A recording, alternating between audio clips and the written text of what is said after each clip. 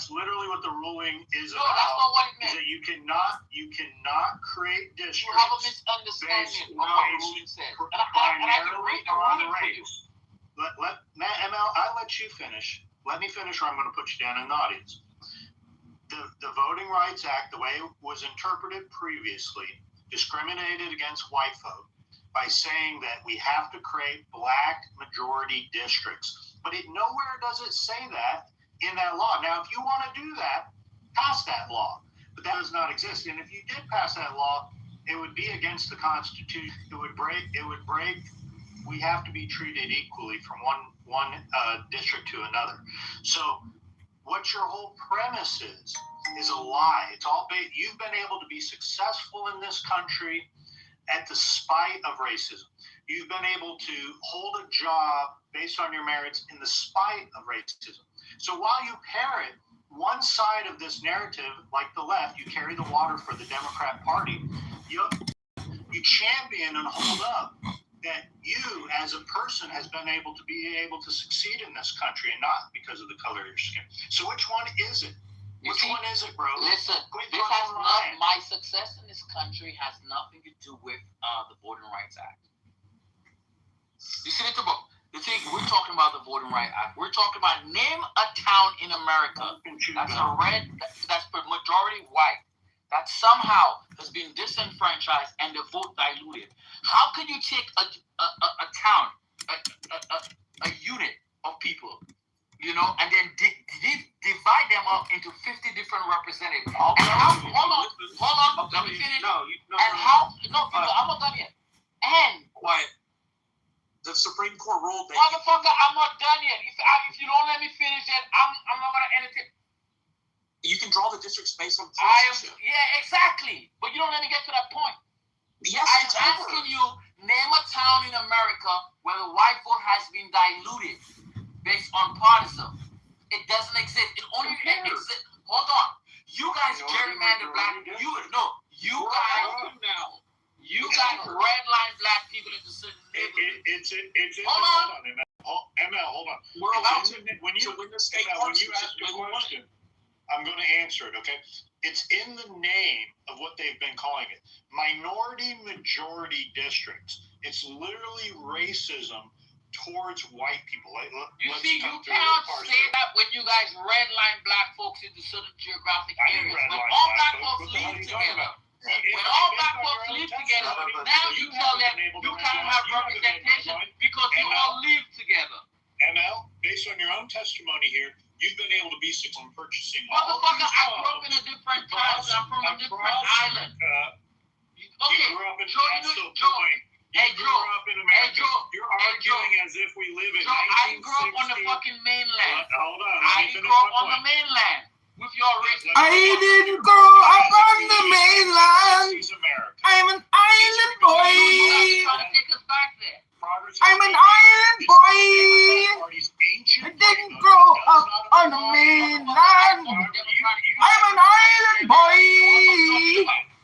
Even though I refer to you as the Republican how Party. successful and rich and powerful you are with all your houses, and you've done it in the spite of all this racism that does exactly, because guess what? Because money has no color, you idiot.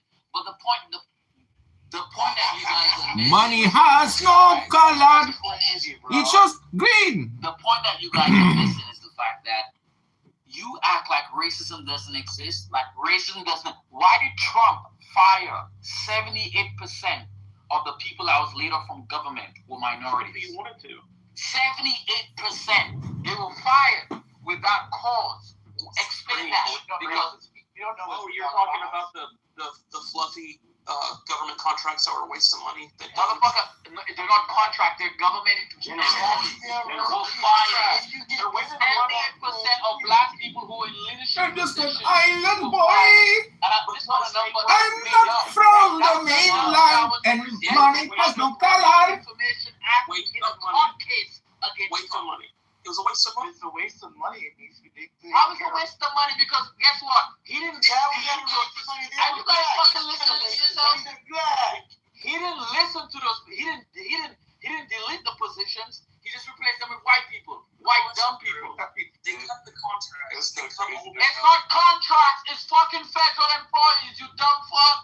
And contracts. It's what Doge eliminated. No. Yes. On the premise of Doge, he fired 78% of all the senior executive black. It was contract. It's not fucking contracts, you dumb fuck. Yes, it is. Beaver, tell me, because you fucking live in DC and you work for the fucking government at the highest level. You haven't. So shut the fuck up. You don't know what you're talking about. It's not contracts. We're talking about federal employees, full-time equivalents, FTEs, motherfucker. If you know anything about manpower, 78% of black folks in senior executive positions There's a lot of contracts. were fired. I'm not talking about contracts. Listen to me, because you fucking understand. I'm talking about FTEs, government employees, non-political. Calm down, ML. Because he's not talking the same thing I'm talking about. He's talking about contracts. Hold on. You sit in your white ivory tower over there in your liberal. Let me finish.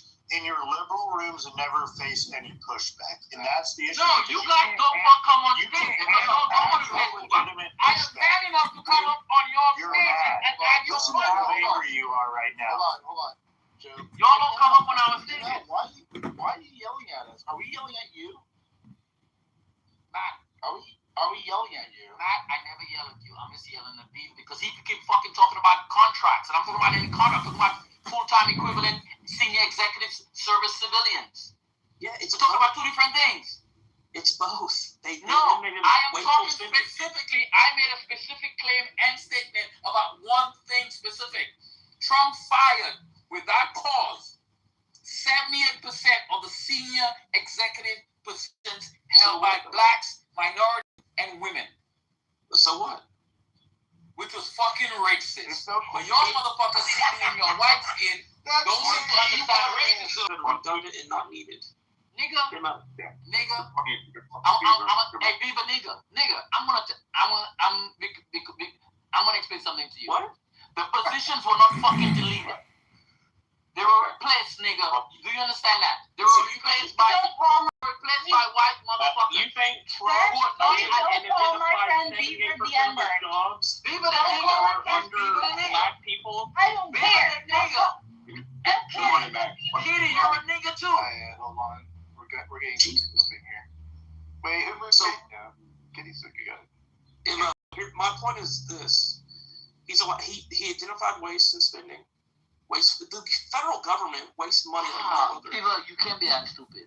No, I'm quite aware. We're not talking about contracts here. We're talking about It doesn't matter if it's Okay. contract or actual Okay, government. Beaver, we're talking about hey, the NTSB board members. We're talking about he tried to fire Cook from the board of governors of the Fed Bank. We're talking about all the CFOs and CEOs and CIOs that were black hired. Let me ask you. Hold on. They get paid a ton of money, and it's That's impossible to fire motherfucking them, point, and they have no motherfucker. They were value. fired without They cause. They provide were no fired value. simply because they were black. It's a bunch of bureaucratic fucking waste of money. Yes, but those positions were not deleted. They were replaced by incompetent white men. Okay. Were those federal employees hired only because of their color of their skin? Joe, go fuck yourself because you know Yeah, that's not no. fucking You see what it is? So if you're saying they were fired, Okay, therefore all white people are hired by the color of their skin. Are you fucking stupid? No, clearly, in your world, the paradigm Nigga, must you be don't know that nothing they were about my hired world, so on the we're talking merits. about my world. Claim that My you're world hired- is not your world. No, listen to the convolutedness. You claim that you were hired in your jobs based on your merits, not by the color of your skin. However, these folks have only been fired from their job because of the color of skin. Well, clearly, then they were only hired into these roles due to DEI. See, In fact, your party is Hold the on, Joe. perpetuator of Joe. all this racism. Joe, We're trying to Joe, the people that were fired, how educated were they? How that they have performance rating because they work for the government. It's an So you think annual they fucking added on process. to the rate? Every performance rating they had, regardless of which administration they worked on, they were fucking accepted, but yet they were fired. You dumb So fuck. you think Stephen Miller said, "Let's fire all the black people we can. This will be fun." Absolutely. Let's go. That's exactly what happened. You Okay, dumb fuck. perfect. You're stupid if you believe that. I know. Yeah, Hey, it's all coming out of the motherfucker. You don't have actually evidence of him? Yes, there's a court case, man. That's why I know. That's why I know about the 78%. That's why I know about the. That's why I know about their performance rating. That's why I know about who got fired and what the education level was. Let me tell you the type of ideology your party has. Joe Bro, Biden. quit fucking talking to me about party. I'm talking about a specific And thing. We keep going back to party. if you don't let me finish my thought. Joe Biden, when running, clearly stated that he had already made up his mind of who he was going to appoint to the Supreme Court. And it was going to clearly be a black woman, regardless of her marriage, regardless of where she stood. So I mean, if the president And Trump said he's going to put in a white man, and that's what they've always done. ML, can you not hold your composure, bro? Was at the highest position, one of the highest positions in our federal government, and one of the highest position in the president, promising someone running for that position, promising that they were going to hire someone based on the color of their skin. That is how you think. You hire everyone based on the color of your skin, or at least who's loyal to your, who's loyal to the agenda. That's ultimately what it really is. This is just a facade for the game. Nobody hires somebody based on the color of their skin. And for you the guys to consistently think about that, you'd be a fucking idiot to hire somebody based on the color of their fucking skin. That's what white fucking people do by denying other people's access. That's what the fuck you're doing. Terrible, by the way. ML, you default to the idea that Republicans has fired these people based on the color of skin because your party only hires people based on the part of their skin. Clearly, Joe Biden only intended to hire the next Supreme Court justice based on the color of her skin. He made it very clear. This is how y'all think. This is the that you've applied to the people on the right. Hold on. Clearly, they must be racist because we're racist. Nominated. Out of the way, cuz. Man, shut the fuck up. Ain't nobody talking to you. Adrian, you out the way, bro. Yeah, Adrian, you can go suck a dick, bro. Ain't nobody talking to you. Alright, get the fuck out the way. Bro, ain't nobody talking to your fucking. You're not saying shit. Ain't nobody talking to your simpleton ass, bro. Alright, one mic on that. Yeah, Edward's in the queue here. Go ahead, Edward. Oh, fuck, not Edward. I'm done. I'm gone. Whatever. Oh, come on, Mel. Don't be a sore. No, I'm done. Conversation over. Bye. You guys have a good one. You was. Whatever. No, guys, listen. That's the beauty of being an American. People have a right to leave. So, but they don't have a right to alter the facts. Okay? I don't get more It's a very important thing since we hold these truths to be self-evident. why.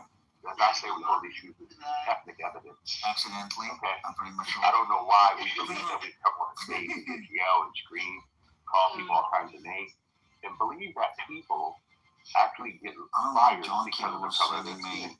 friend No, request, John. we have a Alright, I country got some that's shit not to say. controlled. I'm about to get that Botox that makes you not sweat. I'm about to get it underneath my boobs. This is fucking crazy. It is way too hot. It should not be. Our federal government, and we have the only constitution in the world that has a limited government. Very clear. Now, I just want to share with you guys what I actually put in the chat, and everybody can go because a lot of this stuff is documented, and I'll be very brief because I think that sometimes people just talk and they never go and read the information that's available to them because it's pretty easy for us all. The first one says the Voting Rights Act was designed to stop those discriminatory practices and enforce the 15th Amendment. Okay? This is what most people don't look at when you say the 14th Amendment guarantees equal protection under the law. Okay? It's all documented evidence that you can do. The next one, it says here, key point, the law did not say only certain ethnic groups could vote. Instead, it prohibited governments from using race-based discrimination to block citizens from voting. That's a big one. Critics and supporters debate how far federal enforcement should go today, especially around redistricting, voter ID laws, and pre-clearance rules that once required some states to get federal approval before changing election laws. The last two more. But the constitutional, the act was framed as an enforcement mechanism. This is so important right here. The enforcement mechanism for equal voting rights under the Constitution, not as separate ethnic-based voting systems. That's the big one for us to all realize, right? This is important for us. You know why? Because are we having people in America vote only because of their ethnicity and not because of their values? Like some people say, you voted for Trump. No, I didn't vote for Trump. I voted for Edward. Okay? This is important to me. You know why? Because I believe in voting values, not just a party, not just a group, and I'm definitely not voting my skin color, ever. Because I did not get to choose to be ethnically black. I did not get to choose to be born in America. I even get to choose to be a male. But one thing I can choose every single day is vote values. And my value is I don't want to be judged on my ethnicity. I want to be judged on my merit. Thank you for allowing me the mic. Again, it's a privilege, not a right. Thanks. I gotta say something before we go to the next speaker. Matt, so if you notice, what really got under Emil's skin, and I was trying to press it, is that we won. It's over because abortion got overturned, we control SCOTUS. The map redistricting is we're gonna hold a lot more seats in the future. We're gonna control Congress pretty much. It's gonna have a lot easier time. And then and Trump won, and all these things have happened, and there's something he can do about it. So this is our chance to make him suffer. So we should take every chance we can when he's in here to make him suffer. And he freaked out when I told him this, and he said something about we need to eliminate you people or something. He did say that. Good point. Yeah. He did. He said that. Yeah. Yes. No, let me ask you guys. Come on, guys. Are you surprised? If not, Are you surprised? Hold on. It's not performative when I say they want to kill him. Exactly. I'm not surprised by this. Guys, we know Emil's dead. They're not talking. Fight the football, rub a big victory in, make them suffer. That's all you have to do now. He said Civil War is coming. You guys didn't catch it. See? You hear that? Civil War is coming. Can I ask a question, Master question, Beaver? Okay, We're on that and say something. Can I just say one thing real quick? Because I want to quote him really good on this one. Because Joe has mentioned this before. He didn't catch it, but it was once we get control, we want to take you out or eliminate you. It was like something along those lines. So that is definitely the thinking. It was really a subtle thing. You had to really pay attention, or really quickly to pay attention between all the yelling that he was doing. But I said it right after I said that we won, it's over, we control this and this. He goes, well, this is why you people need to be eliminated. Yeah, he's like, once we get, or he said something else about control too. I don't know if you caught that, but he said, yeah, exactly what Beaver just said. Go ahead, Edward. Well, and I agree with Beaver in the fact that America won, not just our side, guys. Yeah, At the baby. same time, at the same time, we got to be very careful. We don't want the federal government on any side ruling the 350 million individual Americans in the 50 individual states. We did win. And you're correct, Beaver. We did overturn Roe versus Wade because of the courts. We did reduce as much government as we could. And we're still trying. The challenge that you all have to look at, okay, is when you take crack from a crackhead, it's very, very difficult. And we don't understand that a lot of these programs... Wait. I'm a crackhead, so I don't know. Stop. It's real, though. I mean, I look at it as a boat that's slowly sinking, and Trump has just got it patched. He's prolonging it, but, I'm just enjoying the ride before this motherfucker sinks, dude, Yeah, let me just finish. I land on this guy. We also got to believe in limited government. See, I ask people, all of us, do you know you're a local elected official? Do you know your senator? Do you know your congressperson? Do you actually even follow your governor? Don't you guys understand the biggest distraction that we currently have is the federal government? Okay? The federal government rules from the bully pulpit, and this is what they're arguing about. See, they're missing out the fact that most of the people that were hired came from the local states, guys, because this is what the congressmen and women are pushing. So if they don't like it, they got to get back to that. And we did win, Beaver. I don't disagree with you. But at the same time, let's make sure we get the government back to the people, not the government enforcing the laws against the people. Yeah, but when you get a chance to rub it in on these horrible, terrible, degenerate people, it's time. This is the times that We're not just rubbing it in. We have to get ahead of it. We have to try to save the country because listen, there's been so much damage from the left and the right because of big government policies that we are so far away from where our forefathers envisioned our country. Oh, I know. You can't rest on your laurels. You know what I'm saying? Right? Yeah, it's not over. I'm just saying, it's clubhouse bullshit battles. They can't stand it, and they're just nothing down. And I don't just rub it on the clubhouse. I rub it in the left in general. Maybe not so in their face, in person, but yeah, I mean, but we do got to try to save the country, and we can celebrate, but the fight's not over. The left is hell bent on doing whatever they can now. Shit, they don't have, they don't give up. They want to open up the fucking borders for every illegal immigration for votes. They want to fucking have no ID for votes. They want to vote for dead people. Something you got to take a step aside and take a moment to enjoy the victory. You know what I'm saying? Yeah, dude, totally. Or else it makes it all pointless. You got to, because guys, we're never going to get a time alive with Trump with a guy who fights like Trump. So like Beaver's saying, we got to enjoy it, man. Fucking take a breath and enjoy the time that we have right now, because we're going to look back at this and say, damn, it was sure nice to have a fighter like Trump. There was nobody like this guy. The left hates him because he's so effective. He's such a fighter, bro. They wish they had a fighter like we had.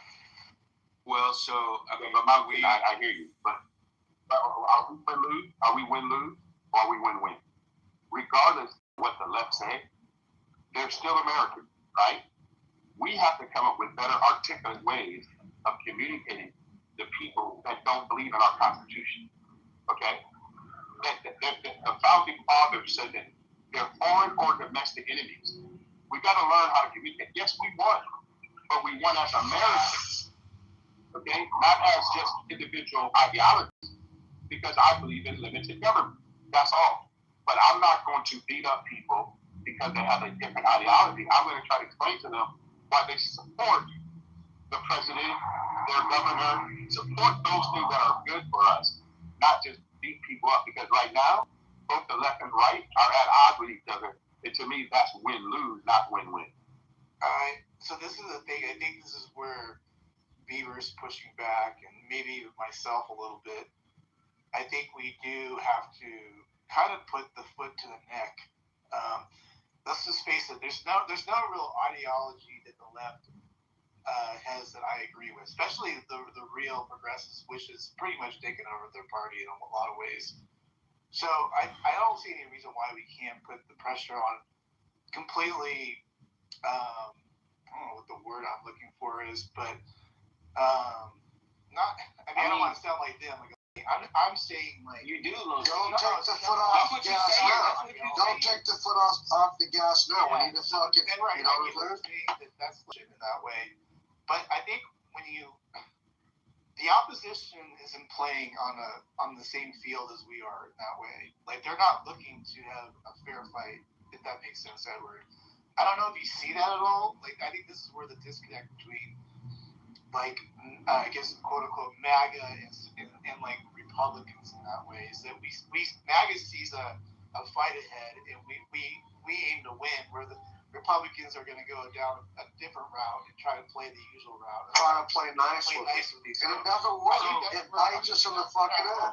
So my question is, if y'all own everything right now, you literally run the entire government, why are we still having conversations as if like y'all don't? Like, shouldn't we be having conversations as if like we run this shit? Like, what's all the shit that we about to get done to make our visions true? I mean, I guess to a degree, the voting. We still have people in there that are rhinos, or they're still. But what is a rhino, though? How you gonna tell somebody that's a real Republican that's been a Republican longer than a lot of people have been alive? Why do they have to say that? I'm not even a Republican, but I feel like that's low-key some anti-American type shit. No, it's not, dude. No, it's not. Listen, so you know what a rhino is, man? Like, so the old term Republicans, Mitt Romney, John McCain, George Bush, Jeb Bush, all these assholes, dude, that are really because they're big corporate assholes who all they do, man, they say they're Republicans, yet they're in bed with the Democrats. They're friends with the Democrats. They like big government. They like globalism. They like fucking corporate. How come you don't care about the corruption and Trump and Biden graduating? Mitch McConnell. Hold on, guys. Hold on. You're correct. Marshall's a huge one. Marshall, hold on. I want you guys to pick up what said. You can call them whatever you want. Each one of these people represent a district in the United States government, and the people that they represent keep voting them in. True. If you want to, hold on. If you want to change someone, change the people voting. You guys keep voting and saying it's the right. Listen, we got a Joe Biden because the state of Delaware voted him in for all those years. The people, not we, the government. And we, the people, are not participating properly. And like he said, it's low value. This is what we keep talking about, which is part of the Bill of Rights and all these other things, right? And the Declaration of Independence is for us to have government of our lives. That's the framework of it. But for us to keep saying we got these people representing us, no, we got it. And I'll land on this, guys. 350 plus million Americans. We have in 2026 the most uneducated group of people in America that do not know their actual Constitution, the Bill of Rights, the Declaration of Independence. So they're still relying on government. That's what they're relying on. Both sides. So I land.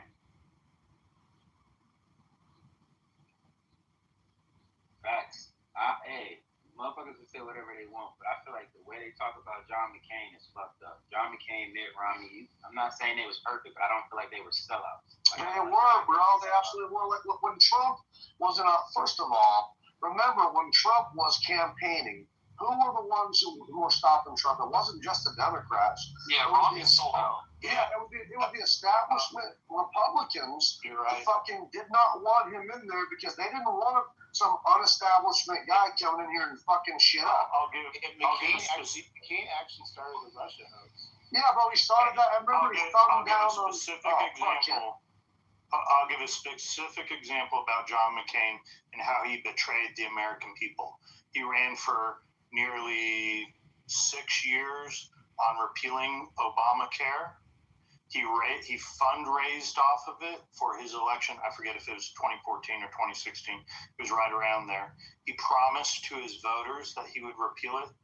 And when the opportunity arose, he was the downvote, all because of his personal beef with Donald Trump. Yep. So here he was. Thumbs down. He betrayed American voters and voting for what he was selling us. But not only that, Joe, did you hear also, man, that after a shoo-in, when George W. Bush won, he was about to defect the Democrat Party and was just almost did and was talked out of it. He was so... Her senses. Look at now Kamala. She's in this swan dive going on where she's completely unhinged. And if you all are familiar with this, what she was talking about this week. But when they're having meetings about any idea is a good idea, that means there is no good ideas. The Democrats don't know what to do. A good idea. Yeah, and this is what happened. This is what happened to McCain. This is what happened to Romney. Is their brand of right-wing Republican Party, whatever, it didn't win. It wasn't successful. And they held resentment over it. They wanted to hurt the party because of it, yeah. And hurt the country. We held. Go ahead. Joe, you just brought up a great point that these individual Americans have chosen to go against the American populace. You know, what Mitt Romney did, like John McCain. And you're right, it was a personal beef. Unfortunately, these guys are in that position to try to tank the presidency of Donald Trump the first time. And now we see it, Joe, and you know that very clearly, that a lot of people keep talking about Donald Trump as if though he is the one causing all the problems. No, Donald Trump is the one exposing all the problems. Yes. And that's exactly what they were afraid of. They were afraid of, man, because these people have been in bed for years, man. They would fight publicly and then come together for a bipartisan pay raise and shake each other's hands and go on fucking vacation. They didn't want a good deal. They didn't want a good deal to go bad. They got Trump coming in here fucking shit up. They were willing to kill this man for it. We can't trust these fucking swamp assholes, man. I don't about it again. I have a little bit different view on us using violence. And I know sometimes it happens even here. We had a civil war on our soil, the only one in all the nation. But this one thing I've learned, I live in California, guys, and I adopt a liberal every month if I could. And why do I adopt a liberal? To let them literally understand the difference of why they should want our country to be number one. Why should we be pro-America? Listen, guys, we're the only country where we, the people, get to decide. We do that. Wait, you adopt a liberal? What do you mean? What I mean by this, man, listen, no. Hold on. Let me answer the question, man. So what I do is I go to different places, young people. We call it 1826. What I do is I talk to young people between 18 and 24 who are actually liberal. They may have a college degree, and I ask them, what do you actually know about America? How were we found, and how did we get where we are? And they go, well, the government, the first thing they talk about is the government is bad, it's the enemy. And I said, see, you're telling me already that you hold no truth to be self-evident. I asked them that question. What truth do you hold to be self-evident? Do you know that you live in a country that you have a right to go and do whatever you want? Oh, this is awesome network. You need a podcast doing this. I'm telling you what, I listen to it every day. This is what I say, and they don't understand, because I have children. They grew up in Orange County, right? And I tell them all the time, listen, we live in the best country in the world. There's more abundance than negativity. But every program that's been instituted by government is a drain on our economy. From Section 8 to Big Pharma to whatever you want to call it, even corporate government. I mean, for us to bail anybody out of anything, no. We have a thing that if you are not just an American consumer, you should go bankrupt. Period. No one should be bailed out. That's what happened in Spirit. Okay? And everybody's complaining. No, this is not how our country works. Okay? Listen, if Edward goes out today and violates his marriage because he chose that he saw some big booty lady, my wife calls it the 4 B's, and I'll land on this. She said, use your brain, don't look at the breast, don't look at the booty, so you won't be bankrupt. We got to stop that with the young people. Have you ever Go ahead. Have you ever had a liberal female break down and cry after you defeated her mentally? Like, you ever? I don't think they cry. I think that this is what they say. Well, why didn't they tell me this? I said, because they don't teach civics anymore. I should have been the one teaching you this. There's no one coming to our rescue. They're telling you that they can solve your problem, but they're not in your home. They don't make any decision for you. They're selling you a lie. And I went all of it. They can't tell you you're racist. You're a racist white man. Beaver, do you mind if I get in there? I'll let you go after me. You know how many times I've been called that? I've been called a sellout. I lost my race card. I said, when was I issued the card? I don't know. I was born American. And I've been in 54 countries, guys. There's no place like this place. I get to choose where I want to live. I get to choose where I want to go. And if you does not look like me, don't want me in their space, you know what I have a right to do? Walk away. Why would I want to work for somebody who don't want me to work for them? I mean, come on, if you don't like me, that's not my problem. That's your problem. Because I would be the best person working for you. But if you don't want that, keep moving. I'm good. And I want us all to remember this. If people come here, all they talk about is ethnic group, I don't know if the person who's ethnic is even qualified. Do they have the skill set? I hire people, all different people, Japanese, Koreans, even Muslims work in our organization. You know why? Because they have the skill set, not their ethnicity, not their religion, is what we need at the time we hire Your people. sexual orientation. You mind if I get in Mr. there, please? Edward, if they don't want to hire me because I'm a woman, guess what? I'm going to keep moving. I know my worth. I'm a child of God. All right. So what I was going to say, man, is that I live in a I'm a conservative, obviously, right wing, but I live in the most liberal city in my state. And mainly I do it for jobs, and it's a beautiful area because I was actually born in the Northwest. But also, these people are not terrible. I mean, they're just misunderstood. A lot of them, yeah, there is some bad eggs, as there is some bad people on the right. But I think that, generally they're really good people by heart. They're just kind of misconstrued.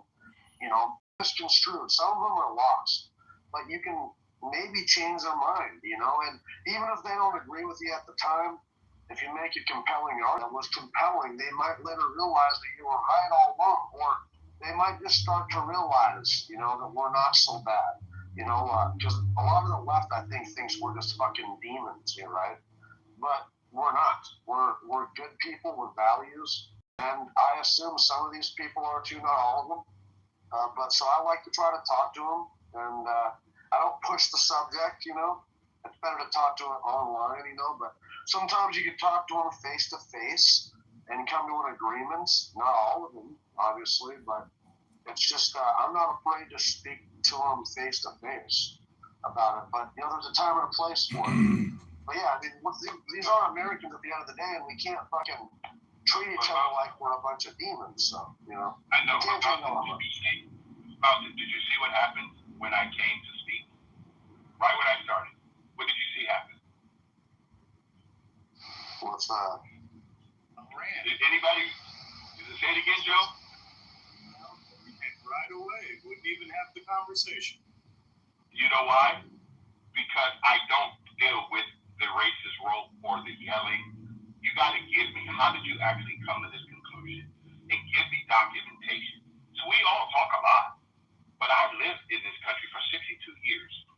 And I promise you, there is no place on planet Earth that treats all their citizens better than any other country. That's why everybody want to come here, guys. Listen, if you believe that America is about ethnic groups, it's not. It's about the ideal. Can you govern your own life? That's why it says we hold these truths to be self-evident. But if you want to have a group think, just listen to what I heard this morning. They did the redistricting so that a black person could not win and represent black people. I thought they were supposed to be representing the Constitution. Am I wrong? Yeah, you're wrong. You're wrong. I don't think it's about wrong. I don't think. No, he's right. There is supposed to be representation. No, hold on, guys. Let him finish. Why do you believe I'm wrong? It's not about electing a black person specifically. It's about a person that will have black people's best interests in mind. And that's what it's about. Not necessarily electing a black person. The person that was running that got redistricted. Hold on. He was he was going against the black-white lady. Hold on, can I just be clear on something? Hold on. Can I? Yeah, finish it. That made a great point. So, I'm gonna ask you this: isn't the interest of the American people should be the interest of all American people? Can you explain that, please? Can you add a little bit more? Okay. Right now, we have laws in the United States of America. Are they only for one ethnic group or for all Americans? I guess I feel like laws are for everybody.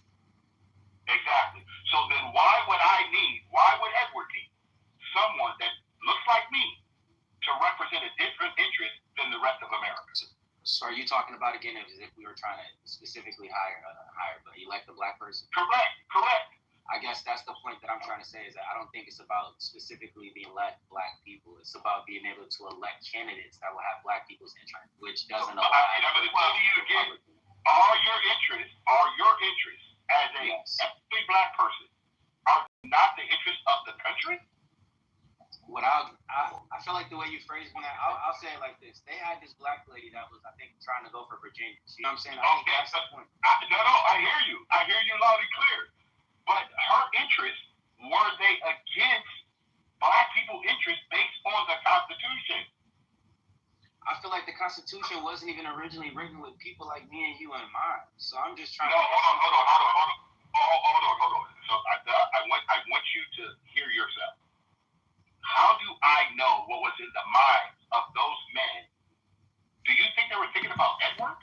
Man, sometimes you gotta fucking read a book if you wanna know what's in the book. At that point, they thought that. So you and I cannot be on the same foundation.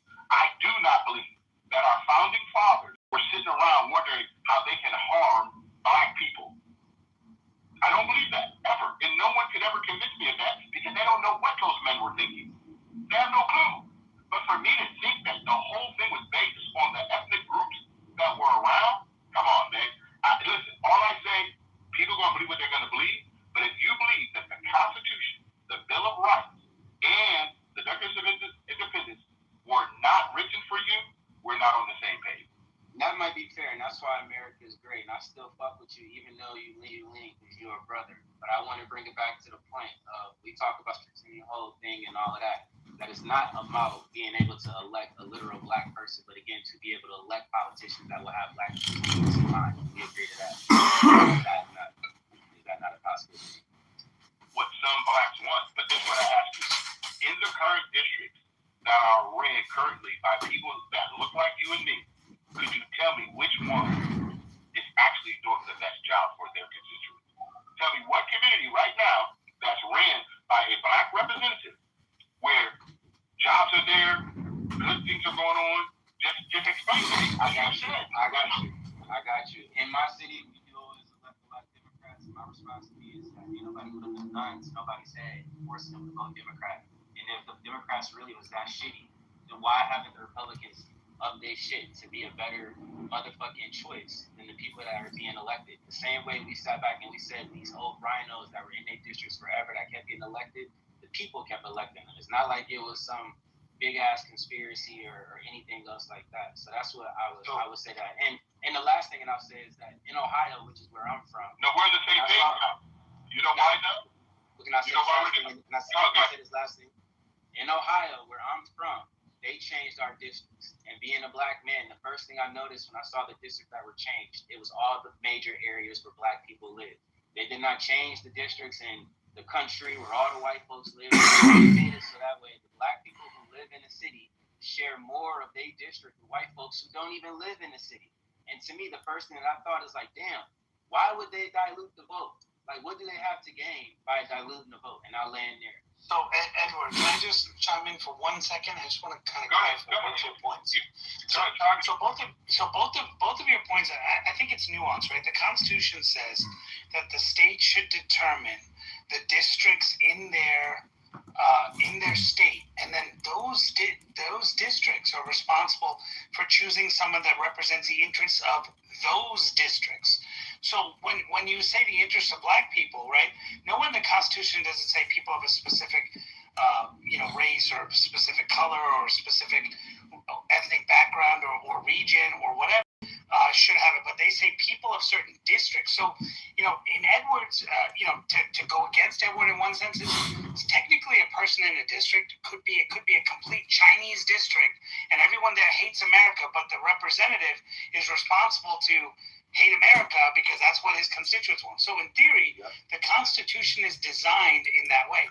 So when we say, oh, well, black people need someone that's going to represent them, well, no, if black people are in a predominantly white district, then either they should move and say, hey, this district doesn't represent what I want. But to say that we have to change around everything, to say, okay, well, I want to make a black congressional district, then let's make, Indian congressional districts and Native American, that's not the way it's supposed to be. The state should determine how they want to determine the legislative districts in their area and their congressional districts. That's the power given to the states. And then those particular districts will then say, these are our interests, these are the important topics to us. Let us vote in our congressional leaders that represent us. Let us vote in our... Why don't they go to white areas? Why don't they go district to white areas? Why are you only redistricting the black? Because it's part of the state. No. Why didn't you go redistrict the white only areas? That's my point. It's not They are. The maps are changing. Yeah. No, the maps change. The maps change. It's because they pick those up because they want the vote to be red. It's they. Yes, the SCOTUS says partisanship can be the number one objective of a state, and so that's what they're doing. The only thing they can't do is you have to prove that they are redrawing needs just to screw black people over, and that's not their objective. Their objective is to partisanship. But if you're taking away, hold on, D, I want to follow up after Beaver. Isn't that defranchising? Hold on, No, that's not. You think they're going to vote for Democrats? Hold on, real quick. I just want to follow up after Beaver. The only way here in the South, I live in Alabama, same thing that Louisiana, where I used to live, the only way that they can create these minority majority districts is by taking slivers of the city and dragging it all the way out into areas where there's other black folk to make enough of a majority to create a Democrat district. So if you just take the regional area of Alabama and make it a regional selection, it becomes a Republican majority location. So you have to actually gerrymander to make these minority majority districts rather than basing it off geography and culture as it should be. Yeah, so with the denial of, with the striking down of the Section 2, which is majority minority districts, the court has been playing political gerrymanders, even though gerrymandering is perverts the system. They're fine. Racial gerrymanders, however, are not. Either way, Louisiana is a case where the Supreme Court ruled that there was no racial gerrymandering. Louisiana created a map. The Fifth Circuit, which is where Louisiana is, looked at the map and said, no. This is clearly a racial gerrymandering. You can't fucking do that. Go back to the drawing board. So Louisiana is one of the states that's had to go back to the drawing board. There's no pre-clearance anymore, which was Shelby v. Holder in 2013. But the court explicitly forbids any kind of racial gerrymandering now, regardless of whether it's in favor of packing a district, a majority-minority district, or whether it's favoring white people or Asian people or Hispanic people. That's unconstitutional. So I think something people are missing, and I'll go back to what I said. Let me talk to this question. And I think, just let me finish if you don't mind, just very quickly. So Joe, I think Joe hit on it. Everyone was hitting on it, but the point that I said at the beginning, I think everyone should understand, right? The state is the one who determines how they draw their maps, so long as they're not drawing the maps in a way to say, oh, well, this person deserves better than someone else. They can draw their map based on their opinions. As an example, the goal is states' rights. States' rights saying, hey, I should have the ability to have as many representatives as I can in the U.S. government, because that's in my interest. So if I want to draw a small sliver of land as a legislative district so that I can get a congressperson, they could do that. That was different population size, thinking that the Congress has, or the state government has to say, these are the rules for which the minimum size of the district can be, where's the maximum size. So they can choose those. And I think that's what SCOTUS essentially said. The legislators, as long as they vote on it and they push it, they have the right to choose how they do it, as long as they're not choosing it based on race or choosing ones to avoid certain races. So if you have a black person who lives in a white district, right, you don't say that representative, or if you have a black community that lives in a predominantly white community, the expectation is they're going to elect someone that will cater to both groups of people and be able to work with it. That's how it's supposed to work. Unfortunately, people are saying we need to have a black district because they need someone that looks like them. Okay. We need to have but then they never said, but then the other groups will say, well, why not have a Spanish district? See, Why not have a Native American district? It's not about people that look like them, because that Tennessee district was ran by a white man that they redistricted. It wasn't even ran by I understand, but you're missing what I'm saying. And he was going against it's about black Republican woman, bro. Are you talking about with? Hold on, Kitty, get out the car. Kitty, get out the car. No, you're not right. That's not fair. I'm not lying. You can look this up, Kitty. Relax. Please. No, you're lying. But listen, no. He don't accuse him of lying if you don't actually know he is. Let's concede. Let's concede once. Marsha Blackburn. He's not talking about Marsha Blackburn. Yeah, Katie, let's consider. She's a senator. She's a state senator. She represents. Okay, we're talking about No, I'm talking about Marsha Blackburn. Oh my God. Marsha Blackburn. But the point is that understand that even if you take a community of black people and put them together, right, and say, okay, we want to make it. That means the state is openly looking at race as one of the determining factors of who they want to have in Congress. Isn't that racist? Because then, if somebody's from the country and they've lived there for a long time, they can sue the state and say, hey, how come you didn't give me represent people that are interested in my interest, not someone that looks like me? Someone that said, well, you have a representative. Well, so why do black people get that preference and not others? Well, historically, but that's unfair. So that's what the Supreme Court essentially said is we need to we need to be colorblind in doing this and put the districts however you want. Now, that allowed the political gerrymandering because it goes, hey, now we can base it on conservative. Well, that's not really, can't discriminate, in many ways. That's not considered discriminating class. So that's what happened. I think keep looking at Mike that you so thirsty. Did you want to talk? I would like to say something. Marshall, we're getting further away from the show.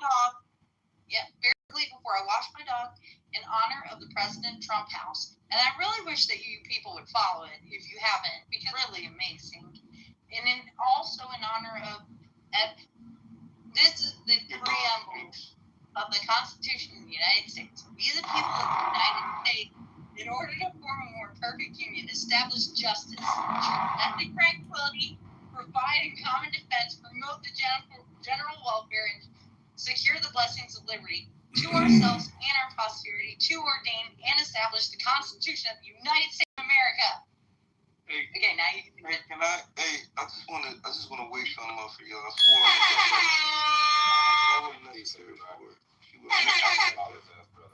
Thank you, Matt. Cooking like that, bro. But but fellas, what I want, and even Edward, even my black brothers in here, what I want us to understand is, I think you get the vitriol from black people because of slavery not being accounted for. I think that's the bottom line of the things. If slavery was accounted for, I think that black people would be more on board for what's going on, bro. They wouldn't even have a fucking issue. But that sole problem has not been accounted for, bro. And I think that's where a lot of the black people's pushback and vitriol and not trusting them comes from. And I can't knock them for doing that. It's some brothers like me that think out the box and don't just go blue no matter who. But I'm rare, and I think that a lot of their pushback comes from that. And there's nothing wrong with saying that either. So let me ask you a question, mister. What do you mean by slavery? Hold on. No, wait, hold on. No. I'm not holding anymore. I've been holding. Beaver, let me. No. Wait. I'm joking. Let me cover with my brother Beaver and no, wait. What do you mean by slavery? I will answer your question when Edward done, bro. Because it's simple. What do you mean with that stuff? What are you talking about? This is one of the things that I try to challenge people of color on. Okay? Very important. So, mister, you made a statement, and I want to make sure we're on the same page. When was the last time a slave was purchased on the soil of America? It was... I have the date too, but you cooked me on that. I don't know it off the top of my head. Okay, but this is what I want you to realize. You can't blame a government on commerce. But we're not just talking about slavery either, bro. We're talking about Jim Crow laws. No, hold on. We're talking about how the government flooded our drugs in the 90s, bro. It's a couple of things that haven't been accounted for. And I think that they need to be accounted for, and these people would be on board with what y'all talking about. I'm telling y'all. I talk to these people all the time, bro, and I be trying to get them to see what we see, but that be the thing that gets in the way. That's why I asked for an example. So give an example. No, I know. He can't do that because there's no example. I'm just trying to let you talk, Edward. No. Okay, mister, all the things you just said Jim Crow, and use that terminology, that was in one segment of the United 13 colonies. It was not all black people affected by that. Okay? So hold on, mister. You got to make sure you know the nuances. Okay? I've never met a slave. Never met a slave when I'm 62. My dad was born in 1990. My dad is 73 years old. He was affected by Jim Crow laws, and my mom. They literally tell me stories about it, bro. So your anecdotal experience is not anything that's. I know, my people was into, bro. Mister, I know, but you can't blame the whole group of people. I'm not blaming the whole group of nobody. I'm blaming the fucking government. What is wrong with you? Hold on. White people. No, hold on. Problem with white people. I do business with white people every day. Mister, I'm not fighting you. I'm not said fighting you blame you the government. I know, but you said you blame the government. Who's the government?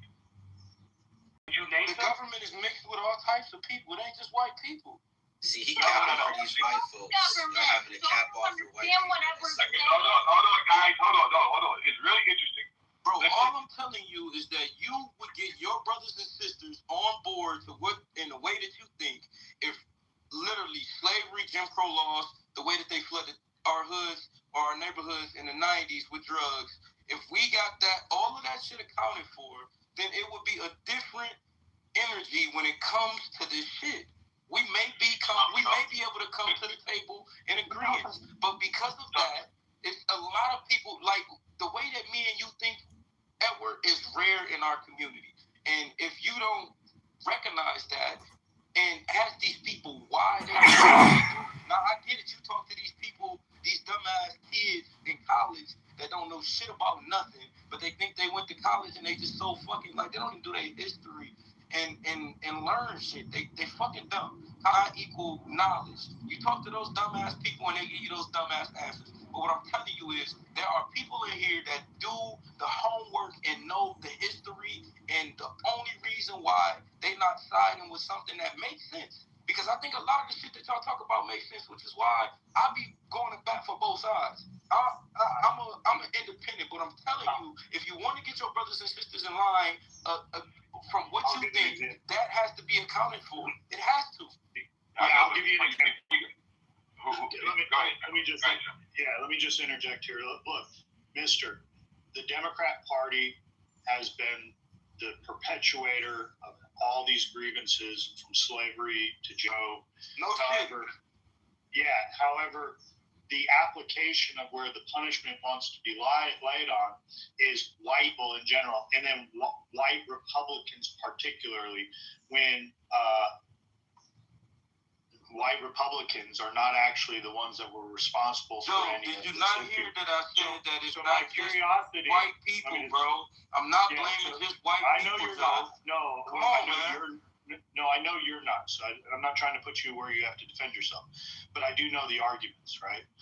So the idea is, why not hold the Democrat Party liable through a class action lawsuit for descendants of chattel slavery? We hold they dumbass liable too. I don't think they are. But look, they are not. But I am the Democrat Party liable for these issues. Joe, you talking to me? Fuck what they got going on. I'm holding both parties liable because they are both a part of the government. The Republican Party liable. What do you mean? Why? Because they let it happen. But the perpetuators. They let it happen. They let it happen. They fought against it. In fact, mister, they fought against it. Bro, I know my history, man. I know my history, brother. The birth of the Republican Party had black people involved. I get it, brother. And also, so but then why would you want to hold the Republicans accountable and not the Democrats? Yeah, but hold on, Joe. Mister, when Joe is speaking, in order for you to be able to understand what he's trying to convey, he's got a history that I already know, Edward. Hold on, I know, but he doesn't probably know the history. Mister, listen, it's not a peeing contest. Okay, we're not trying to pee. I'm not trying to be in a contest. I'm literally telling y'all. You're not listening to what I'm saying. I'm saying if you want your people to be on your side, and think like you, this has to be accounted for. What is going on for people to think for themselves? No, listen, mister, you got to understand. Okay? Slavery was horrible. Horrible.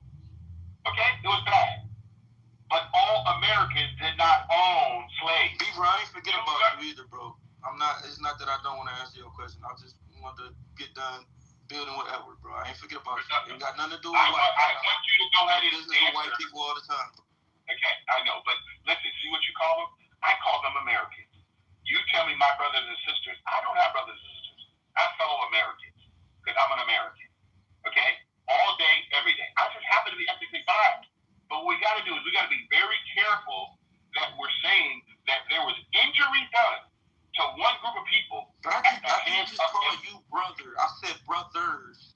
I know. Mister, I want to ask you a question, mister. No, mister, hold on. Are you only here to answer to respond or answer to understand? The thing is, I'm responding because I understand where you're coming from. What's frustrating for me is y'all not understanding what the fuck I'm saying.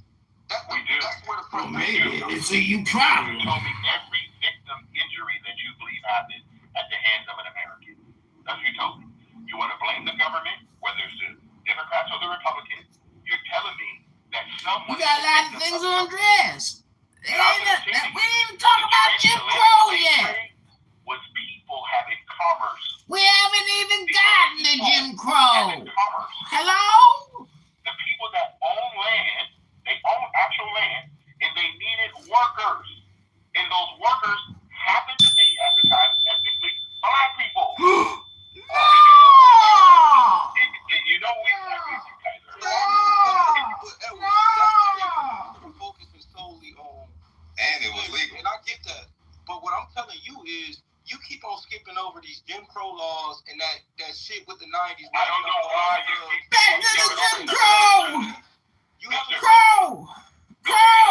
You know why I haven't addressed it, mister? Why? You know why? Why? Say it, It's called... Say it! Wow, mister. I'm going to go on mute just because you don't know how to address it. You called me an N-word. Okay, I'm going on mute. That's cool, man. You're not one of my elders. Shit. You literally on the same level as me, bro. It's Yeah. good, though.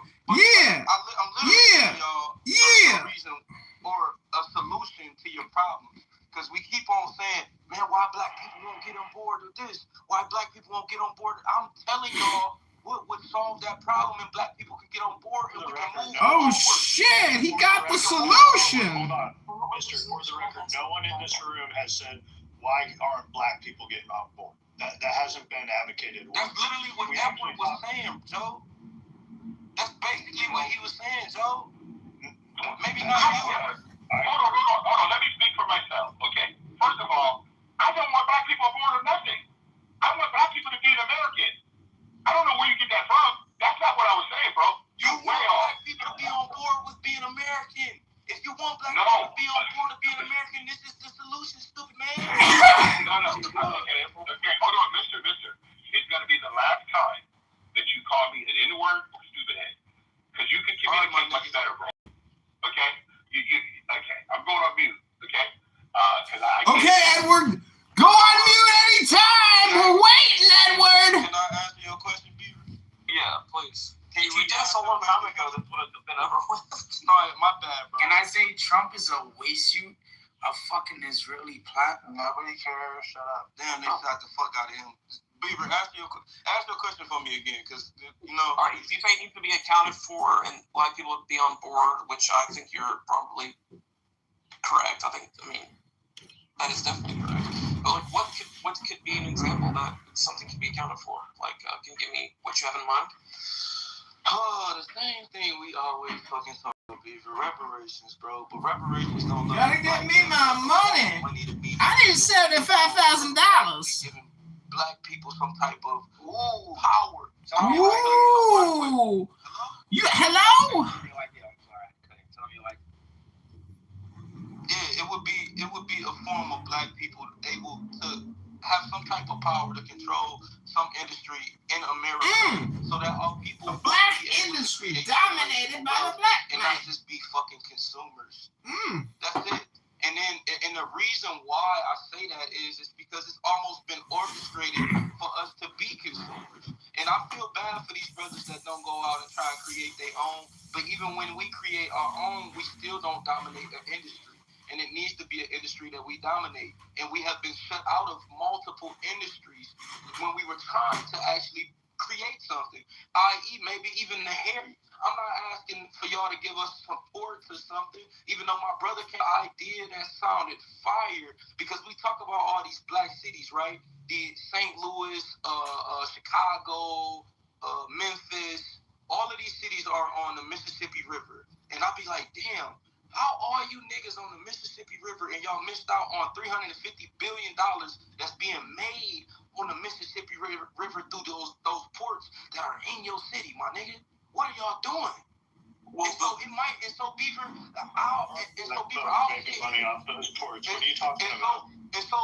Beaver, I'll sit here and be like, there is a time where black people in America have to take accountability to where we are in America, because, like you said, we do have the same rights and everything as everybody else. So now, yes, there has to be some type of accountability for us not taking action. But even if we took action, we are 100 years behind. If you look at the wealth gap looks the way it does because it was 100-year head start.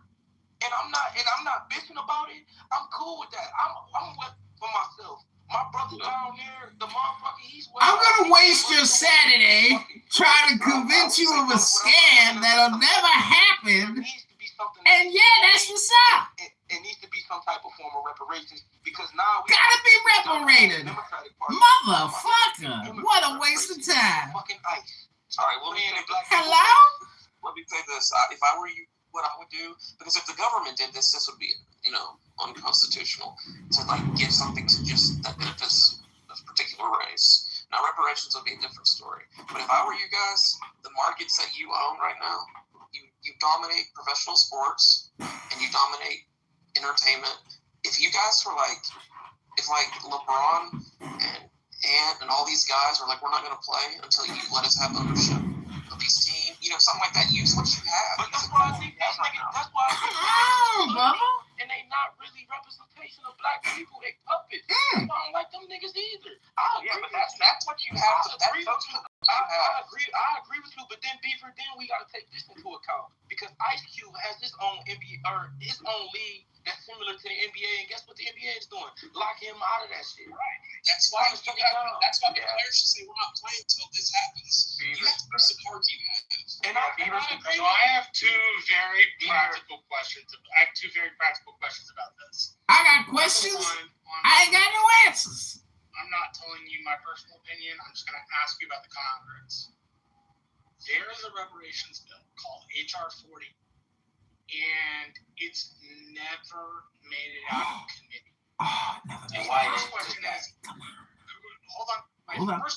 is, how do you get that motherfucker out of committee? I don't know, Marshall. How do we get it out of committee? Number one, and I can't tell you whether the committee has been dominated by white people or by black people. I'm unsure. That's the first question. The second question is, if we created a reward, specifically for one grade.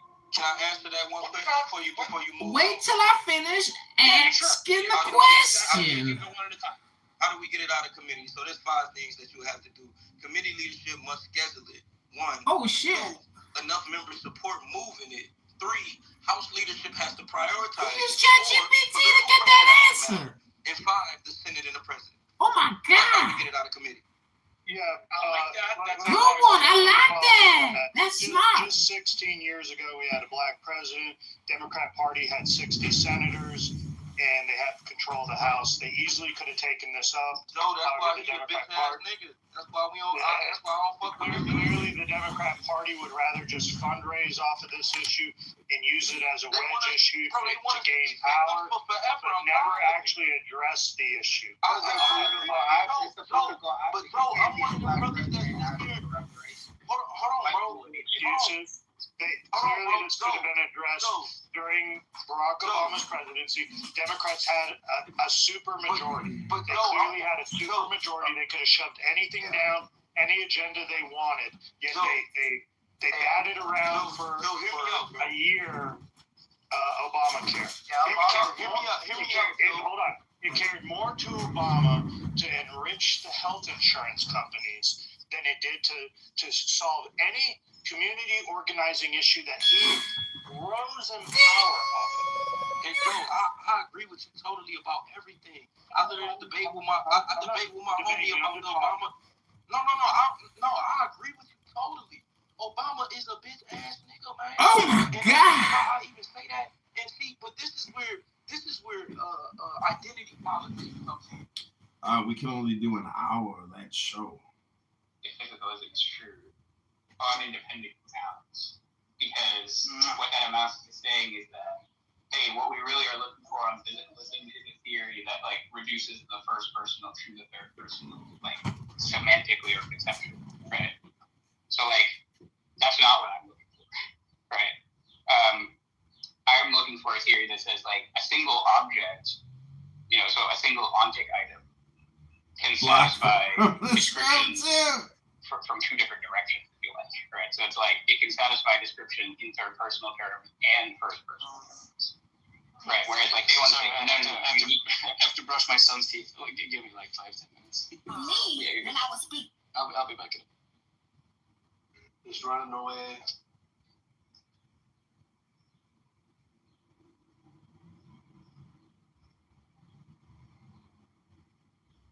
So it says Trump was responding to that, where he kind of like a lifted tongue. So type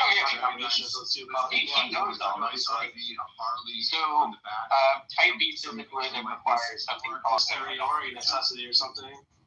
Yeah, but it's a posteriori. Yeah, Chalmers wants to say, standard Christian a posteriori necessities don't have both necessary one and necessary, right? Okay. And like one contingent. I always forget which one is which. I think it's one contingent, two necessary for the Christian ones. I don't know. I think it started as trouble, but I think there's something going on there. There's like some sort of psychological thing going on there. I think it's inspired speech. He's inspired. Exactly.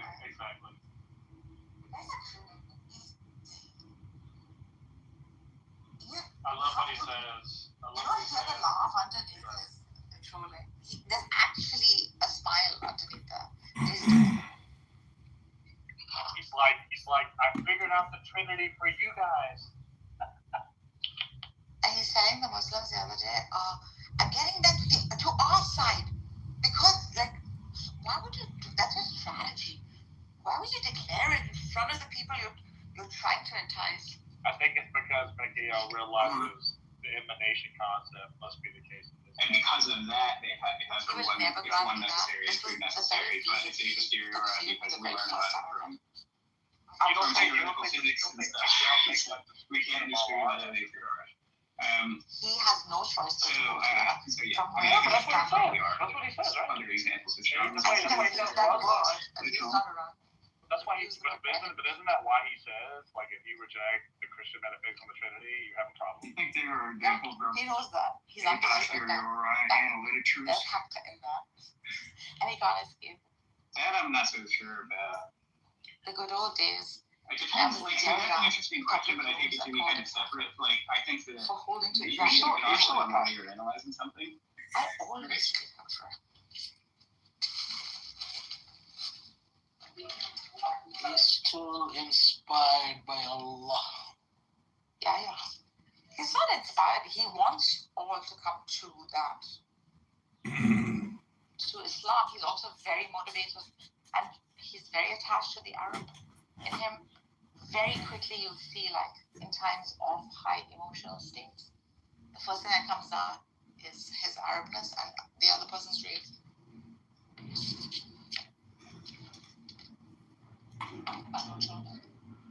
His attachment to Quran again, the language.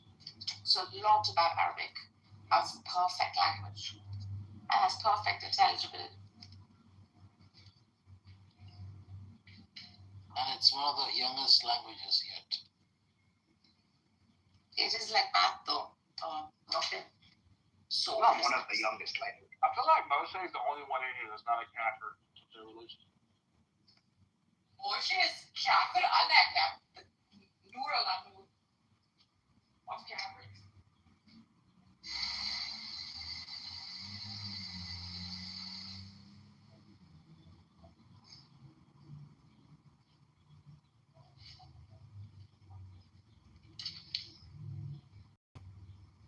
may never be open to the argument I made to Nizam about the Quran. Just like how Nizam's freaking out, it's behaving like this thing, cray.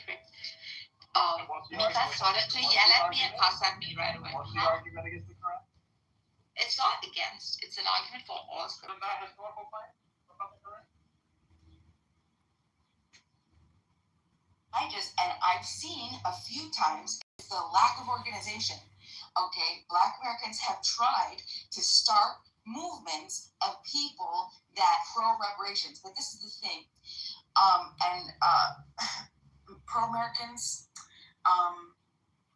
to a default closures. Okay, we know that a lot of Americans aren't ready for that. Okay, you and I think we know, and we also are still Americans fighting. aren't ready for a new scam. United States, okay. And we also know that there are some unseen, visible hands that we can't trust because we've seen them dismantle our attempts for reparations.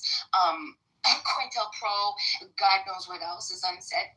So we have to go outside. We look to the world and we gotta say, look, world, help us out. This is what we want.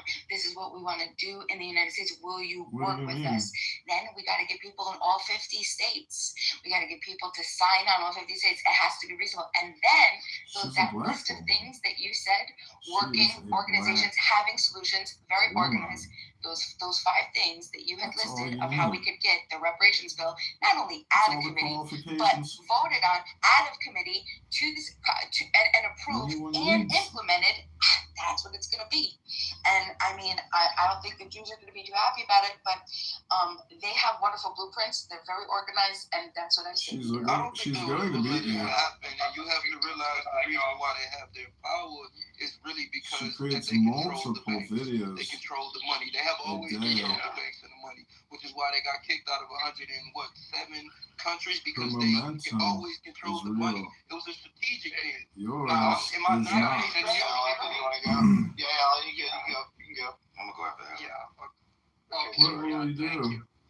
See, here's the thing. Yeah, everything you said about Jews is that's what they do. And you know why it works? They're useful to the people they appeal to. It is useful to have one who knows about banking, or it's useful to have someone who knows about politics. And who are they useful to? The majority, specifically. What do you mean? She's white a black people. woman. That's You all know, the I qualifications listened for anyone 4 needs in years under 2026. Trump's first She's going to term beat you. about She Democrats creates saying, multiple videos well, a day. he Her needs to momentum is represent really all yours is people. not. What will you do And for then, of Illinois course, if when you're Biden came self-elected? in, you know, you had Hillary Clinton calling Republicans deplorables and Joe Biden accusing everyone on the right of being racist MAGA. So I guess the whole idea of being representing everyone went out the window. But the point is still valid. When Obama was president, he understood that if he appealed only to black people, 13% of the population, he wasn't going to last as president very long. The point is, you have to represent everyone. That means, unfortunately, as a politician, you have to balance the interests of everyone. Now, how is giving black people 22 trillion or 40 trillion or whatever that number happens to be at the moment, how does that benefit the interests of white Americans? How does it benefit them to say we are going to put the country 22 or 40 trillion dollars or quadrillion, I'm underestimating it. How does that help me in my day-to-day life to give a minority population millions of dollars individually? It doesn't. It doesn't appeal to them. So if you're going to gain political clout, number one, you got to get off this reparations BS, because all it is and what we recognize it for is yet another grip over the fact that there was slavery and it was bad for everyone. That's number one. Number two, if you are a black politician, yeah, because white people are the majority of this country, and guess what? In 10 years, when it's Hispanic people, they're not going to give, when they're the majority, they're not going to give you any of their money. I guarantee it, because they hate you more than even white people. Is there a red dot on Stacey's forehead? Ultimately, is you see black politicians who are conservatives getting elected to Congress in their own merit, but you don't see the same coming up in Democrat or blue states. Why? Because you see politicians like Jasmine Crockett or Maxine Waters or others who are just spewing the same racist, anti-white agenda, and the only reason they get elected is because of those districting, which says, oh, okay, we need some ghetto black ratchet politicians in government. Bro, Maxine Waters ain't. What the fuck is he talking about? I agree with the Jasmine Crockett shit, but Maxine Waters is like, bro, chill out with that shit. Just make your ride in the streets. Make your point and shut the fuck up with that shit. Yeah. Shut the F up. Shut up.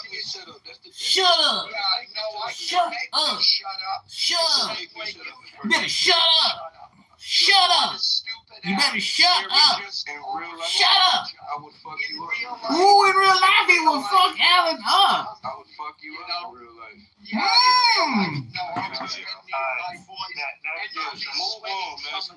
Move the mic around, man. Move the mic around, man. Fuck you, motherfucker. I'll fuck you up in real life. You gotta let him finish.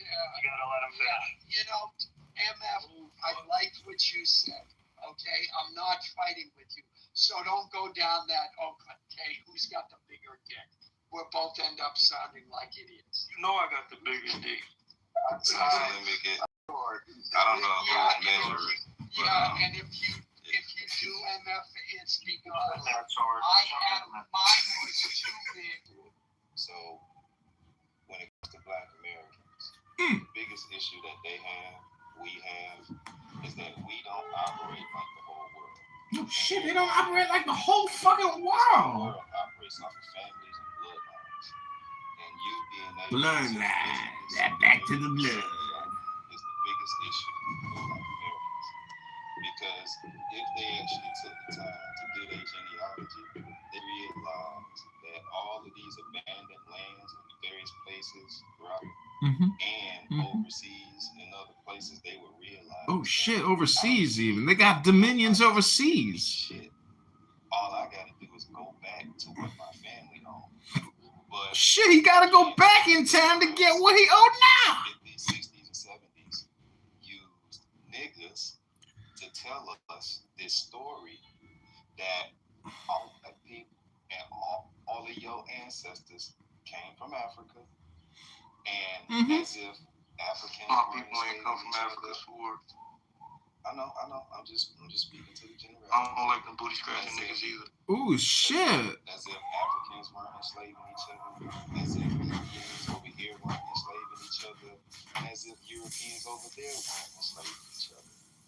Slavery was big business all throughout the world at this point in time. And the only way people can kind of unclutter these things is to do their personal genealogy to see specifically what happened to them. Now, some people say, well, you know, slavery in Europe was not like slavery over here. Bullshit. Because I can show you people who did their family tree and went back to Europe and wrote a book about it. And they talked about how their ancestors had their hands tied behind their back. And then they had a lever that pulled their arms up in the air backwards, and they were suspended in the air. And if they didn't tell on who the rest of their family members were, they would release the lever and they would drop down and they would catch it at the last minute and pull their arms out their socket. Like these are real stories of people who trace their family lineage back to, you know, the 16 and 1500s, and you know, in some cases 1400s, and it's all based on genealogy. But in the 50s and 60s, they put niggas in front of us to tell us this story that, hey, this is your story. They don't know shit of family, but they doctored up this whole concept that we're gonna relegate history to this group of people. And everybody gotta believe what this group of people say, and niggas never went back to figure out and validate if what these niggas are saying is true. So now you have a one size fits all story that's watered down, and they just bust the shit down to all black people come from Africa. Okay, now we'll fast forward to a grade. We were taught all of the records from the slaves were destroyed. This wasn't taught in school. At least that's what I was taught down here in Atlanta. Now, when you open up HR 40, it's only 12 pages, and you read HR 40, section, I think it's like 5E1, literally says they're going to use evidentiary documentation to prove that 4 million slaves came up, and that's what birthed to be the Black American population, the 13% today. Now, how in the hell are you going to prove this if you taught us in grade school that the records were destroyed? This is another Democratic to keep black people focused on what the fuck they can control. And we keep handing over our own destiny, our own ingenuity, our own ability. This white book is the person that's holding you back when literally imposter syndrome.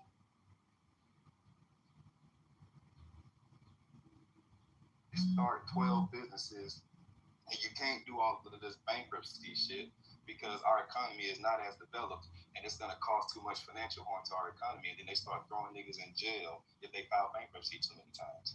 Like, only in America is where you can do this type of shit, where you can fail and fail and fail and fail, and all you need is one opportunity to fuck.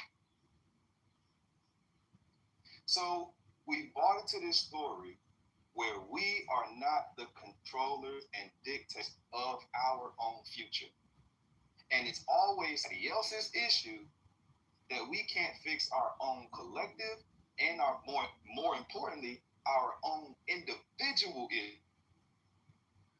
Saying, okay, I see AI kicking off right now.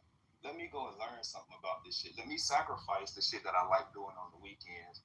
You know, hanging out with the homies and shit like that. I might have to miss a few barbecues. I might have to miss a few birthday parties, you know, gatherings, social gatherings. I might have to miss New Year's. I might have to miss all of this shit because I'm willing to put that aside to sacrifice on the shit that's really important so that way I can change my condition. All of that shit has been relegated to a white man who is our quote-unquote, and this is the goddamn Democrat Party that keep recycling this shit, and it makes it hard for people to get out of the hole because they think somebody else is responsible for their condition. When at the end of the day, it's our own issue. That's what the fucking problem is. Hey, sorry, good to see you. Good to see you, brother. I have a question for you. Yes, sir. Did you say that other nations had slaves? Yes, sir. So are you telling me that what I was taught, that black people were the only victims of slavery? Was that wrong teaching? That's not what you was taught. That's wrong teaching. Chattel slavery and that other shit is wait, like, hey, bro, stop it. Let me finish. Fucking coon.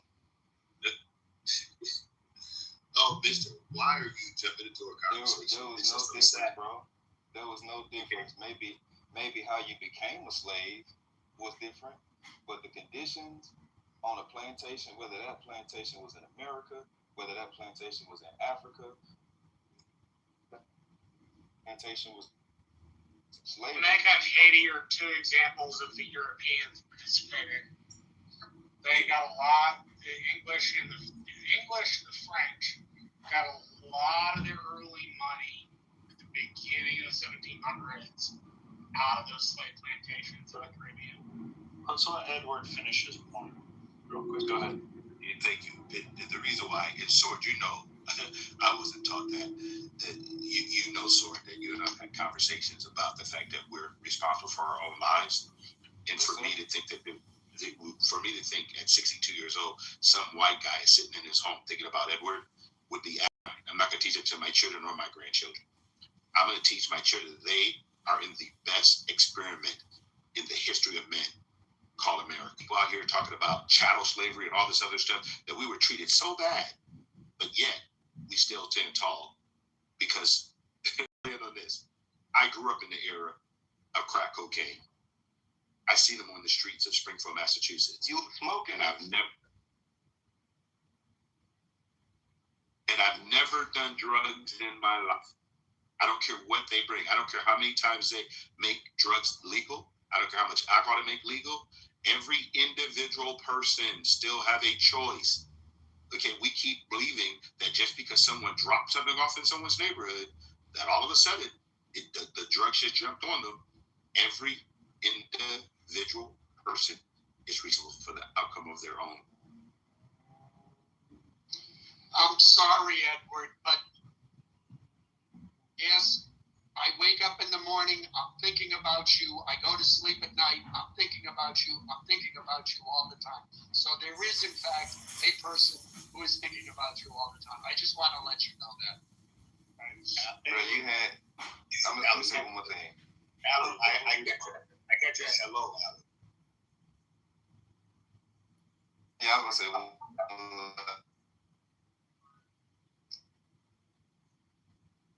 I think you cut off. Say it again. I'll just land by saying this. Yeah, we gotta stop doing the blame thing, man. And I'm not saying you all three because I know your position, bruh. Like, if you are an example of the possibility, there's nothing that's stopping another brother or sister from doing the same thing. Inspiration can come from anywhere. Who can't even speak the fucking language. Can't write, can't read. How the fuck are they able? Yeah, I get it. Sometimes there's Dang, Sword. Me or Sword when you read?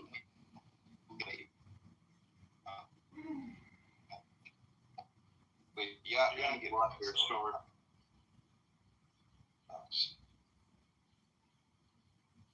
Hey, look. Sword gets his connection better. I'll weigh in here. When you look back in history, the idea of reparations has been sold in many different forms. In '99, the Housing Act passed by Truman that created the poverty centers in urban cities. It was used by the Democratic Party to be able to relocate black voters so they could take majorities in many of the cities. However, when you look back on it years later, it's blamed as one of the causes of racial disparity. Same with the education reforms and the Great Society by LBJ. There's an idea, it's sold in the essence of we need to help lift up black folk, and then years later, it gets reframed as if it's a part of the issues of disparity. We've seen many different issues come up over the years, affirmative action, as lately as DEI. As long as black folks continue to believe that they're not being used as political pawns in this game, that it advances some sort of issue that allows that party to gain power.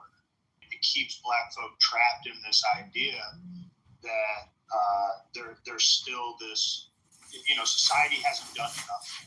So, I support the Republican Party using the idea of reparations to advance a conservative agenda. I think the federal government owns way too much land. 28% of the United States of America is owned by the federal government.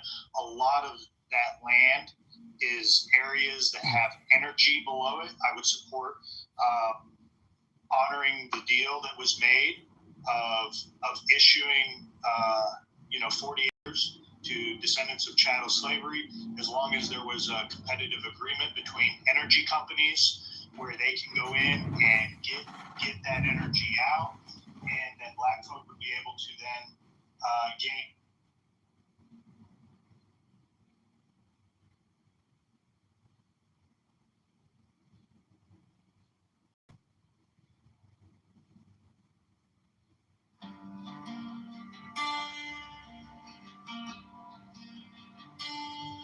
Ye shall know that the chosen priest, that ox of infinite space,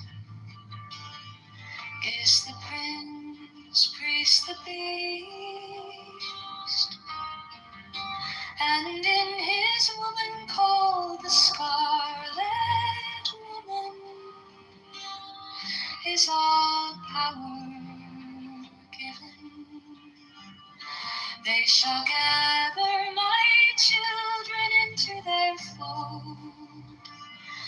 They shall bring the glory of the stars into the hearts of men.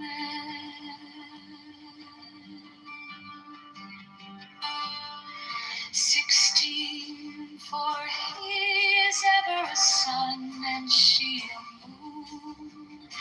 But to him is the winged secret flame, and to her the stooping starlight. But we are not so chosen. 18 burn upon their brows, O splendorous serpent. 19, oh azure-lidded woman, bent upon them. 20, the key of the rituals is in the secret word which I have given unto him.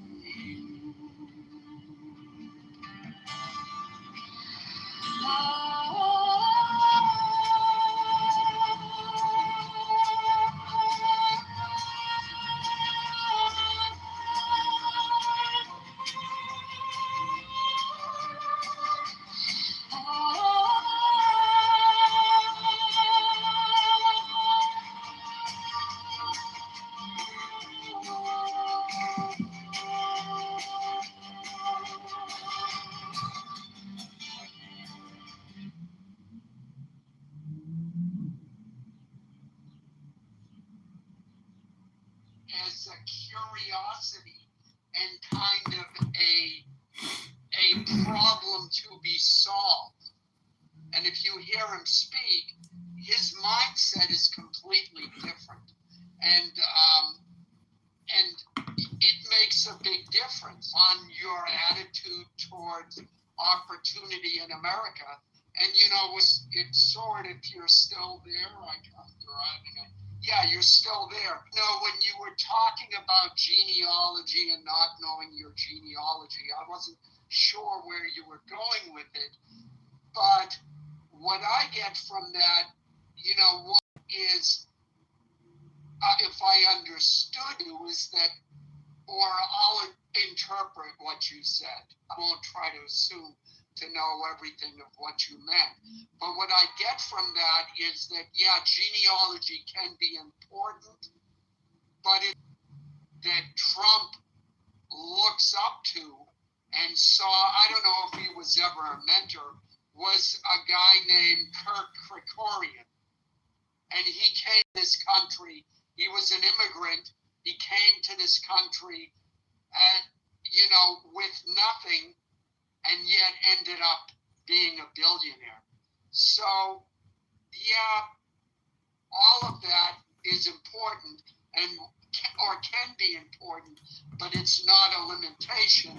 And yeah, and I got your point that the Democrats use that as yet another creating yet another another crutch to control the narrative of black people in this country. Force the Democrats to then try and... I'm sorry, Joe. Yeah. Hey, Anthony. I'll pass you the mic right after. Look, force the Democrats then to have to take away the energy drilling on federal lands from actual voters, you know, that vote predominantly for Democrats, not in whole, but predominantly for Democrats. You would be pinning a voting block against their primary party in many aspects. So, but that's all it is. I mean, but it won't solve it. Just so people know, the issue will come back up in another 30, 40, 50 years, rebranded and reframed, and whatever issues come from that. The corporations took all the money. We didn't get enough. You name what it is, right? Like there will be some grievance that comes from it, and the best I can say is eventually black folk that still fall for a lot of this political rhetoric, that they have to break from that idea. I think Edwards got the idea. You got to think of yourself as an American, not as, just your identity, your skin color, right? Yo, Joe. I'm confused by you. Are you Sam, I'm sorry. I'm sorry. I'm sorry, Anthony, but this guy's confusing. Yes, I'm a Republican. Go ahead, Ann. Are you conservative? So conservative, like very, very conservative. Yes, I don't believe the federal. Like, let me give you an example. I don't believe the federal government should own roughly 28% of the country. Do you? I believe in limited government. Maybe that's where I'm a little, maybe if you want to call me a liberal conservative Republican, I believe in preservation of the land. I don't want corporate sector to just gobbling up all those nature preserves. Yeah, well, I mean, I'm not talking about getting rid of Yosemite, but there's a lot of lands. I mean, look at the state of Nevada. There's a lot of land that has natural gas under it that the federal government is not allowing any development on, that we could clearly develop on. And using some sort of social issue to advance it. These aren't places where people want to live. And I'm not saying going and taking Rocky Mountain National Park. No, these areas should be preserved. However, get out in your car and drive through the West and pull out a map and look. It's easy to find how much federal land is owned. And this is where those debates over, especially out in Alaska, the federal, when every time the Democrats get in power, they rescind the permits to be able to drill for that energy, right? And then when the Republicans get back in office, they reissue those permits to drill on federal land. I don't want to see get ruined. Factories, drilling sites. The United States of America is beautiful topography-wise. Yeah, but it's the only area. If you look at the East isn't owned by the federal government. Many areas in the West is owned by the federal government. To the tune of 28% of our land is owned by the federal government. I don't know if a lot of people know that. That land should be handed back over to the states for the states to be able. Now there's bases and there's locations. Some of the areas wouldn't be usable, but areas out like in the Nevada region and stuff, it's all natural gas out there. This is just desert. I mean, what do you mean? Like, you don't want us to be able to use our land? No, I get you because I travel to 42 states. I get you with Nevada, Arizona, New Mexico. I just don't want like Oregon, the beautiful areas like Oregon, Northwest, Midwest regions, that nature, beautiful nature, just, I don't like that touch. By creating out there in the desert, New Mexico, where it's just out miles and miles and miles of just desert. Fine, nobody's gonna know it. It's not, but out there, Midwest. I didn't want to ask Sam a question. Edward, let's please not go any further down this rabbit hole, man. It's an obscure point. It's okay. I don't even know how we got on it, but I just wanted to address something when I came in the room. Alan was talking. I deferred to the moderator, Joe, and so I just want to hop in really quick. I noticed, Alan mentioned genealogy. There's a comment in the chat about genealogy. I don't know what came prior to me coming in. I'm not indicting anybody's comments. I really don't care about genealogy. I think it's stupid, but that's just, I'm one man with one opinion. It doesn't really matter. As it relates to... Okay, this is John Kitover. Go to ChicagoMayorVote.com, ChicagoMayoral.com, John Kitover, Chicago.com, MayorKitover.com. We're listening to a group of supposed conservatives talk about everything under the sun today. I hope you're having a beautiful Saturday. I was watching Enjoy. Matt Walsh, and he did a little episode on John Brown. Very interesting episode. I recommend everybody go watch it. And it brought something to my attention that I had no idea. I didn't know this, and I'm embarrassed. A lot of people will probably know this, but I had no idea. In the Confederate States, prior to the Civil War, does anybody know what percentage of white people owned slaves? 1%. It was less than 5%. Less than 5%. Less than 5% of all people. So 5 out of every 100 owned a slave. Stop talking about this shit. This idea of reparations, it is a scam. It's such a dumb idea. It's so it ain't dumb. You couldn't get $100,000 check. People, a lie so good, you ever tell a lie so good it ain't even a lie no more. Slaves for slavery. That dog will never, ever. I was in the army. It just needs to stop being attacked. My humble opinion. Yeah, I think it needs. I agree. It's so smart. We give every dark skin colored person $100,000. That's a great idea. Just because of the color of the skin, the way that the light reflects the melatonin. The opportunities that the country offers is amazing. We just have to be organized enough to get the word out and to figure out how we can move forward. There are gotta get the reparation word out. Mentioning this and then before he left, everything's gonna be okay. Everything's gonna be normal again. No more racism ever. Reparation organizations all band together and did like a. We're gonna band together and get you that check. I think that there could be so much done with that. You have It's the a great national, idea. NCOBRA, right? That Marshall Rudda at HR 40. That NCOBRA, that's all NCOBRA, National Coalition of Blacks for Reparations in America. That is still around today, and they're doing great things. When I was in Kansas, my father-in-law, he was part of just a Kansas City coalition. And it's, I would say it's a coalition, something like that.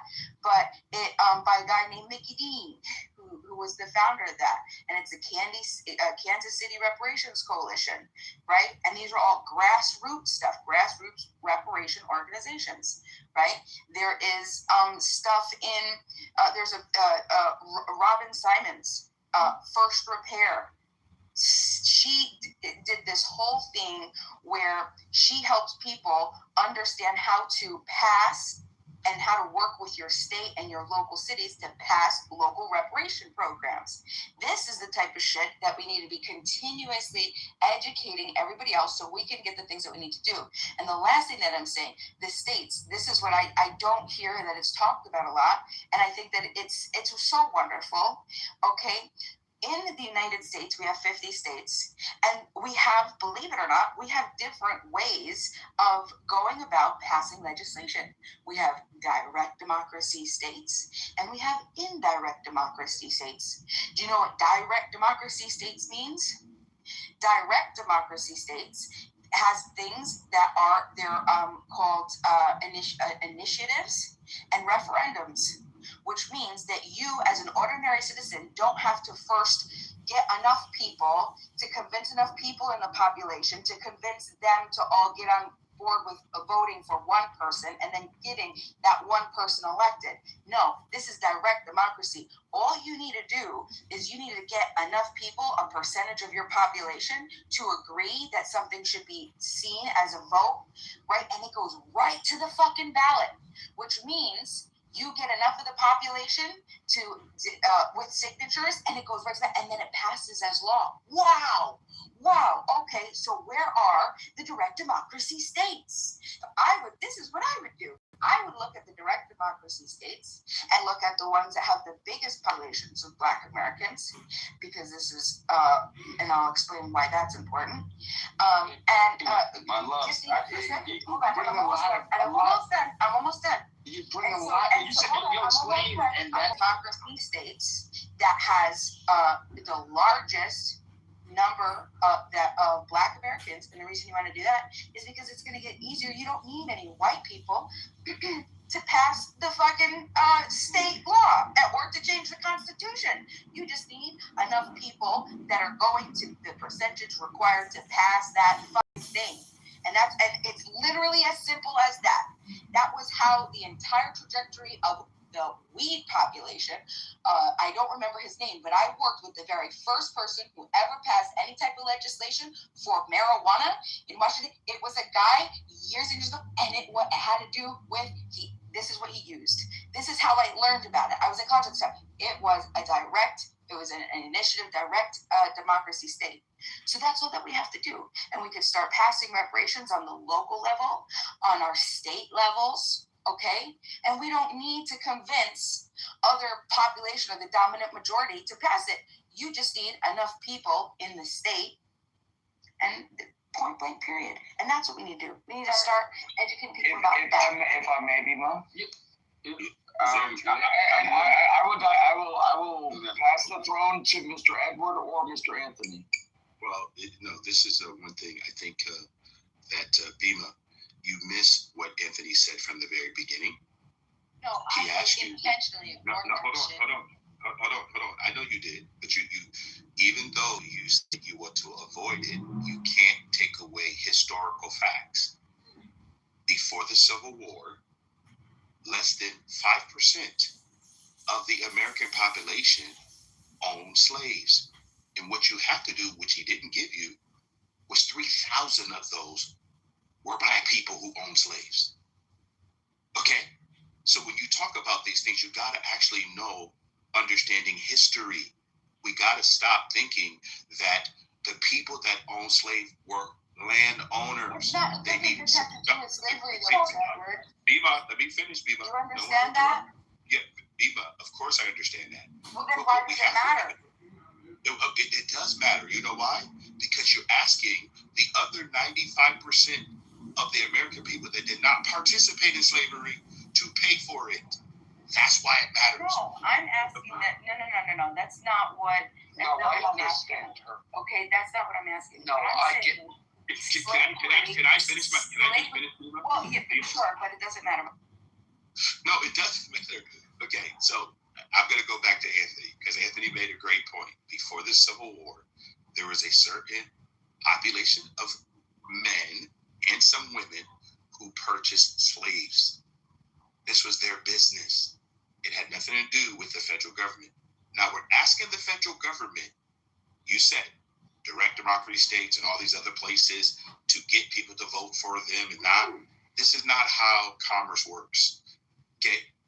I land on this, guys, so I keep it very short. I don't think or comprehend that I should be, Edward, compensated for work I never did. I don't need someone to pay me reparations for something I, Edward, never did. And those who did it are no longer here. And for me to be fighting for something I never earned is, just for Edward, not for anybody else, is absolutely crazy to me. I land. Okay. Mr. Anthony. Hold on one second. You were next. So I just wanted Mr. Anthony was next. Yeah, but I wanted to respond to Edward. The reason that doesn't matter, okay, is because it's not just about slavery. It's as I explained, it's the legacy, right? It's the idea, the concept of what caused the divide and the racism that then lasted because of the small people. Do you know that almost all the Christian sects, almost all of them, okay, justified slavery in the United States? That's why you have the Northern, you have the Southern Baptist, you have the Northern. They split because they couldn't come. No, this isn't Christian. And almost all of the Christian, and I'm talking Christian, the Christian religions had to come with apology letters. The Catholics, the Presbyterians, the Baptists, you name all of them. They had to come out with apology letters. They're still coming out with them in the 21st fucking century because of how they were able to. So why am I bringing this up? The point I'm bringing up is because this was a disease that infiltrated America, and the thought then infiltrated our legislation. So we had slavery, yeah, sure. But then it moved to other things. We don't even have to go, the reparations bill, we don't have to go back to slavery. We could just go to the New fucking Deal. And I say this all the time. The New Deal which built the modern day middle class, white in the United injustice because who was left out of it effectively and entirely? Black Americans.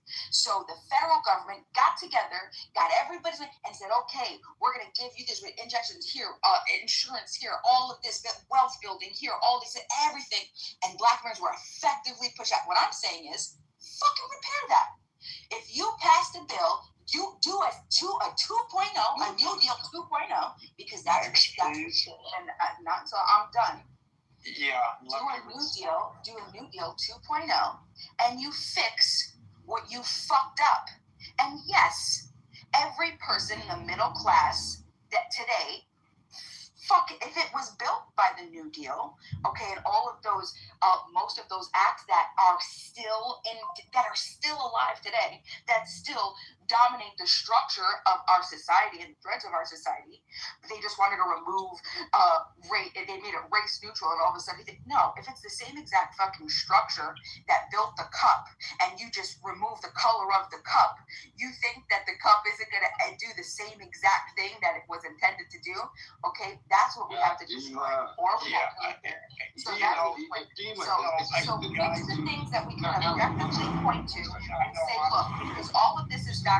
You don't have to agree with me. It's You not have to about have documents. we know who you say all of this is documented. Was left out. We know who the federal government, how the federal government. I mean, it's there, and we can objectively quantify.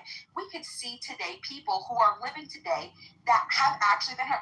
Do you know that some of these reparations? No, Beamer, no. You're not gonna start on a new tangent, Beamer. Please, please don't start on the tangent, dude. Beamer, you can't keep on starting on these crazy tangents.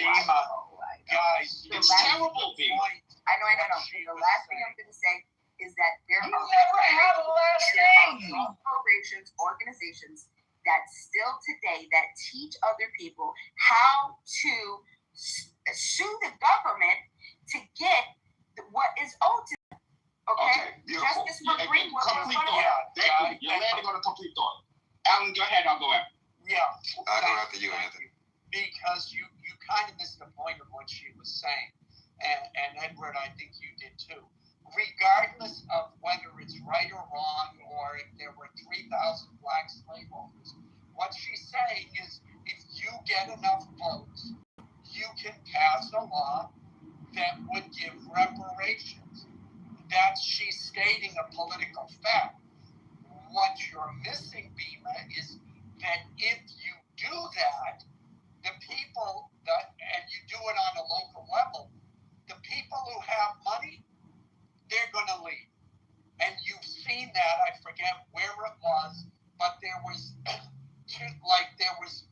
one town that voted themselves to separate from the black part of town, and the black part of town is all up in arms because all of the money to support their social programs was coming from the white part of town. And now they're like, well, now we don't have money to do all the things that we want to do because it was coming from white people. And that's exactly what is going to happen. Yes, Beam is correct. You can vote in reparations. But the moment you do that, the people who you're getting that money from are gone. And you see that over and over and over again. That's why reparations is a non-issue. And yeah, all of those things, and let me address her last point. Yes, all of those things happen. Guess what? That's what the 60s were about. You got your reparations. We're done. And like Joe said, yeah, every generation we address this issue of, yeah, we did shitty things to black people. Let's make it up to them. And the Democrats say, okay, let's make it up to them.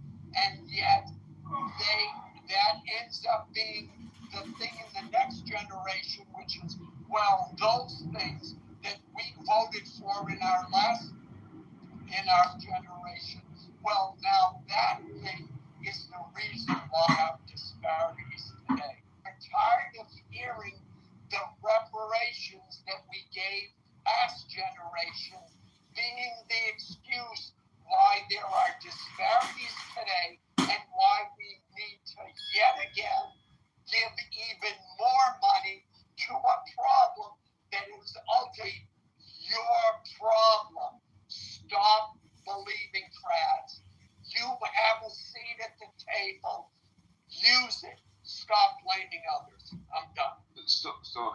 appreciate it, man.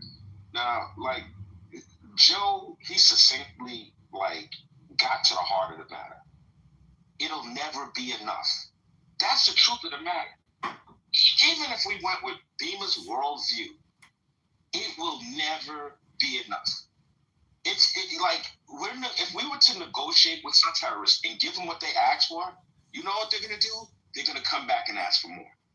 Now, I just want to, I'm not going to be like Beamer, and I love the girl, but I'm not going to be like her. I'm not going to be long-winded and belabor points and all of this nonsense. Yo, the United States of America inherited slavery. It didn't invent slavery.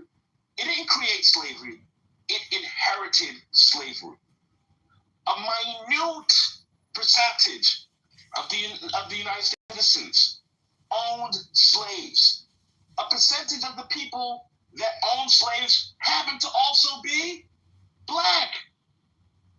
This idea that someone who was never a slave is owed money for slavery by people who never owned slaves does not make any sense whatsoever.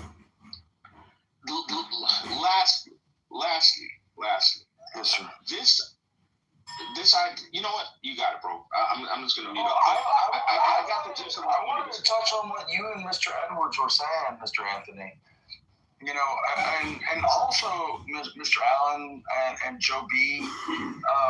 You know, Generation X. Like, if you were born before 1980, like, you know, we used to go streets. We knew each other. We would, like, hang out streets because we were stuck out of the house on our BMX bikes, drinking out of garden hoses. Like, I would be over at Anthony's, like, house and eating food, and his parents and his family. And then, like, he'd be over the next night, and we would build ramps and jump over ditches. And, like, you know, the younger generation has this racial thing really screwed up, because I didn't recognize this racial divide until after, like, 2012. Like, it became a new thing. Like, I'm like, oh, there's racism? Like, you know, I didn't see it my whole life. I mean, what, I'm not allowed to go over to Mr. Anthony's house or Mr. Edwards' house and have dinner? What, because I'm white? Like, or my appearance of melanin in my skin? Like, no. Y'all young people keep putting this thing on there. You're talking about reparations. I agree with what Mr. Allen was saying about the 60s, because I agree with you on that one, sir. And, like, Mr. Anthony, like, you know, straight to the crux of it. Like, not everybody owns, like 95% of everybody didn't have anything to do with any of it.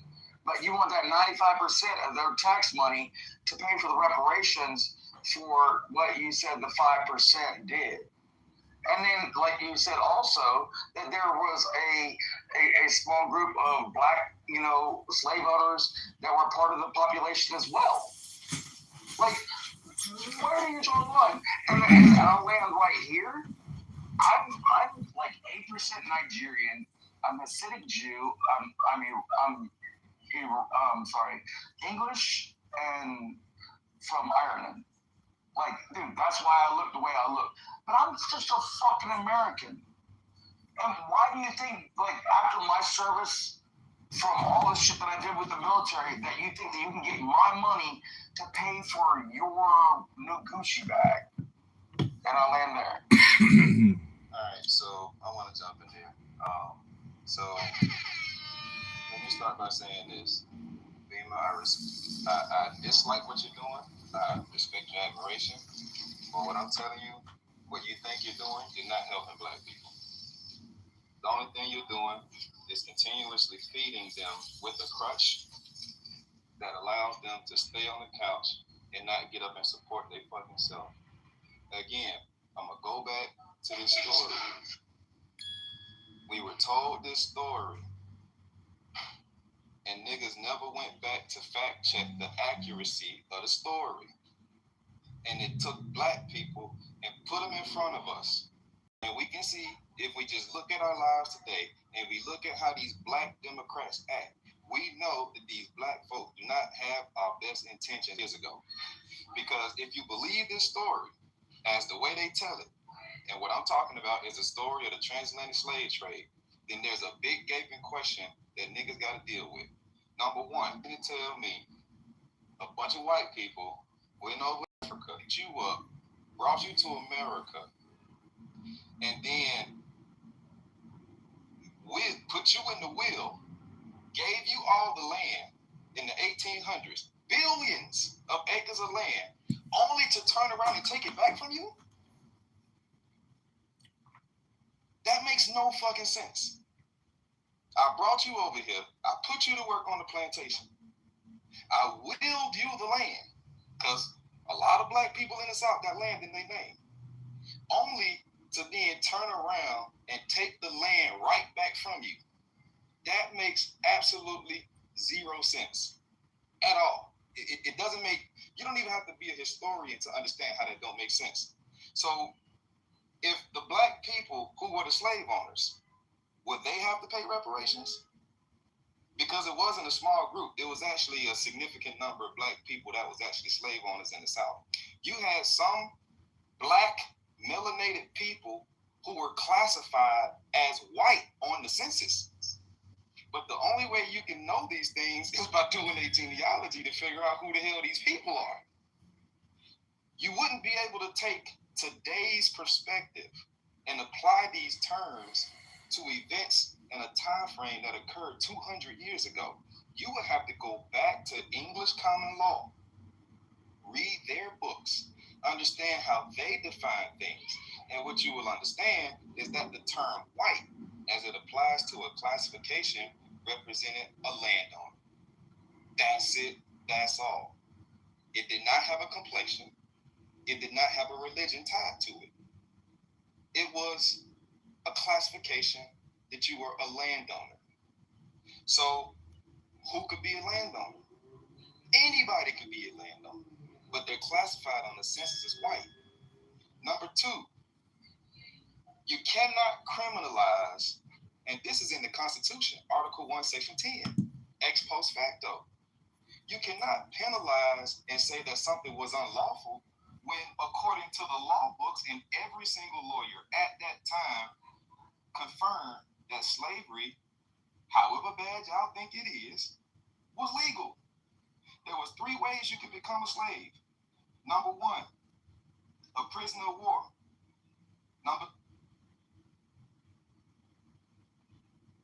In the show, and I think I was like, that's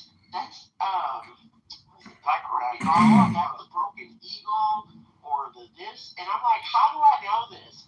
And it was because I would listen to Dan Carlin's podcast, and when Vikings was on TV.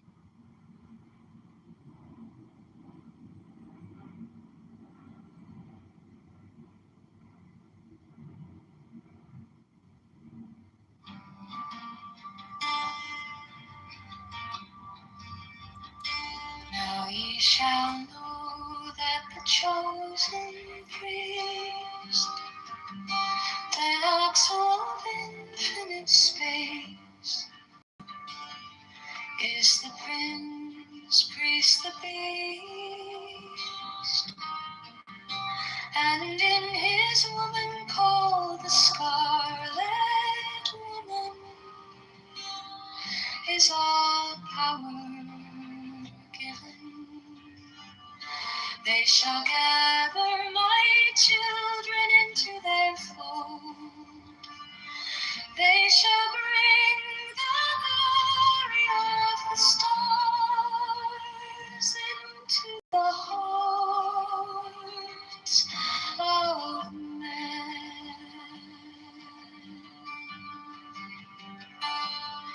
16, for he is ever a sun and she a moon. But to him is the winged secret flame, and to her the stooping starlight. But ye are not so chosen. 18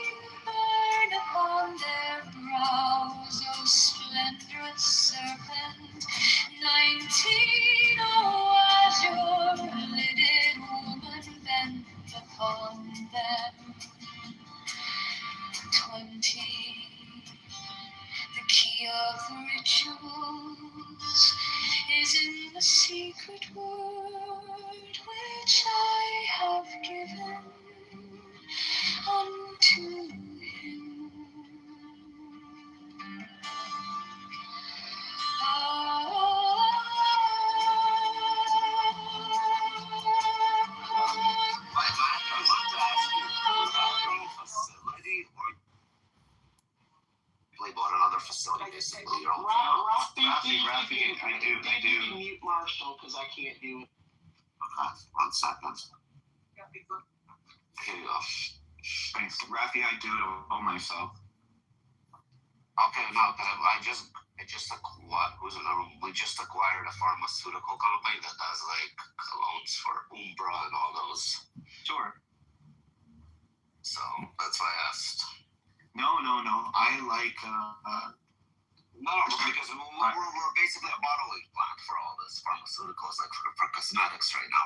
We have the equipment, so that's why I asked. You have to give me your contact. I'm always looking for perfume bottles. Yeah, we have. Send me a DM. But no, I do everything. I buy the oils from around the world. You need a machine that bottles? No, I do that. I do it by hand.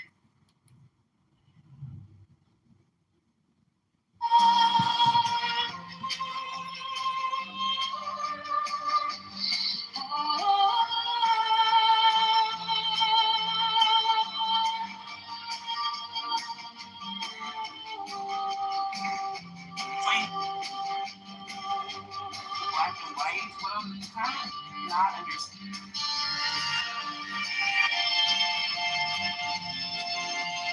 This is a worst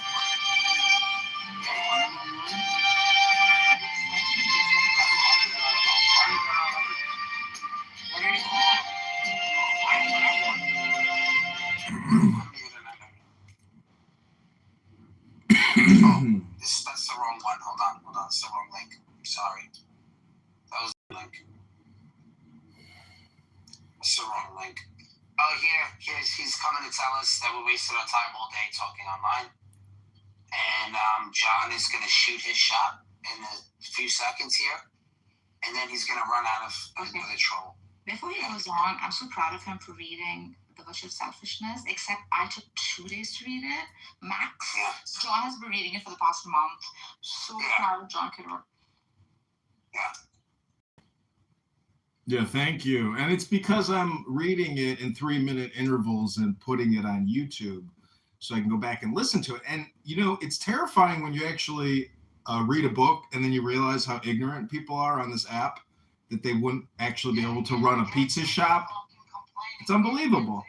And I'm sorry about redundantly complaining about your redundancies and how you just keep repeating yourselves, and therefore I keep repeating myself. But hey, some of us never went to prison and sat, in solitary confinement for crimes. And then you come on social audio chaps and you say you fucked your wife the other night. Oh God, I'm sure your wife just finds you so entertaining talking about your personal sex life on a social audio chat app. Disgusting. Vile. This is a husband? This is a church leader who redundantly just talks to Muslims all day long as if he's a crusader or something? What's the point of all this? Is there something happening here? Is it an experience? Because you're not the only room. There's a lot of R-word rooms on this app that I go in and I remind them all the time.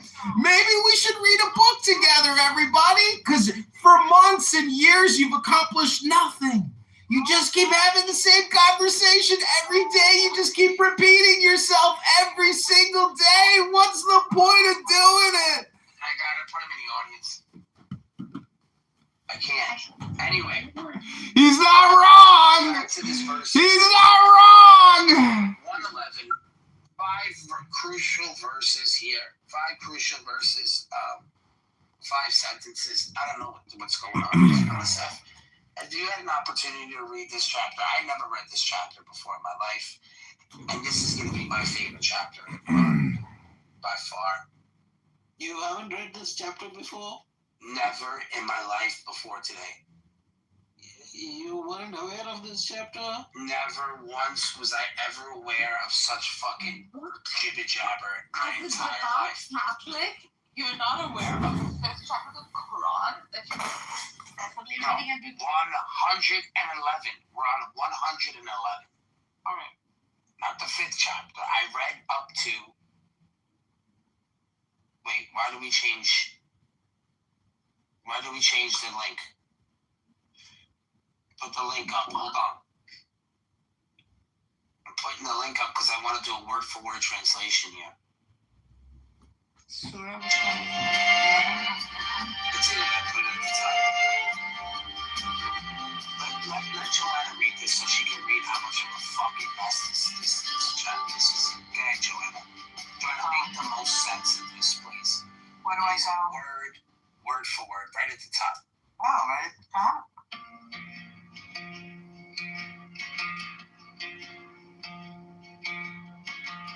Now ye shall know that the chosen priest, master of infinite space, is the prince priest, the beast.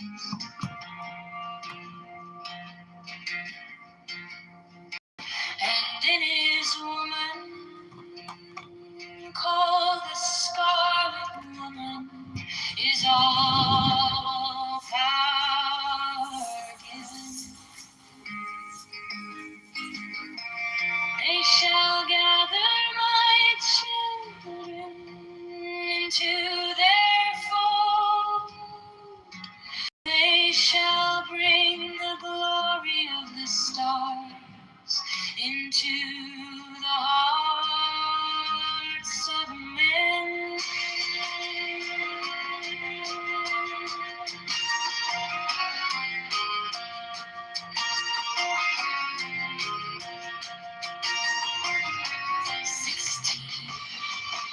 For he is ever a son, and she a moon.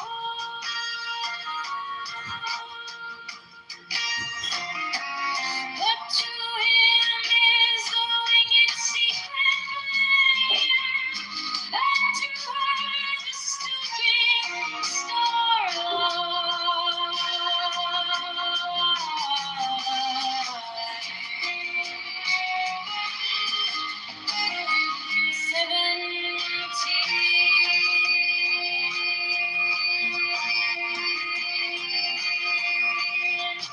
but ye are not so chosen.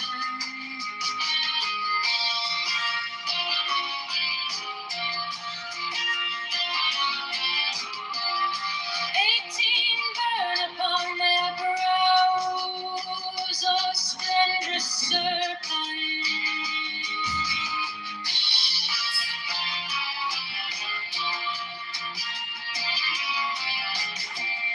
19 are your living woman,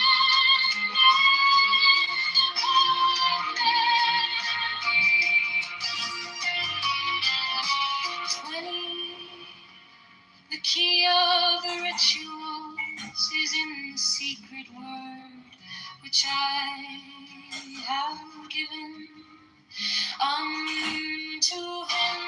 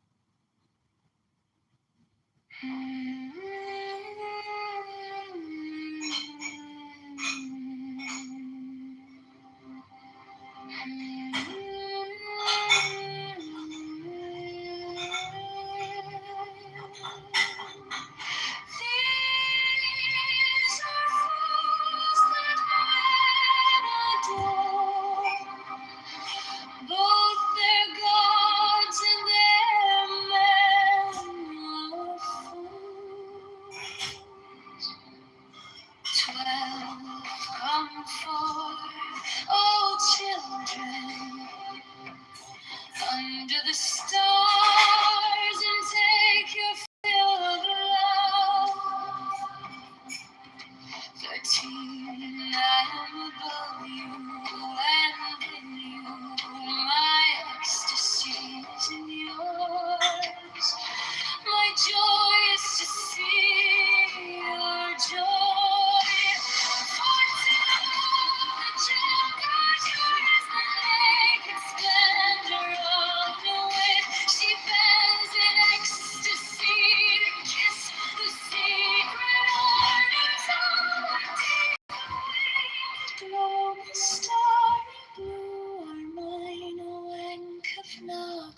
soon.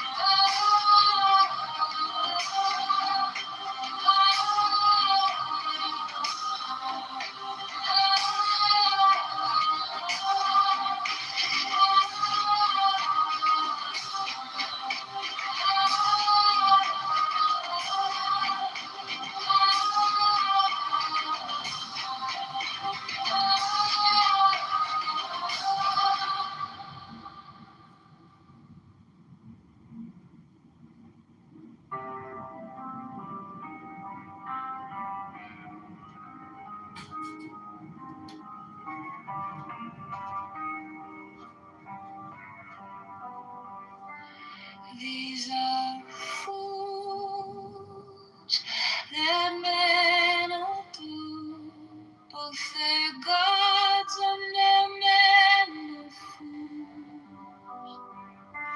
12 come forth, O children, under the stars, and take your fill of love. 13,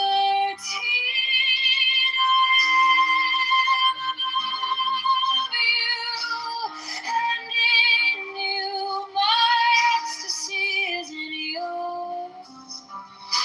My joy is to see your joy.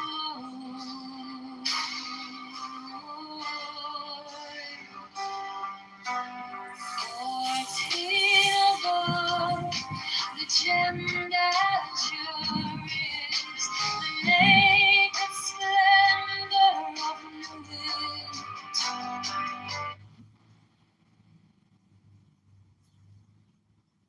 Hey up.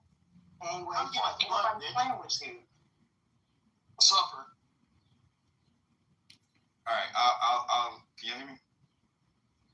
I'll make it short. I'll wrap it up. So all I'm saying is this: the Constitution is in place for a reason. It's the law of the land. Nobody's gonna violate the Constitution for anybody's morals, especially when you're talking about taking this up as a legislative form and you want to come back. You know the funny part about it? I bet you nobody can explain when slavery became illegal. Most people don't understand how this governmental system works. They don't understand that we're operating in the dual federalism position right now. They don't understand why some of the states still have laws on the book that permit slavery, and they don't understand how did they become a 14th Amendment citizen, and who was it for, and how did you actually get out of slavery, and what was the reason why. They don't know. Hello? They just right now because they have no jurisdiction for people. That's where you're so insane. What are you doing? What are you listening to? I hear a Clubhouse room playing in the background. Yeah, I'm blocked from that room. It's the President Trump room with Beaver and Bima and Sword and Matt and Pepe. And it's amazing how. Are you in favor of black reparations?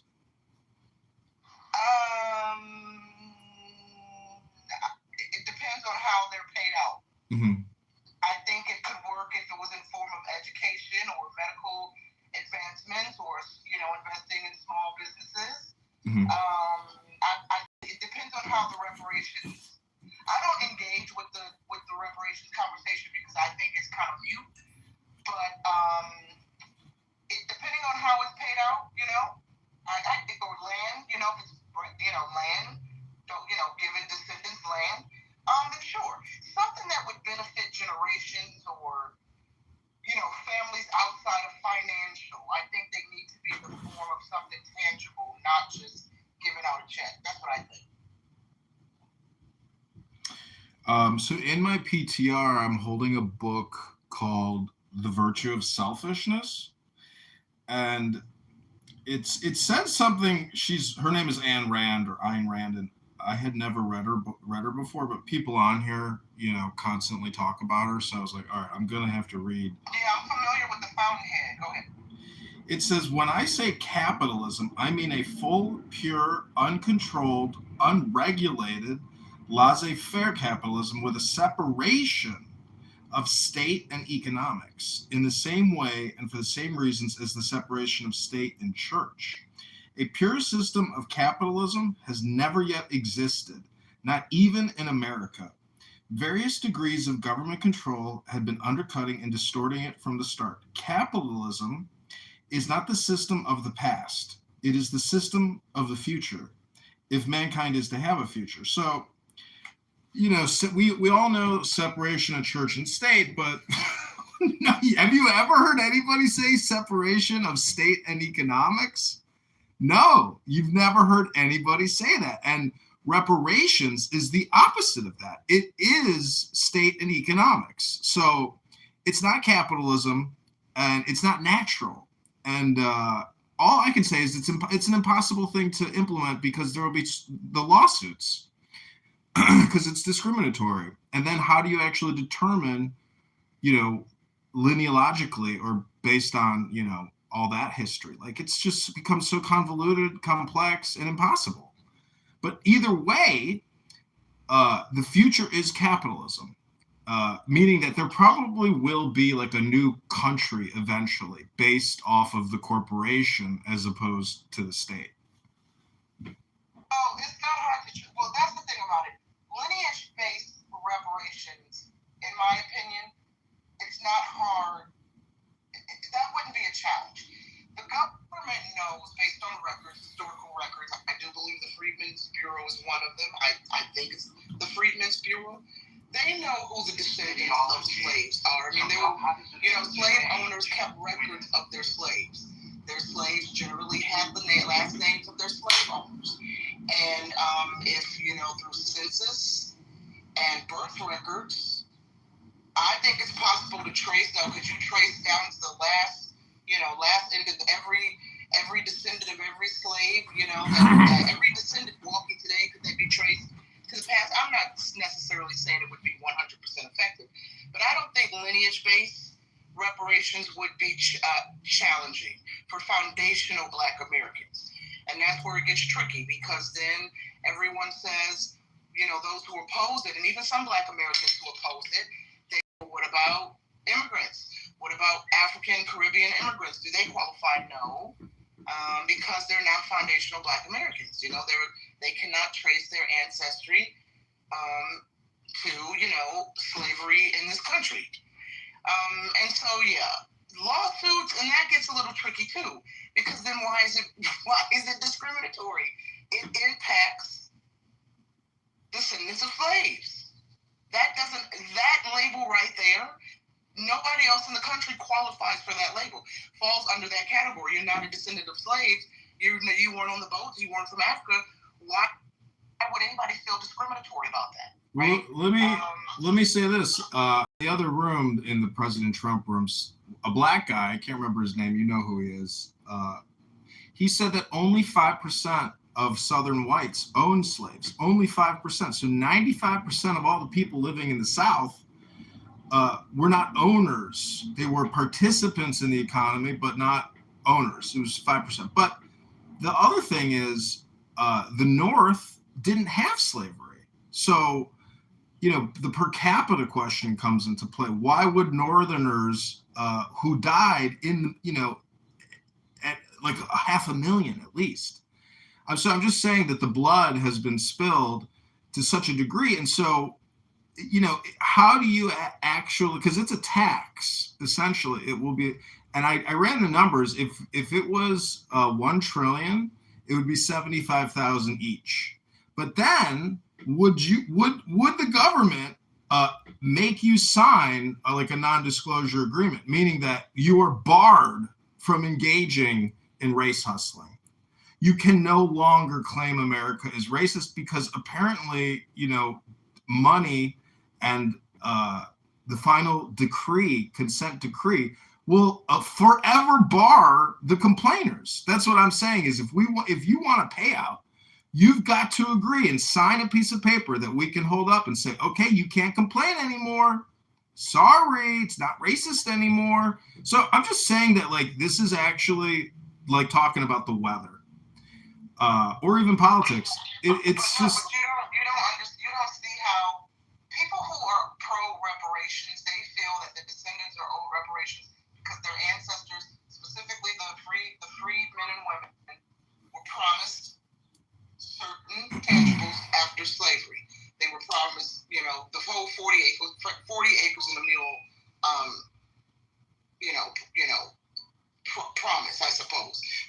of better words. And because these freedmen and women did not get their land, they didn't get what the government promised them. Was it Lincoln who promised? I forget. And so the descendants feel we're still, you did not give our ancestors what you promised. That debt still needs to be repaid. So it's about repayment of debt, not apology. It's a repayment of debt, not necessarily saying racism is over and done. We can never say that. No, this is what you owed our great whomever. And since you didn't pay them, you have to pay us. We're the descendants of those people. Got it. Okay. But aren't the reparation arguments more like a vaccine, meaning that it's a blanket one-all cure-all for everybody? Whoever can claim it. So that's what I'm saying is, if you can actually claim that in 1865 your great-great-great-great-grandfather got fucked over and didn't get his free land, well, okay, but that's a separate personal lawsuit. That's not a blanket, everybody gets a $75,000 check if you got dense melatonin. You see what I'm saying? How do you actually parse out the actual victims versus the social woke policy adjustment? That's the crux. I mean, how do you actually do it? To make good with the descendants of slaves and figure out how we can give them reparations. I suspect that will be part of the clauses or requirements to kind of prove this, that, and the other. Some might have to trade, like I said, use census, use those DNA and me tests, or those root tracer tests, what a 1, 2, 3 and me, African ancestry, et cetera, et cetera. But yeah, I'm sure there will be a lot of requirements. I know I read, and I'm going to be very vague on this because I don't have the story in front of me, but I know California was trying to do something similar within the last year or so, give reparations to Southern Californians or Black people in a certain region, or I don't know if it was throughout the entire state, but part of the requirements were you have to prove X, Y, and Z in order to qualify for these cash payouts and these checks up to something. Again, I'm vague because I don't have it in front of me. But I think the points you raised, John, would be, you listen. First of all, we know this government does not want to give Black folks no money in the form of reparations. And so, if, like I said, to wrap it up, if they were to have this conversation to decide, okay, yeah, we're going to give Black folks, we're going to make good, we're going to apologize for the horrors of slavery and clear this debt. Of course, they're going to make it challenging for foundational Black Americans to collect. And you're right. Not everybody's going to get a check. So. Yeah, and then how do you actually prove, how do you disprove that you were, because again, this all comes down to individual lawsuits. It's not a collective lawsuit because some people probably were compensated and did get their land, and some people probably got cheated and screwed. So some people actually got what they were going to get. So how do you get those people? That's what I'm saying. It just becomes an impossibility. The real. You don't think the government has records of all of these transactions? Sitting where, Nye? In some underground vault? No. Listen, you're trying to tell me. Now, listen, as a person, you're trying to tell me that the government does not have records of how. They have census. Plots of land were That's at the county level. The federal government doesn't keep those records. That would be the county deeds and recorder's office. That would be one way to prove your case. That's why I'm saying you can't do a collective class action lawsuit. This has to be individual. But let me tell you what you can do. Actually, what we can do is there are a lot of companies that benefited then during slavery and that were a lot of companies' foundation are rooted in the slave trade. Now, of course, these companies, their names have changed over the past 100 or so years, but a lot of companies like J.P. Morgan, et cetera, a lot of banking systems, they would not exist without the slave trade, okay? And slave auctions. So what we do is we find out who those companies are, and we go for them. We go to them to get the money. That's all. Who are the companies that benefited from the slave trade and slave auction? Who Who were the companies that were allowed to, flourish and develop all across the world thanks to their involvement in slavery? And those are the companies that we hit up today and get reparations. The taxpayer never...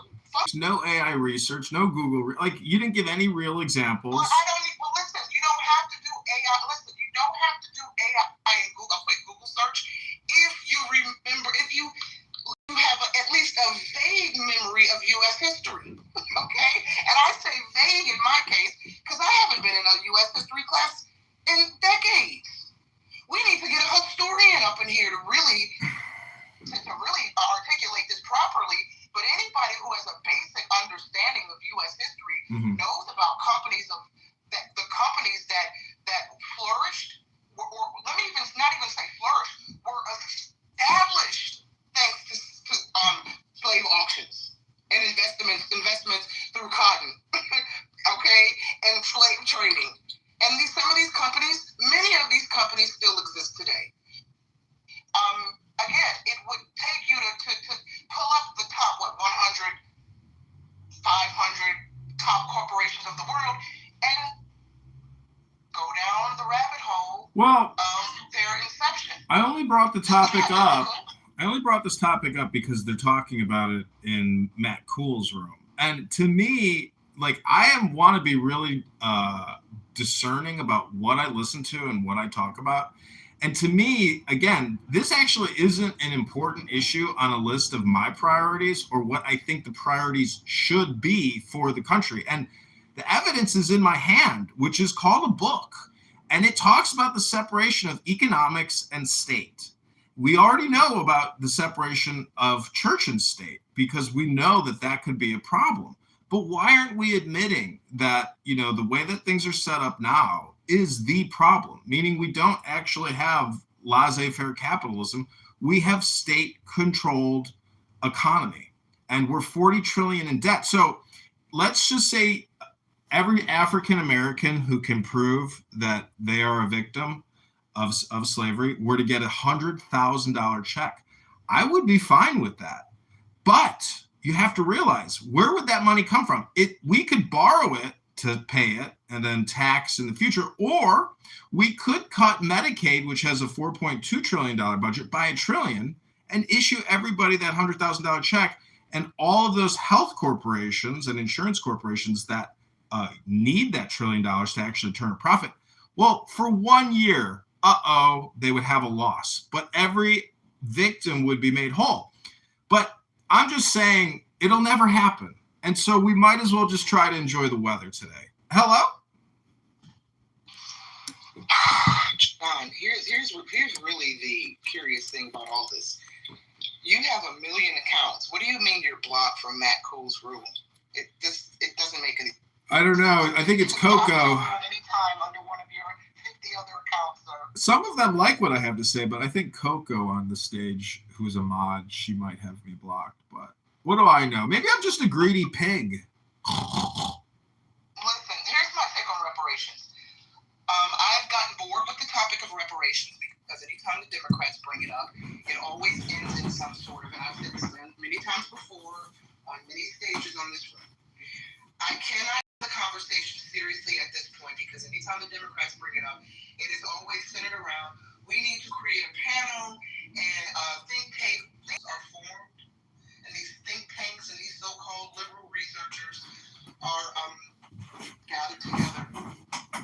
Many of them, when you look up the racial makeup of these folks, it seems split, right? A nice portion of black folk are on these teams. And older black folk, maybe my generation or even older, right? My parents. And I sit back and I think to myself, what do you lot need to research? You specifically, black man and black woman that I see on this panel. What are you talking about you guys need to research? It's always, we need to research slavery and the impacts. We need to research the impact and see who was negatively and what town and township and what region suffered the most in X, Y, and Z. And it's a trick bag. They're playing in our face.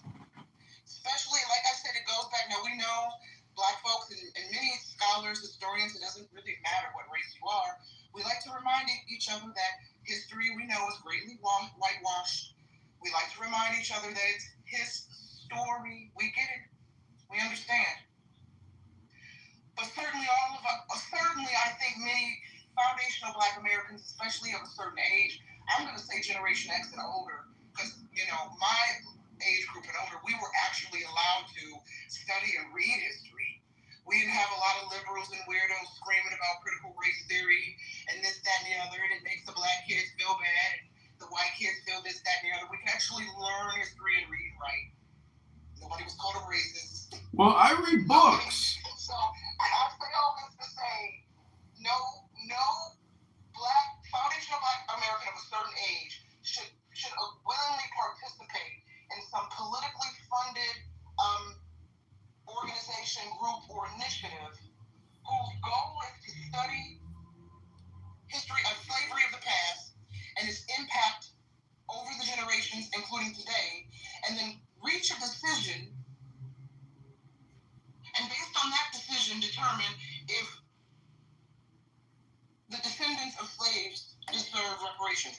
I think it's a slap on the face, and I think it's a joke. What are you studying? What do you need to research? Well, I'm reading a book.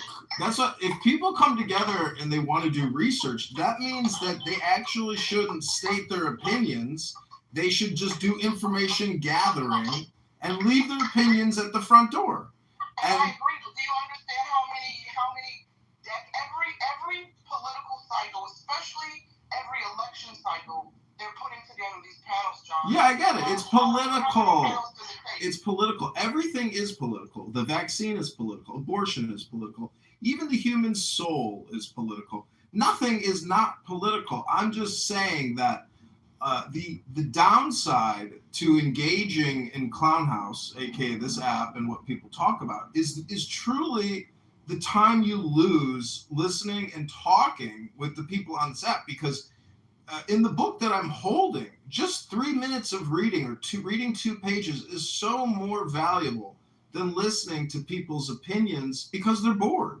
I mean, it's a beautiful Saturday, and Bima in that room is talking about how to get a vote out of committee, how to get a policy, an issue, and a law. And I'm just saying that people are wasting their time. They're repeating themselves forever until people start picking up books again. And this is why I've started the book club. I call it a book club. We don't talk about the books we read. We read to pass knowledge around, and 2 is to trade. And so this is my complaint against, the reparations argument or the Donald Trump derangement syndrome is your complaints are part of why you're complaining, because you're not really generating or new knowledge, essentially, and you're not trading. This app is actually a graveyard. It's where the dying come to die. It's not where the living come to thrive and live, because That's not true. It's true. I can prove it. See, the fact that I record it, the fact that I put this on YouTube and record all of this is me actually inverting it, because I'm trying to be creative and trade what people are doing here. People on this app are not repurposing or replatforming, and that's why it's a graveyard. Hello? Okay, so here's the thing. Let me give some shout outs, okay? We just opened the room up. John came in hot. All right? I haven't had a chance to say good morning or good afternoon to Elbel. Hi, boo. Hi, honey bunny. I don't know if you're there. Shout out to folk in the audience. Welcome Saturday. Happy Saturday.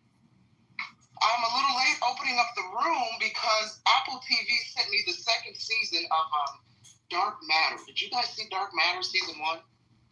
Really, really good show. If you like science fiction, who said, Empress, you saw it? Well, yeah. So they sent me the 2nd season because they're gearing up to do press interviews for the 2nd season. And the new season premieres in August. They sent me the 2nd season. I started watching it today. Lost track of time.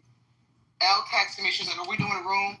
And I'm like, yeah, but you know what? I didn't really prepare a lot of topics, although I do want to touch on, guys, listen, because I'm so tickled by all of this, guys. 2 topics that have tickled me over the past 2 weeks, okay? Chad the Builder and the Odyssey movie, Christopher Nolan's The Odyssey. All right. So these are two topics that have really, man. So we're gonna unpack that a little bit. We'll get into both of those. Nah, you know, I used to live in Los Angeles, and my sister had some cool friends, and they would get like special DVDs that would say, you know, confidential, cannot be, you know, do not lose this, etc. But it was the movie for the Grammys, or not the Grammys, the Oscars or whatever. These were like Oscar nominations. And then these people, I guess, got the pre-screen or something so that they could vote on it. I don't even know how it all fucking works, but it's interesting that you get, you know, these press kits and pre-release so you can generate, you know, buzz. Like, that's being productive. You're trading and you are creating entertainment. I'm just saying, the thing that scares me about Clubhouse is that I'm accused of being redundant, but I'm only accusing other people of being redundant. Eventually, you have to create a syllabus, have your topics, and just be aware of what you're doing. That's really all I'm saying, because I think people here are on infinite loop on this app. Hello? Well, here's the thing. One of the things I'll say about you, when I first met you, why does my brother keep calling me? Oh, he must need something. Hold on, guys. Hold on 1 second. Let me see something. Hold on. Hello?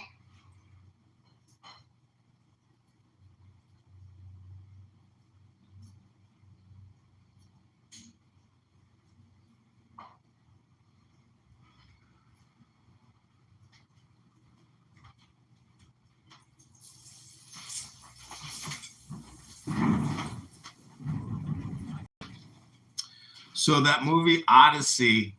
All right, sorry. So listen, this is what I was saying. Let me just say this real quick. One of the things when I first started engaging with you on this app, John, I thought it was amusing when you referred to this app as Clown House, which I think is fine. There are a lot of clowns in this app, so I get it. It lives up to your moniker, Clown House. But I find it engaging because you can tap in to so many conversations and personalities at any given time. If you want to go into a ratchet black room, you can. If you want to go into the ratchet white room, you can. If you want to go into the politically divided rooms, or the entertainment rooms, or the Hebrew Israelite rooms, you can do all of that. And I find it enjoyable, right? Sadly, I'm addicted to Clubhouse. I hate to admit that.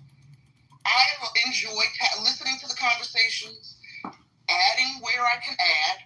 I've been listening. Late last year, I got caught up in some major. You remember the Clubhouse drama with JB and Pepe and was it Mojo? All of that drama, and I was in the center of it because I was trying to defend my people. And I felt, and at the time, I was like, man, I finally arrived on this app, because I feel like you haven't truly arrived on Clubhouse unless you get caught up in some Clubhouse drama, right? So I'm like, season 5 on Clubhouse, I finally arrived. I'm finally at the center of rooms. People are talking about me, like, you know, they're like, mind your business, man. Has nothing to do with you. Shit like that, right? But that's my thing. And John, listen, I do appreciate your book rooms. Before you started that, there was a Nigerian woman on this app. I think they ran her off the app because they said she was scamming, what do you call that? Bitcoin? Scamming Bitcoin rooms and NFTs or something like that. But when she wasn't hosting her NFT and Bitcoin rooms, she held book rooms and she would play audiobooks. And those were great rooms. A lot of books that I had been meaning to read in years past, she played. So I would sit there like, yeah, I've been meaning to read this book. And I would sit there for hours listening to the audiobook. Now, because I work Monday through Friday, all day doing articles and writing up, you know, entertainment news. So I'm very lucky that I have, you know, 30 years working in film and TV. I'm now to the point where I can work from home. I can work anywhere. I no longer have to be in an office. So I like to have Clubhouse in the background. I use it like talk radio, AM radio. I look at it as an interactive podcast. So I understand your criticisms, John, but I don't know. I think think you just like to talk smack because you're on here just as much as everybody else all day, John. So what you talking about? Well, I mean, past 24 hours, I know losers come on here and they say, oh, I haven't used the app in weeks. I took a break. And it's like, well, here you are telling us about your break. I'm just saying that, like, I put a link in the chat. I recorded that 9 years ago, and it's got 2,000 views. It's Shuang Tzu, and it's Chinese philosophy. And I'm just saying that reading, this app is entertainment, you know, and I'm only complaining that conservative Republicans on here who are supposedly anti-state and economy, and because they're using this app to entertain themselves like immature sycophants, you know, losers that never went to college, never sat in classrooms for years, reading, writing papers, listening to a professor, working on complicated math problems, etc. So I'm just saying that this app is 100% entertainment, but the good news, it really is the book. Pick any book you want. I talked to this girl, she told me she hasn't read a book in 20 years. And she said, well, do you have any book recommendations? I said, just pick up a book, take a picture of a book and confirm with me you read what's called a book. All she does is spend her whole life picking up dog shit and going to this event and having a guy pay for this. And meanwhile, she's got no children. She's basically a floozy. Hello? Okay, John. Okay, breathe. Okay. Whew. John. All right, God bless you. Elle, are you there? Elle, I haven't heard your beautiful voice yet. She's a floozy. I need to know if you've been following this Chuck the Builder story. Oh, go ahead, Elle. Go ahead, boo. No. No, girl, no. Please, go ahead and continue. I was just answering, yes, I'm here. I was just running a couple of errands while listening to you and we're really listening to John go all the way off, and I was like, who is this man and what is he talking about? So I just want to listen, checking up, mentally in the right space, and I realized that you guys are friends, not enemies. There's a lot going on. Like, I wasn't sure if I had to get up on this stage and, like, you know, slap him or slap you. Like, I wasn't sure what was going on, but here I am. What's up, girl? What's up? So, John, you got a lot to say. I know you're running errands. You can chime in when you can. Have you been following this Chuck the Builder? I know John has probably heard about it. Have you heard about it? I have only heard, first of all, I think I'm making stuff up, so please, enlighten. Okay, this story has tickled me. One thing that I noticed about me, I gave myself a fake target. Well, let me rephrase. I'm trying to figure out the proper term to describe my obsession with studying, maybe you're a scientist, but I'm not a, clinically recognized, obviously. I went to film school. So I don't want to use and the reaction to human behavior is actually an obsession. And I think it stems from, because I'm a writer and creative, and I really love writing characters, right? And studying humans and those around me, folks I know directly, indirectly, kind of creating characters or channeling some of their essence into the worlds that I write. And so this Chuck the Builder comes down my radar, a week or so ago? And I'm like, this is insane. So if anybody doesn't know who Chuck the Builder is, he's this white dude who, I don't know how, what his claim to fame was prior to going viral recently for harassing Black folks in public. But I understand before he went viral for harassing Black people in public, he had a nice little following on Twitch or some streaming platform. He came across my radar about a week ago on X because he walked around Nashville with a cowboy hat, his long brown hair, his big, thick, curly mustache curled up at the tips. And he walks up to random, innocent Black people minding their business, and he says to them, do you believe in free speech? And they say yes. And he says, well, you believe white people can say nigger. And then, he waits for however, and the reaction from the Black folks is varied, right? But in all cases that I've seen, most of the Black people who react they don't react with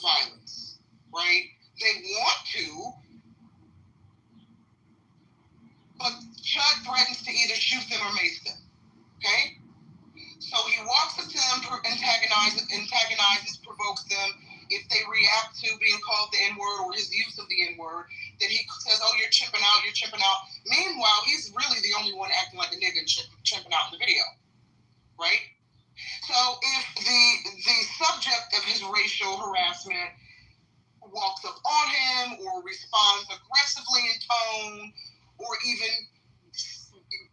his demeanor, his physical demeanor suggests he might lay hands on Chud. Chud threatens to shoot or mace. So everyone generally backs off. I saw one viral clip where he did mace a girl. The police arrived on scene. They handcuffed Chud, but after, some back and forth with the victim and witnesses and Chud and the police watching his recording of the incident, they let him go. And he live streams all of this, right? So he has an audience. He's built up. He already had an audience, and then he went even more, big time, I guess, in the incel community online, the anti-black incel community in recent, days or weeks with his spiel. And in between these viral clips, he has popped in and off of on X, kind of celebrating his antics. It's like he's intoxicated on his growing fame, right? Bragging about his First Amendment rights. Nobody can do anything to him. You know what I'm saying? While at the same time acknowledging that he is getting death threats. People are threatening his young son.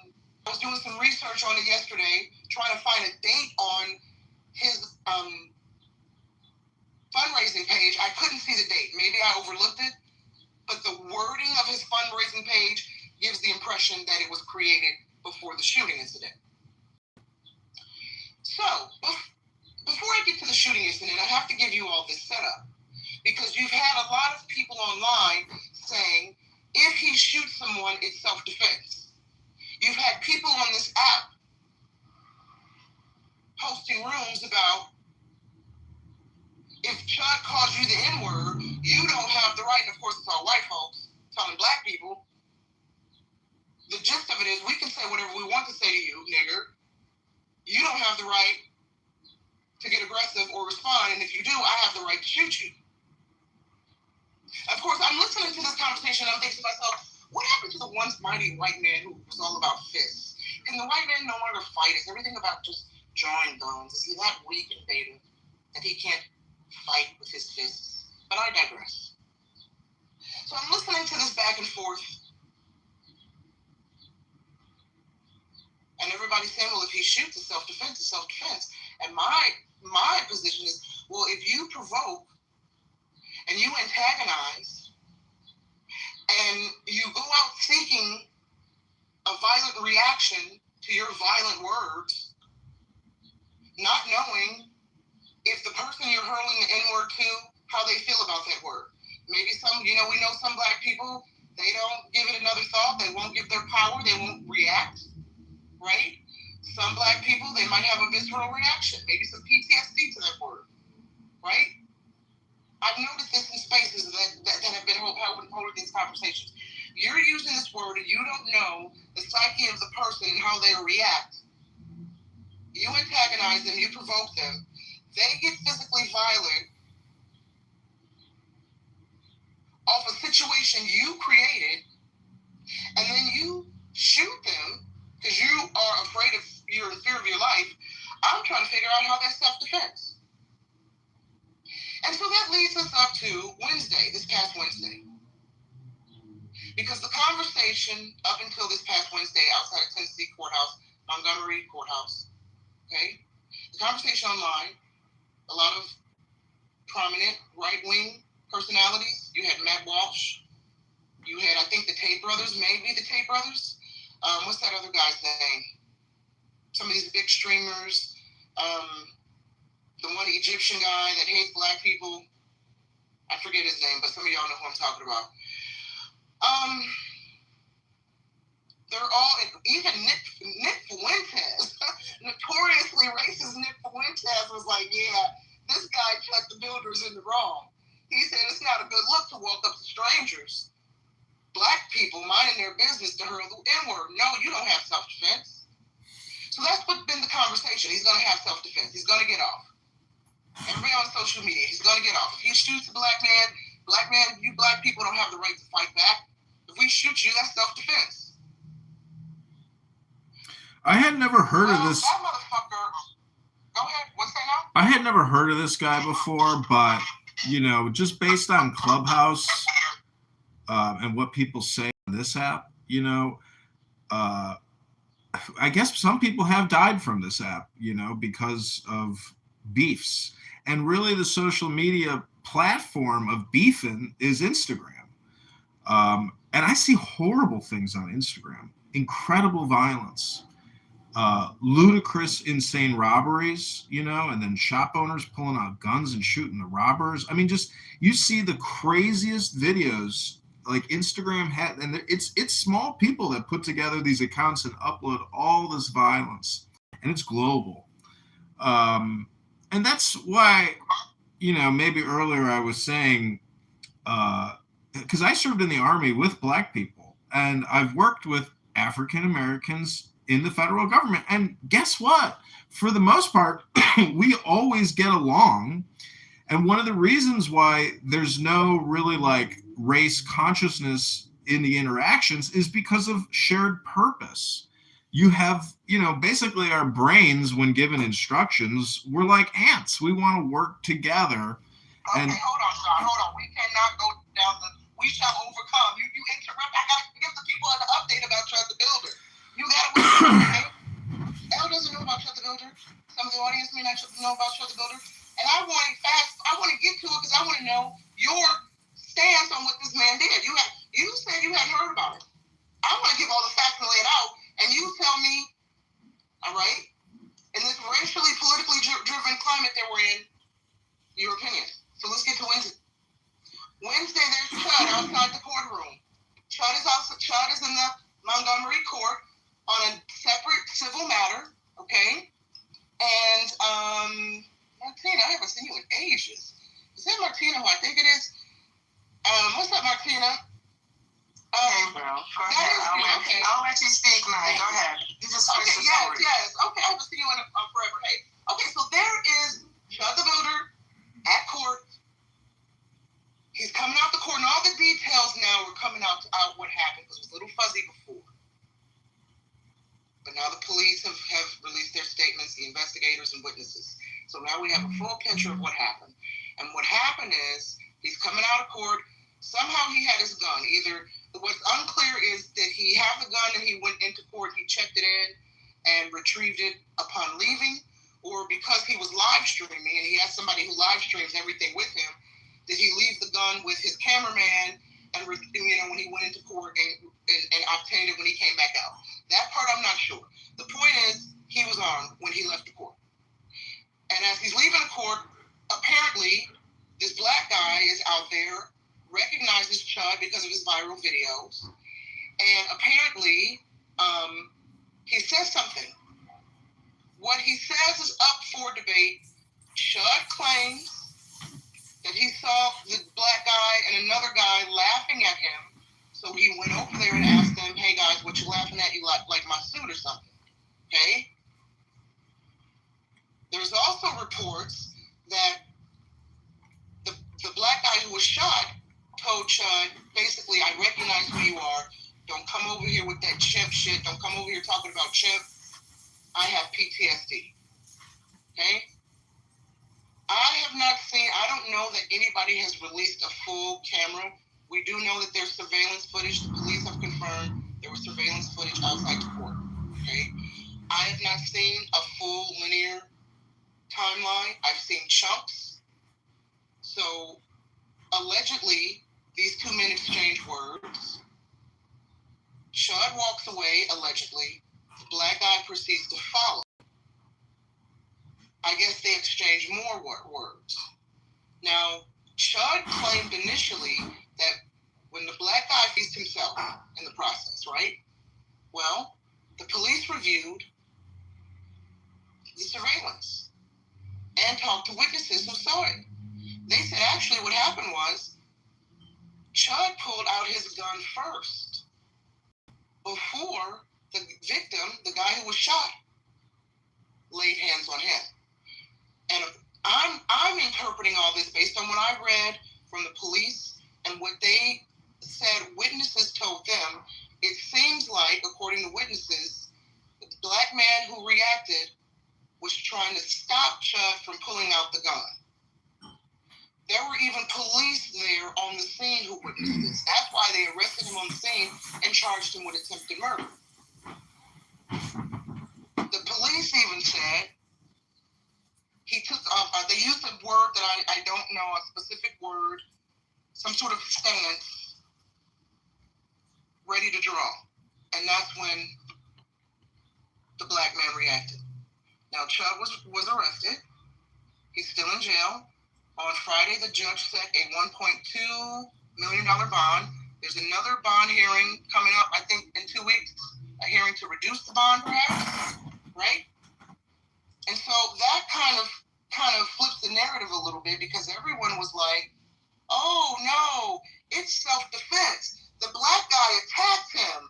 Chud had the right to pull out his gun and shoot him. Well, now we're finding out, according to witnesses, police, and surveillance, that Chud pulled his gun out first, and the black guy was reacting to that, and it seemed like he was trying to stop Chud from pulling out the gun and shooting him.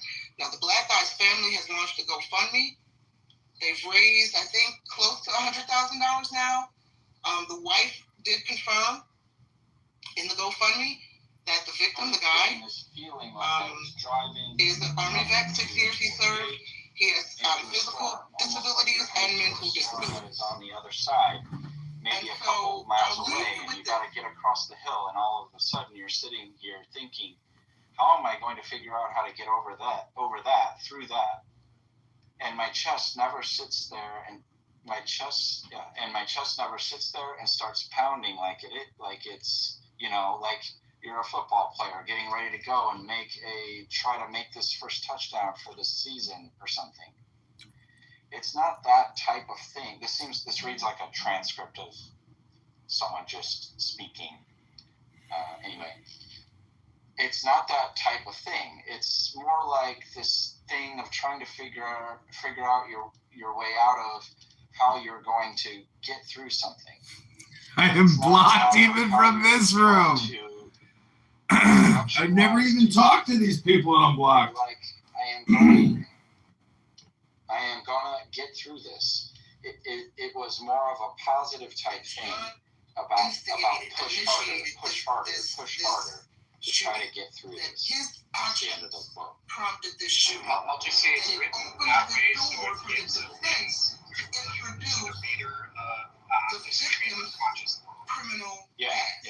And apparently, the victim in this situation, the black guy, if you transcribe has a criminal past that just involves conversations, the kind of stuff we do here on Clubhouse, I'm not sure. the way the transcript never looks like the way you would write it if you sat down and tried to write what you were saying.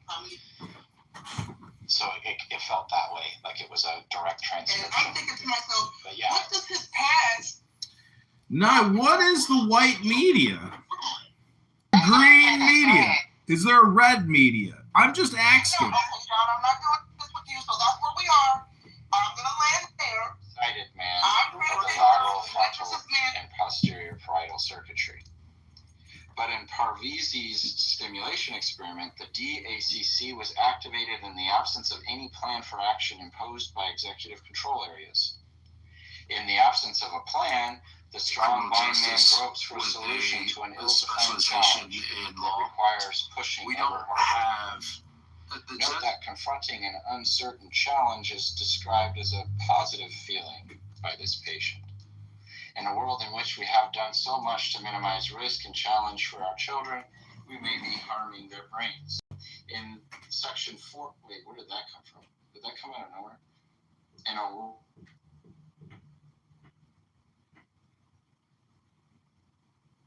evidence introduced, if he knew the guy and he knew his criminal history, because what's up for debate is not whether or not, and again, this is only if, let's say, Chud the Builder was the aggressor. They would be basically trying to determine, or the prosecution would be trying to cross-examine Chud the Builder on what he had in his mind when he was being quote-unquote attacked, because he's going to use a self-defense argument. And in no way could Chud the Builder have known the victim's alleged criminal history. So that's why it won't come into trial. I would love to hear that clip that you're referring to hear the proper context of the attorney. And I'm glad you said that. Let me pull it up because he did mention that. Prior knowledge. Thank you. I forgot to mention that, having the prior. And I'm not one of those black people. Like modern day, Iran. To be fair, I don't think we could know what he really looked like. To be fair, it'd be hard to tell, like phenotype wise. I don't think we can know. There's a syncretism with Hammurabi. Properties that make it a tree. Is sawdust It may be. treeness? Is sawdust treeness? Essential properties. Is sawdust treeness? Answer the question. I don't hold to. No. It's not. So you don't know me. No, I'm not doing this. No. You're going in the audience. No, I'm not that's doing crazy. Philosophy. Go follow Timothy. Okay, I'm following. I don't know how to do this, guys, because I haven't on that point. There were a couple of Twitter accounts posting that the DA is not going to allow him to use his fundraising campaign to post bail. Moderators. I don't know if that's accurate. Go ahead. Moderators, if I may, just briefly, I live in Chicago. A lot of people on this app, I have noticed, live in Chicago. And we have what's known as the Safety Act. And everybody knows that you name a bill the opposite of what the bill actually intends to do. For example, the HEROES Act or the CARES Act. It's always the opposite of what the act claims that it does. So my point is, recidivist criminals sucker punch women on Michigan Avenue 50 times. That's attempted murder.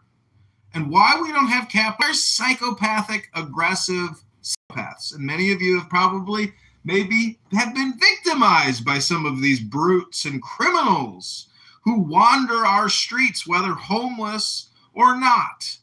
And anyways, ankle monitoring and no cash bail because of DEI and restorative justice and social equity lets a lot of violent African Americans and white Americans back onto the streets. I've seen pictures of white Americans. My point is, I would actually like to hypothetically argue on behalf of free speech because Nye here knows me, Hillary here knows me, and as someone who likes to experiment with free speech, and this is the amazing thing about our First Amendment, our first right, which is really your right to experiment with communication and suffer the consequences thereof. Because in my opinion, Clubhouse is part of the modern capital surveillance economy. And anything you say and everything you say can and will be held against you in the future. Meaning, that's true. What do you think we spend all this money for? $100 billion a year to surveil our population and put it in storage servers. Hello? We're just gonna keep it on entertainment, kind of like today. All right, we'll get to the conspiracies and the UFOs in a minute. So refresh me real quick. Who is Chad the Builder? What's going on with this? That's gonna be a little bit. Oh, girl. Wait, Martina, go ahead. I think Martina wants to get in there. Go ahead, Martina. Girl. I can't. Okay, first of all, Hillary, I'm gonna need you to get there quicker. Like, just I love you, but like, get it together. No, I'm just kidding. I love you.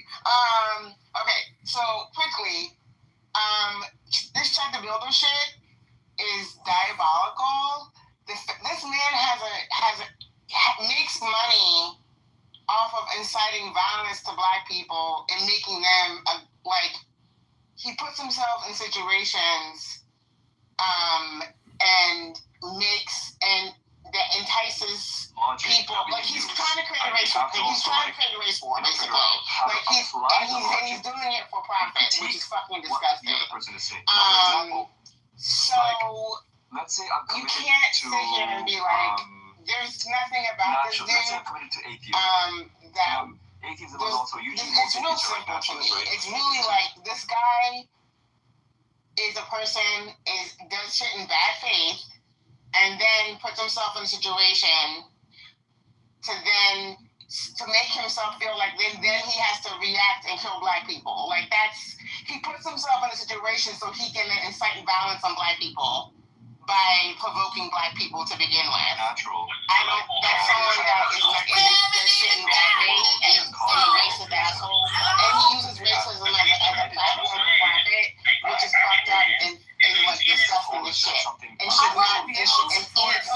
should be a violation and like it's not about free speech, it's about inciting. You can't like the thing about speech is like, yeah, you have free speech, but you can't go into a fucking crowded area and scream fire. Like that's what he's doing, and he's doing it for profit, which is fucking good. Yeah, I want to confirm that what this guy is doing is psychopathic, mentally deranged, sick, and criminal. And the whole thing about life is if you fuck around, you're going to find out eventually, because the opposite of aggression is eventually coming your way. And, you know, anyways, I'll just say that, you know, I think Nye has a winning formula. You know, I think essentially the winning formula is Howard Stern and Robin Quivers, meaning that the opposite is when opposites unite, that's always the best content. And what do you mean, Nye, giving me the skull? No, because I'm laughing. I'm laughing because you're so funny. No, the skull is a good thing. Oh, okay. I'm killing it. Yeah. I'm killing it.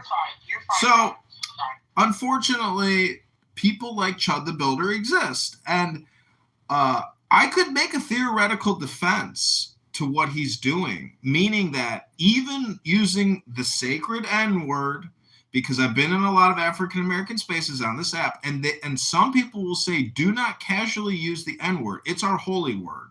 It's our sacred word. Don't just, use it in vain. John, don't drop the N-word, okay? I would never use the N-word. You know what, he's trolling.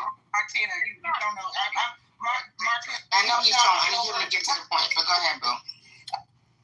No, it's not a joke.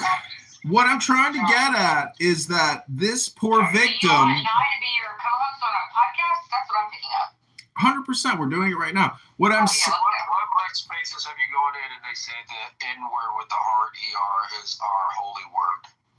I have it. You can watch my YouTube if you want. It's on my YouTube. But anyways, that's not the point of what I'm saying. What I'm trying to get at is if I really have no point about this guy, but okay, well, you don't have a point for it. Let's move on. Well, let me just say this. Let me just say this: that the victim. Well, you guys are going to be here all day. This is like 60 seconds for you. You guys will be here for hours. Hello? Wait, hold on. John, TC did ask I found the clip of this attorney. It was Myron Gaines. Oh, that beautiful bean footage. Yeah, guys, the clip is 5 minutes. I'll play the whole thing, but if y'all want me to stop at some point, because it's too long, let me know and we'll stop if you want to talk about it. But okay, so this is Myron Gaines talking to a federal defense attorney or former Fed and self-defense attorney. This is what the caption says. His name is not here, but here we go. Let me set it up. Here's a tweet that comes from a guy named Mary King. He's been kind of getting updates on the situation. I think him and Chud are friends. But here's what he said. This was a couple of hours ago. Quote, Chud update. Here's some fun facts that you'll see developing. The entire exchange was live streamed on Pump One. That was the streaming service I was telling you guys about before. The stream shut down at the first gunshot due to an automated AI response system. The stream is being subpoenaed. The facts according to over 100 witnesses watching the live stream. Chud told the guy, quote, I hope your day gets better, God bless. Quote. Then it goes, Chud had already walked away, was about 7,200 yards away. The man went out of his way to run up on Chud while his back was turned. He confronted Chud. He punched Chud in the face. Chud didn't instigate anything. Some of you are about to look absolutely stupid. Now, let's assume, let's take his bias here, because obviously he's his friend. But let's assume that this fact pattern is correct, and this is what actually went down. What are your thoughts on this? Well, that looks a lot better than some of the alternative fact patterns, for sure. So let me give people the framework that I apply when I break down any use of force case or any case I'm working on. And I get paid a lot of money to do this. And you'll be surprised to know, maybe, that there's only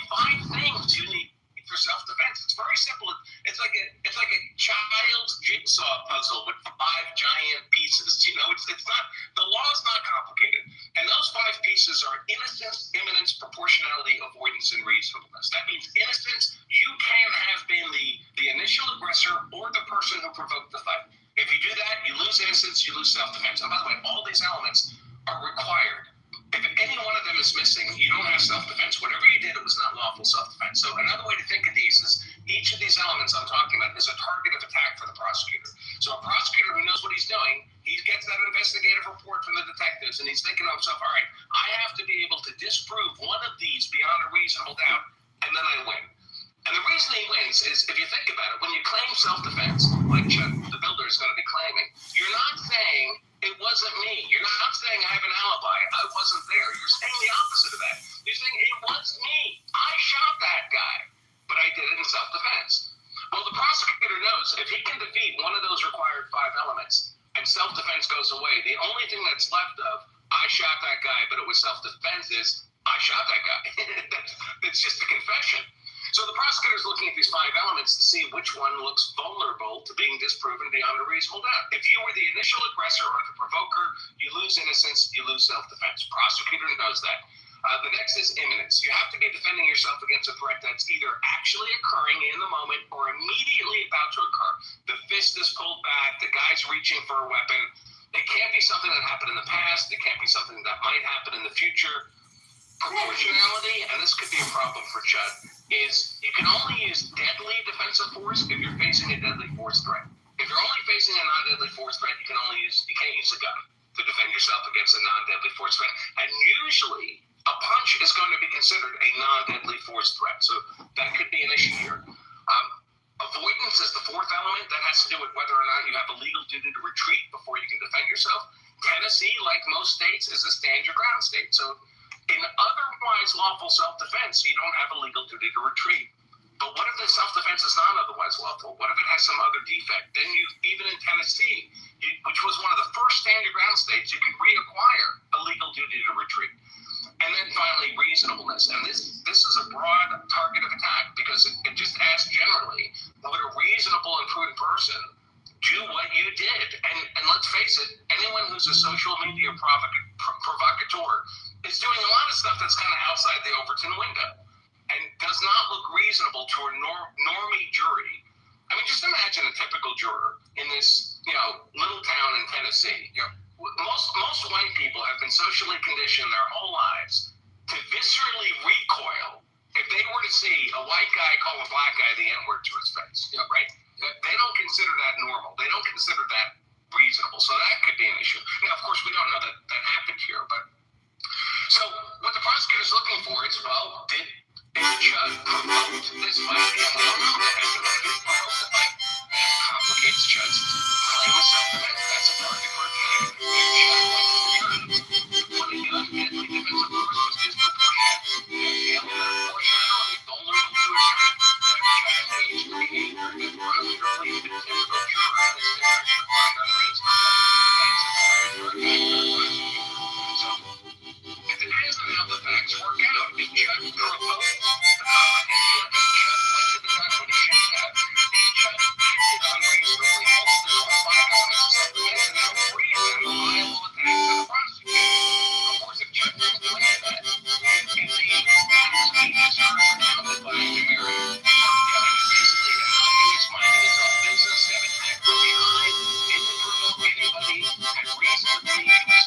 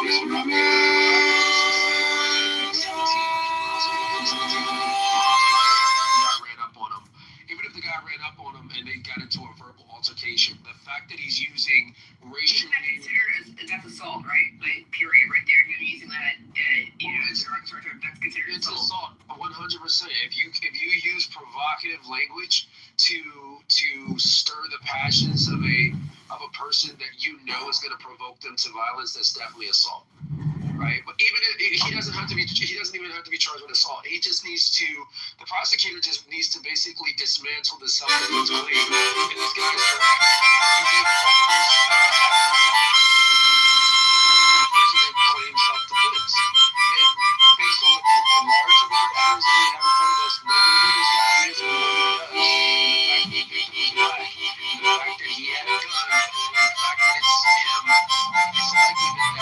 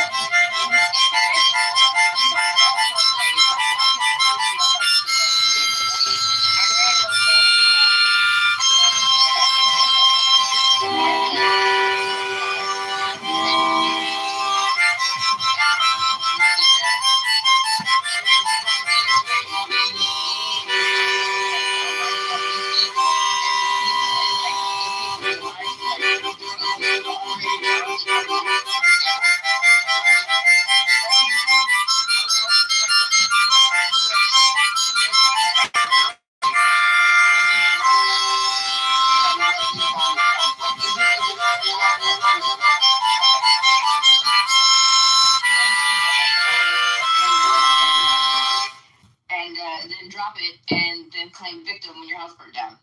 And no, you don't get to play victim in these situations. Well, I understand Martina's passion, but black people are not losing their right to vote in America. Just as a side note, but she's right. I mean, you go into I don't know that this is the reason why he was outside of the courthouse. I also know that he was dealing with some legal issues related to Amex and some business loans that was given and wasn't paid back that he might be in a lawsuit for. But I don't understand why he would bring a weapon to court. Even if he did have somebody with him that he'd hand the gun to, it just doesn't make sense to me if he was actually. How many feet do you have to be away from the courthouse to carry with a weapon? Because I know you literally there's X amount of feet you have to be away. You can't even go up to the steps of it.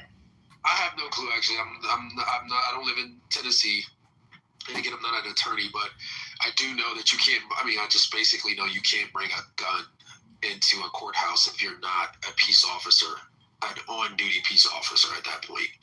I know they do have lockers sometimes for people that are bringing a weapon. This is Tennessee. It's a southern state. It's a right to carry state. So I know they have open carry laws in Tennessee and concealed carry. But it might be plausible that he was there for some protest thing. I don't know. I haven't seen any of this information. And it surprises me because this guy records everywhere else. Because he knows it's going to provoke an altercation. So the fact that no video evidence has surfaced for the public, especially with all these sleuths around here on X, I've not seen anything before the attack happened, which is wild to me. So what I'm doing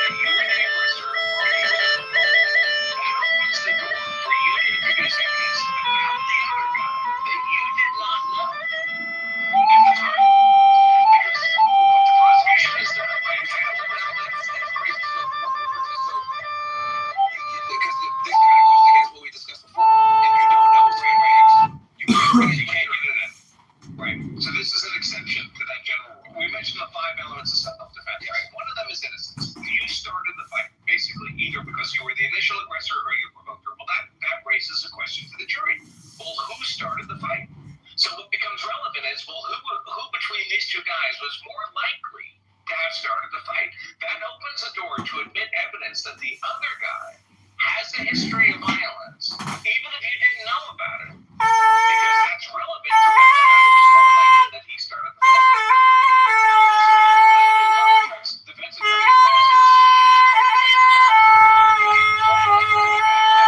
on this issue of provocation. I'm going to bring in that other guy's entire open the door to do it.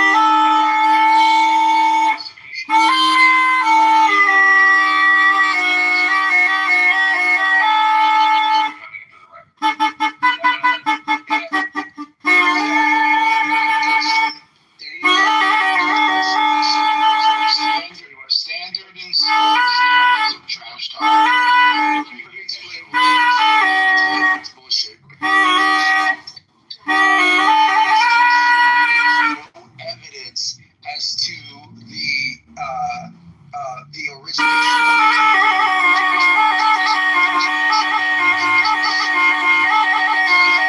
There's no video.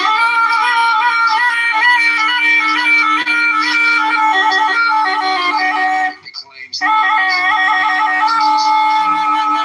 one guy.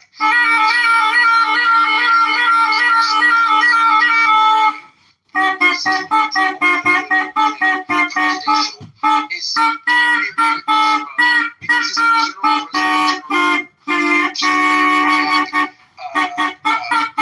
presidential evidence into a trial if it doesn't meet or if it exceeds the probative value.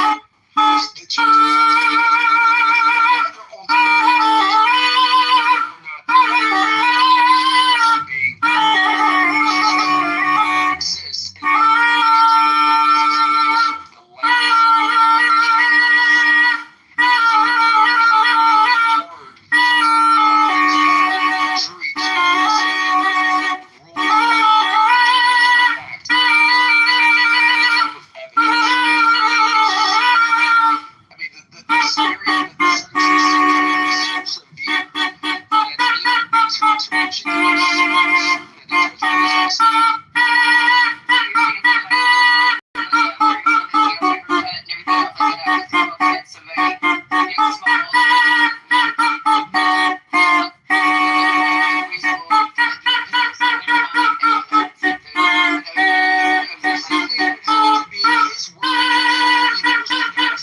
judges his word against the other guys, and the other guy saying no, he started it, and the one guy says no, he started it. That would have to be that's the only scenario in which I can imagine. The witnesses would have to, which would mean that it was like, which we know is not the case. So this cockamamie legal maneuver that he's proffering here would only have to be accepted by stupid people to believe that's even a viable option in this case. Unless the judge is just like so beholden to against this guy that he's willing to admit that, which is crazy.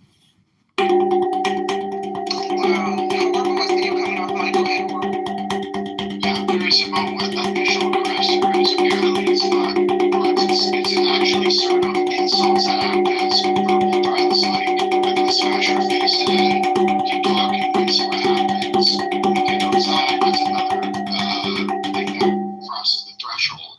Not insults, right? No, yeah, but again, I'm going to ruin your life is even also something that's considered passing the threshold, not insults like you're a bitch or whatever, right? That's actually something is not making me the initial aggressive.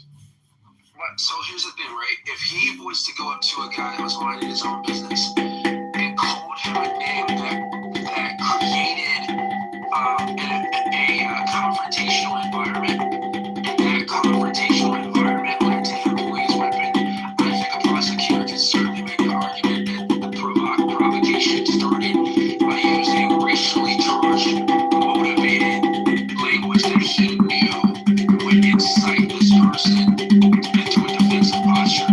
That's a great way to put present arguments for provocation.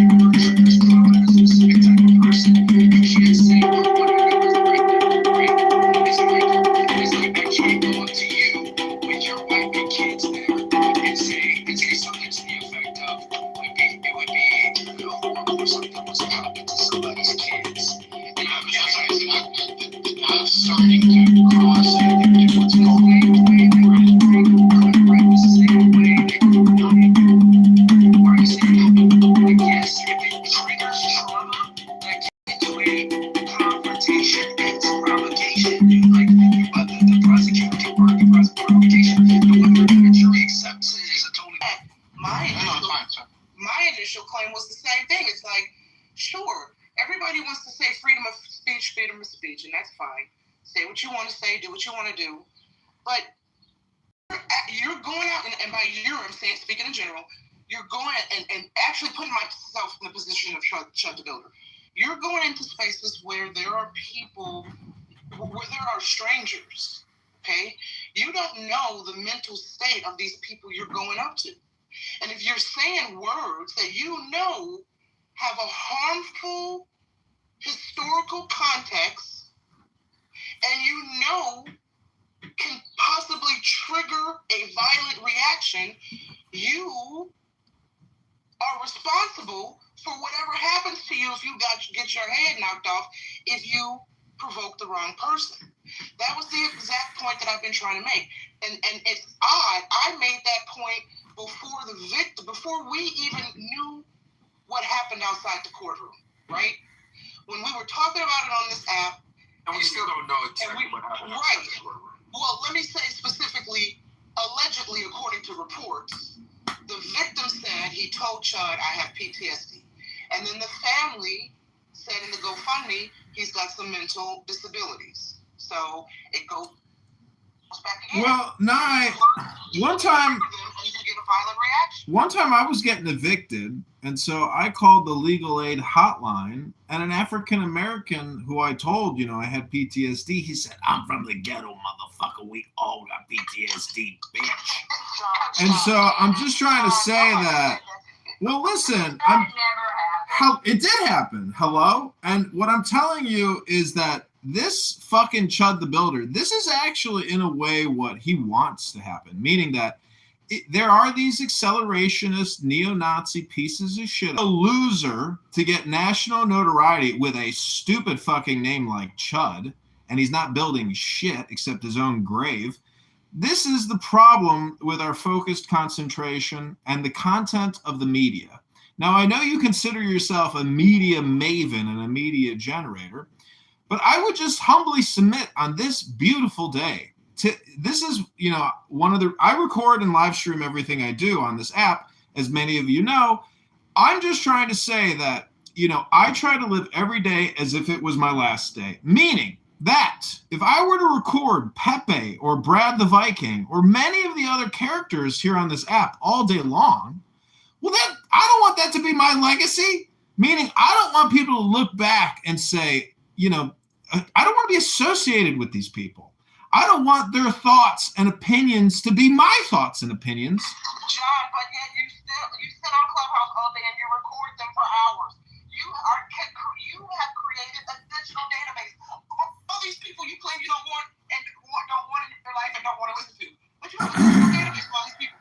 I know, but if you go to my YouTube channel, you'll see I'm also reading books. And that's the most important thing that I do, which is read books. Not engage in these useless conversations or these never-ending, repetitive, redundant conversations.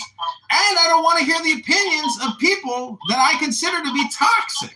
Hello? Okay, hold on, because I did promise to give the mic back to Horrible to let him finish his submission. Yeah, that gives me rights to just, sock someone in the face for basic stuff. Like if they called me a deep socking the guy, like that guy he lost his right to self-defense the entirety of the fight. Like I could just keep wailing on. The personal, what is the word here? To morals and character? No. Yeah, but there's women that say certain things that I probably would get up and feel so traumatized because of how insulting it is to my religion that I would need to knock them the fuck out. As a woman, you're horrible. You're inverting this. You're inverting this. I don't think you're taking the right response. I don't think I should be allowed to go around knocking people out. You're hold on, horrible. You're inverting it. It's not whether or not the black guy should be allowed to go hit the guy. It's whether Chud the Builder should be allowed to draw his weapon and shoot a guy. That's the difference. We're not talking about. It's likely that if Chud the Builder had fended off this other guy in the nose, or whatever, you called me pick in the nose. Was he the aggressor? Was the we saw him picking his nose live on camera? Buttergate. But the problem that you This politician was picking his nose or getting his lawn. Hand-to-hand blows. He's a nose picker. Have that debate. Oh, should he have hit him first or no? And I still feel like I didn't even get the booger. The conversation here accelerated that. Booger game. His gun. Now it's no longer about whether the guy should be allowed to hit him. Now it's about whether Trump has the right to shoot and kill the guy. He does have a right to shoot and kill him. That's what I'm trying to tell you. He believes he has a right to shoot and kill him. All 5 elements that the guy submitted to him. Reasonableness, provocation, imminency, innocence, and there was a fifth one that I didn't catch. Reasonableness. The fifth one was reasonableness. Yeah, so the reasonableness is going to be the factually. I think he So if it's on self-defense in this case, in my opinion, it's on self-defense. It is or it's not. I changed my mind. It is not now. It is not now. Because it is whether or not the guy, and we're talking about whether he had the right to shoot. We're not talking about whether he had the right to punch the guy, but I have to go punch him. Okay, yes. Now I'm with you. Now I understand what you're saying. Okay, yeah, no, I don't think it was self-defense, to be honest. And that's like, yeah, I was really not talking to him. But it's like, you have to have shooting himself. I'm reading a whole bunch about it, and it says he shot the guy and then shot himself. You don't feel like the bullet grazed his arm. It grazed his arm. How does that even happen? Yeah, I have no clue. But that's what the report was. They told out. But he's like, okay, told out. I'm curious. What was it not used? Like, what's he got? I don't think I've read any reports that the last conversation mentioned in LSD. Let's see if I can find something. Well, actually, but the fact that he even brought a gun is interesting. That might actually fuck up his case even more. Because he's promoting, right? And if he maybe scrapped the guy and cause damage, that makes more sense. That would have been more.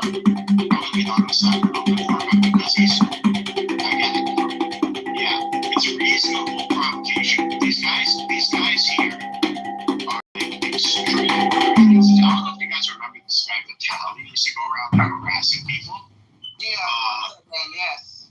Yeah, he's like in prison now, I believe, because he's tried that in a country that they don't fuck with that shit. But yeah, he's a problem too. Like these guys don't do this. You know, Did you say Somali? No, Vitality. But I think he was in the Philippines. But I'm not kind of sure. But yeah, all right. So I'm reading here on ABC News, it says that the Montgomery County Sheriff's Office and the District Attorney's Office did not disclose the specific make, model, or caliber of the firearm used.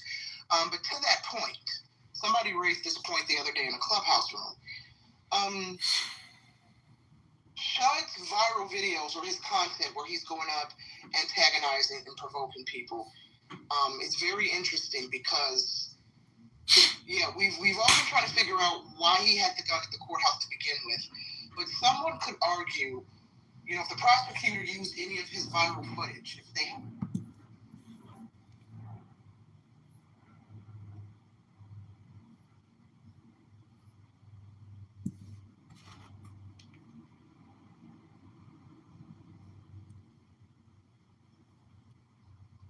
tradition of the PhD students in the program taking a course in a medical school that involved doing. I was depressed, smoked way too much pot. I got my ass thrown right out of college. I often tell so people get kicked out of college. I feel the trend here. Hey, Ward, can I go next, Ward? Go ahead. Go ahead. I'm done. I think I've answered all the questions. Hold on, Marshall. Yeah, let's hear from Crystal. Go ahead. Hold on 1 second. Okay, so check this out. So I posted in the chat, Slaves Without Masters, right? That's a book. And I also posted in the chat the EDU from Auburn University with this student's last name Thompson and Bailey did a dissertation paper on air properties, right? And what they came up with was that the heirs to the properties from Virginia down to Louisiana was majority the African American, the HR 4238 American, right? The Negro relabeled, reclassified 100,000 times somebody else, right? The owners of the land. Right, that's the paper right there. And I put it in the chat. And then I put in the chat this book, The Most Important Parts by Professor Kent, copyrighted in 1840. Right? I got his I got a page of it in my PTR picture, right? It's on the Internet Archive, you know, the .gov thing. Sure. Okay, so this is lecture book. This is lecture 32 of Masters and what did it say? What are the several kinds of persons that come within the description of servants? Slaves, hired servants, and apprentices. How, according to the Institutes of Justinian, might a person become a slave? In three ways. One, by birth when the mother was a slave. Two, by captivity and war. Three, by voluntary sale of himself as a slave by a free man, FREEMAN, above the age of 20, for the purpose of sharing the price. How did y'all hear that?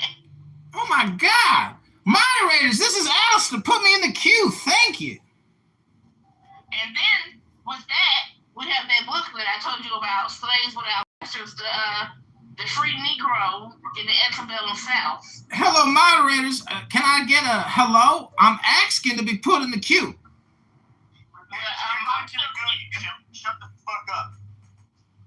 So then, with these people of deep complexion folks, I like to use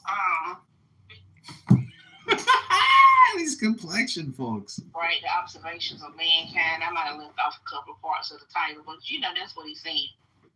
Right, and in section 24, hold on, I'm looking for the on my in my PTR. I'm almost to it. Oh, there it is. I'll make it number one. Not to cut you short, what's the overarching point that you're making? Honey, I'm going along. She building, baby. She building. The down south people I come from were free people of color. Ooh. So, and then I wanted to show also that the land in the South. Before you go and tell us what you wanted to show, you explain to me your overarching point. Is your overarching point that somebody that claimed that their family had slaves is lying? I'm trying to understand your overarching point. What's the big picture you're trying to make us understand? I'm just making a point that if people had slaves, it didn't matter their complexion because he was like, they had black slaves and they came to his family reunion. It was his cousins more than likely because it's the birth of the mother and it's from the father because in lecture 32, lecture 28 goes with that. You know, we'll get back around to that maybe later.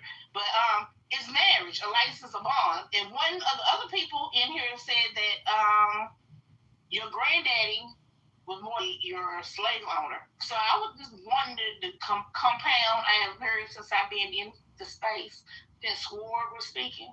I wanted to help, you know. So that's why I should. So you getting worried about what I appreciate you, Crystal. Thank you for explaining that. You know, listen, Crystal, like sometimes we need to get redirected and get back to the gist of the room, the heart of the title of the room. Crystal, how do you feel about reparations succinctly? How does Crystal feel about reparations? Hey, Anthony, let me just do a reset real quick, Crystal. What we just had heard was Marshall discuss he had a family reunion when he was 12, and he found out that he has black cousins. I don't know if I can go through it. Anyhow, that we'll take Marshall on his word for what he's telling us to be the truth. I would likely think it's really just his family members. There was probably his great-grandfather had illegitimate children. Great-great-grandfather along the way, and these were just, distant cousins. But that being said, I think Crystal was just responding to Marshall's account prior to that. That's all. Man, I totally understand. And Beaver, you're not a good person. You're a horrible human being. I just thought I'd let you know. You're not a good person. That's a shame that Marshall's not still here. I wanted to ask if any of his silverware went missing after he met his first, his black relative. How the hell y'all are Marshall? Y'all so rude.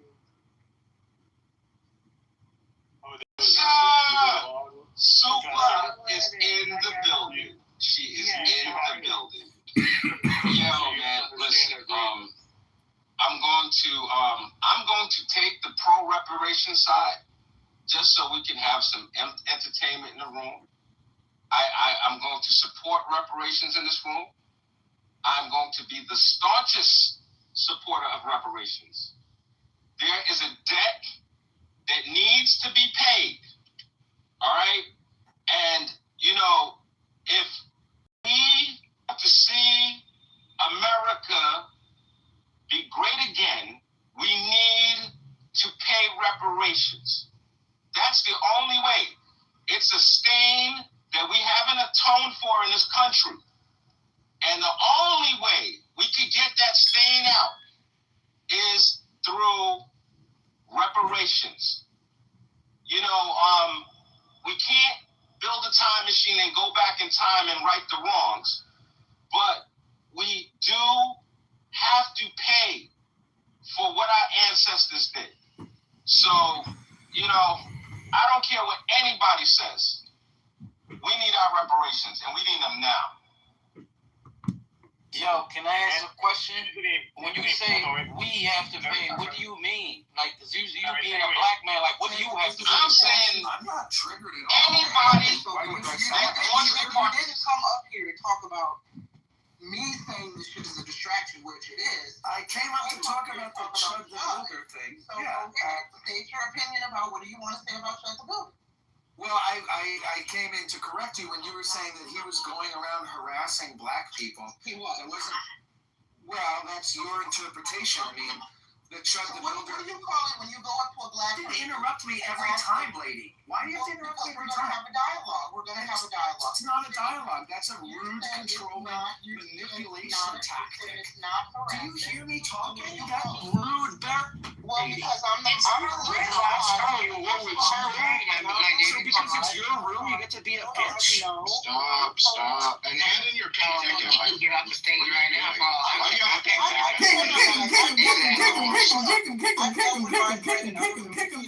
Every room he comes into, let me tell you something. You're not going to come on my stage and overtalk me. I'm the lead mod. So if I want to interrupt you and ask you a question, I'm going to do that. Stop acting like a small dick human male that can't build with a conversation.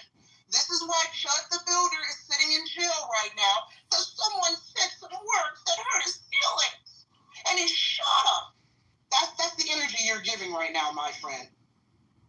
So I asked you, if you want to come up on the stage, you said it's not harassing to go up to a random black person that you don't know and hurl the N-word. Or a Muslim and hurl words that affect our prophets. Or someone you say blah, blah, blah. Also, can you put a hijab on? You're actually offending me. No. I'm being serious. Well, Rabbano Shalom, all I gotta say is I don't think, I deal a lot with. Who needs to put on a hijab? Me? Hello? You're offending me. I'm actually triggered. Hello? And in real life, I don't know what I would do. Horrible. I'm sorry, this is your room, boo. Hi, what's up? Hello? Hello, moderators. This is John. I'd like to be put in the queue. You, John. Excuse me? Did you just tell me to be quiet? I was talking to a moderator, and I asked the moderator to be put in the queue.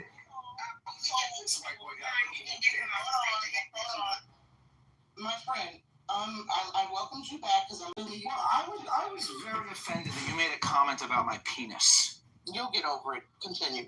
Well, you're a nigger. Well, now look how you got to go the fuck away right now. Don't even boot him. Don't even boot him. Your mother's a nigger. See how that works? No, my mother's a white Jewish woman. Your mother's. Now you understand why people like. You see how that works? Now go to the Google. You limp dick, low vibrational devil. You know, I just want to say something, Nye. You could actually be accurate about a little. What I think is interesting about Chud the Builder is that the name itself, Chud, which is like a scrotum or like a dinghy or something inferior and pathetic. But then you get the builder part. The builder part is the transformation of the Chud into something. Wait. Hello? Wait. Because I don't want Martina to leave before Martina. I gotta get your opinion on the Odyssey. So if you leave, you gotta come back, sis. Because girl, you gotta show me some ass. Let's move on. I can't take it no more.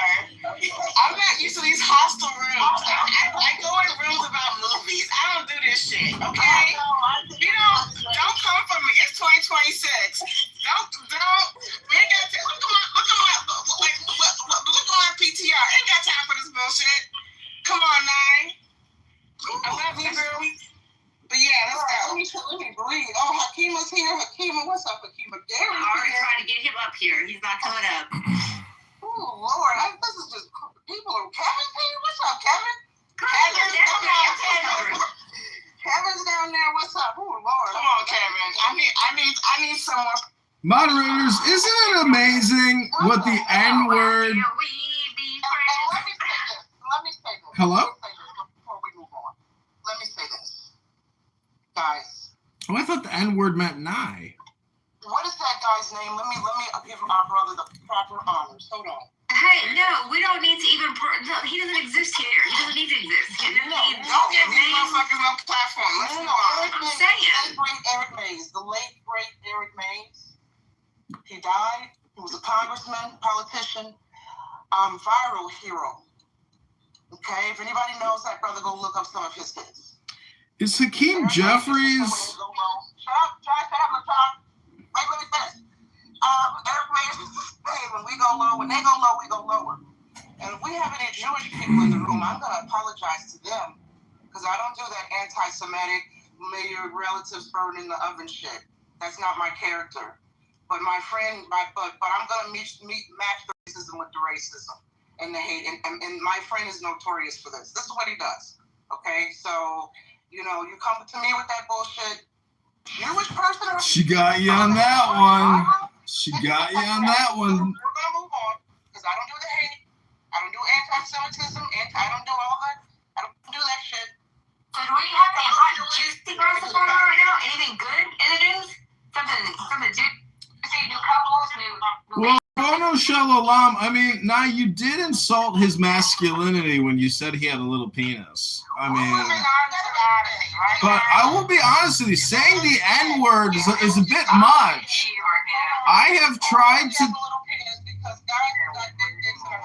I'm just saying that I think he's out of compliance when he uses the N-word. I think it's low class, but who are we to judge him on a social audio conference call where people waste entire days at a time, weeks and years of talking about the same stuff over and over and over again? Hello? Oh, I'm sorry. I wanted to ask the moderator. Be quiet. Be quiet, okay? And my friend, you called me fat. Yes, I eat really good. We have money. We have money and we eat good. Don't be jealous. If you ate as good as I ate, your dick would be as big as my clit, but it would. Holy shit! Okay? And so now we're gonna move on. Could you imagine if your clit was bigger than his dick? That would be a big clit. I love that he's triggered in the audience. The interesting thing about an enlarged clitoris, most people don't know that there's no such thing as trans. Trans is just a concept. But in the medical journals, Well, in the medical journals, they have photographs of enlarged clitorises, and they claim that this is a hermaphrodite. This is not going to be. Thank God. I just can't do it. Okay, the Odyssey. Go, guy. Go. Get to the Odyssey, finally. Hold on. Stop. Everybody take one in. Let go. Somebody was brought up to the audience that I don't know. I moved them back. They have a low friend count. And I'm not doing that weird shit today. Hello? Sorry to the gentleman I just moved. When I click on folk profile and they only have 10, 11, 12 followers or friends, they got a pink ticket. I've never seen him in here before. I know you're just here to harass my stage. Okay? So here we go. The Greeks are mad, guys. The Greeks are mad about the Odyssey. Y'all heard about the Odyssey? Let's do Have you all heard about the Odyssey? I can't wait to go see it. Odyssey, though. It's not even Homer's Odyssey. But wait. Quick room reset, guys. Happy Saturday. Yeah. Press Hollywood. Pop culture, celebrity, conspiracies. UFOs used to be in the title. I wonder why I took that out. I don't know. But anyway, if anybody's trying to come up, some folks were trying to come up. You cannot complain about the condition of America when you sat in my face and told me I got to kiss your ass for $25 billion already gone. It's gone. It's gone.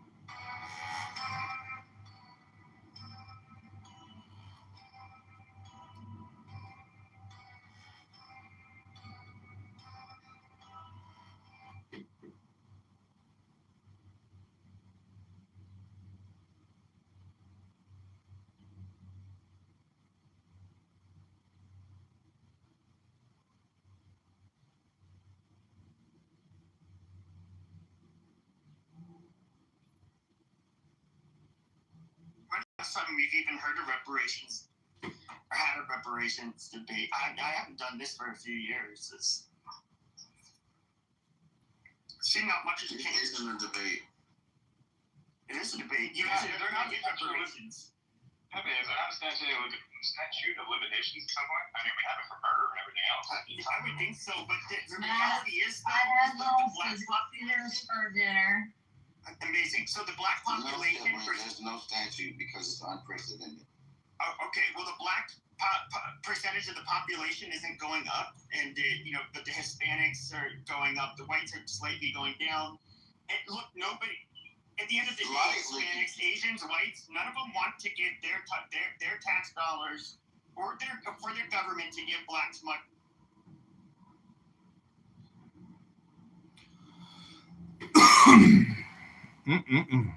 Lord, Lord, Lord.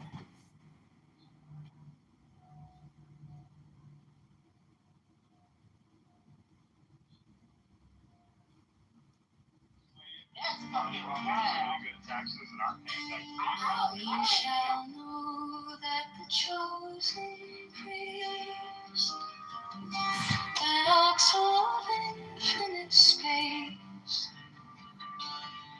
is the prince, priest, the beast, and in his woman called the Scarlet Woman is all power given. They shall gather my children into their fold.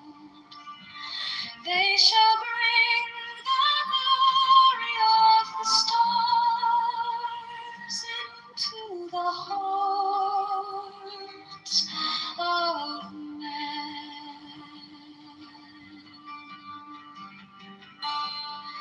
16, for he is ever a sun and she a moon.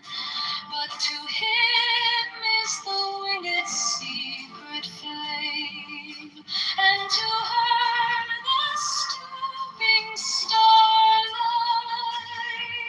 But we are not so chosen.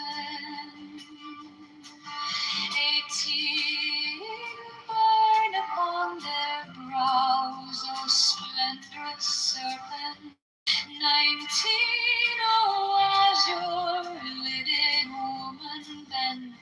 upon them.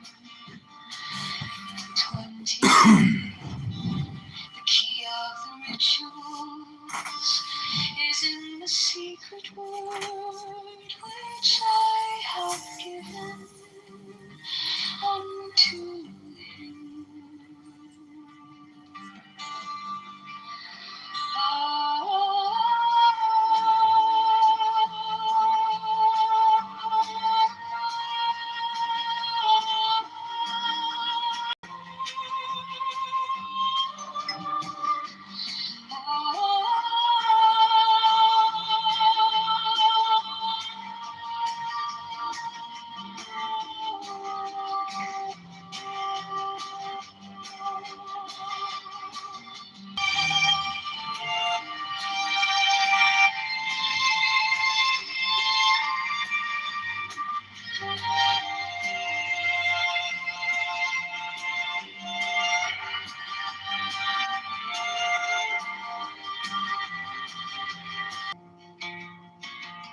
Now ye shall know that the chosen priest, master of infinite space, is the prince priest, the beast.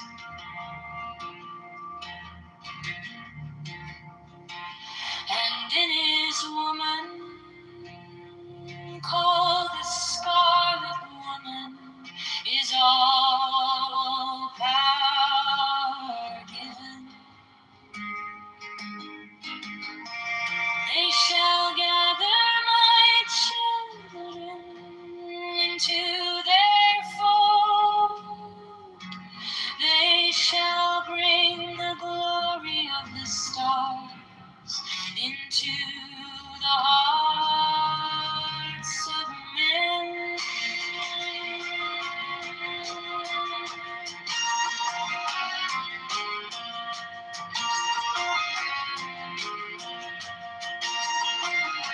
16. For he is ever sun, and she moon.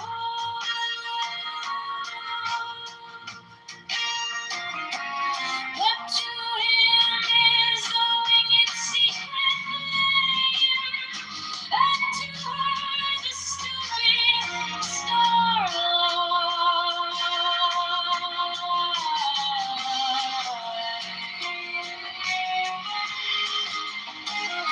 17.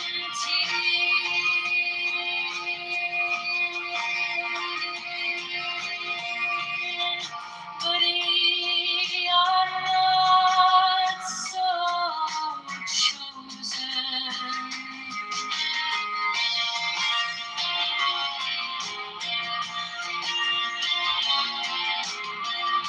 18 burn upon their brows, O splendrous serpent.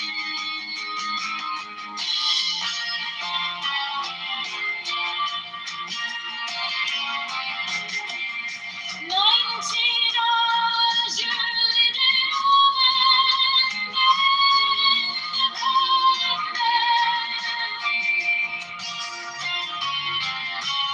20. The key of the rituals is in the secret word which I have given unto him.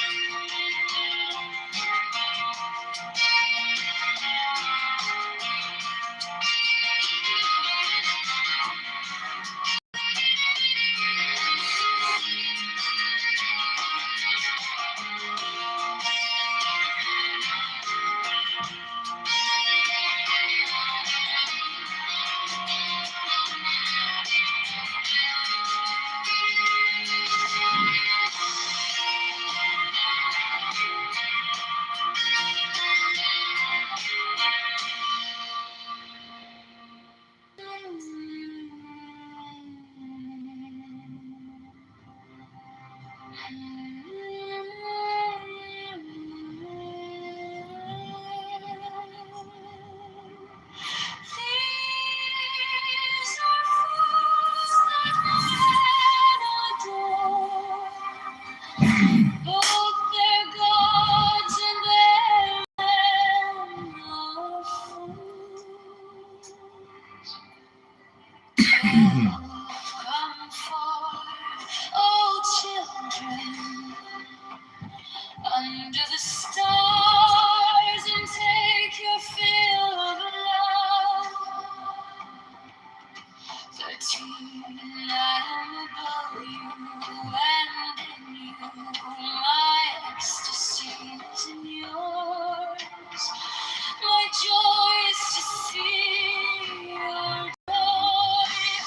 Fighting above the temperature is the naked splendor of no wit. She bends in ecstasy to kiss the secret orders of a deep glory.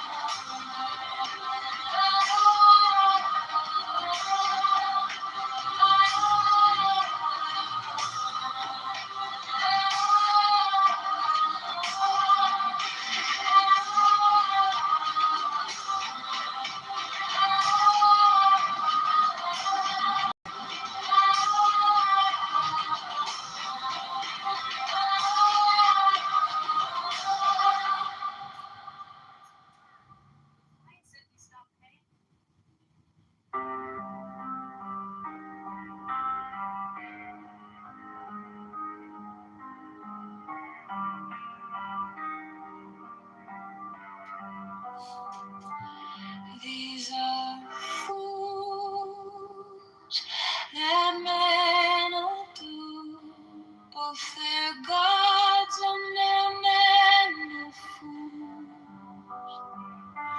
12 come forth, O children, under the stars and take your fill of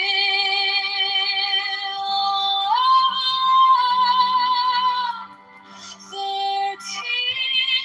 I am above you, and in you my ecstasy is in yours. Hello? My joy. Hello? Hello? Yassine? Hello? Damn, my friend, you went hard R there. Wow, I wasn't expecting that. What's going on in your life, bro, that you got to come on a conference call to waste your... Oh, I know what it is. You don't read any books. I forgot.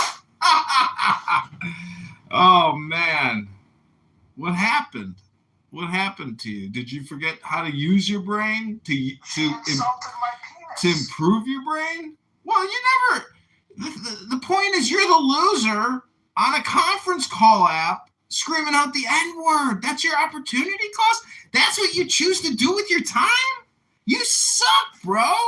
You never even invited me to a book club. You're pathetic. My friend, what happened to your brain?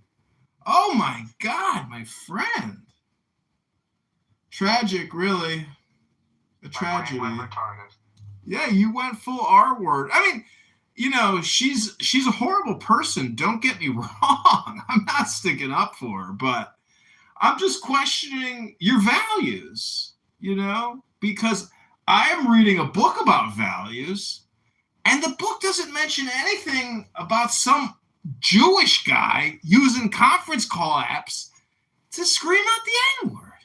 It doesn't seem to me like that would be polite society that I would want to live in. You know, it's just my opinion. I mean, because, you know, I'm not saying anything other than the fact that, you know, I try to avoid conflict. That's just how I survive. Hello?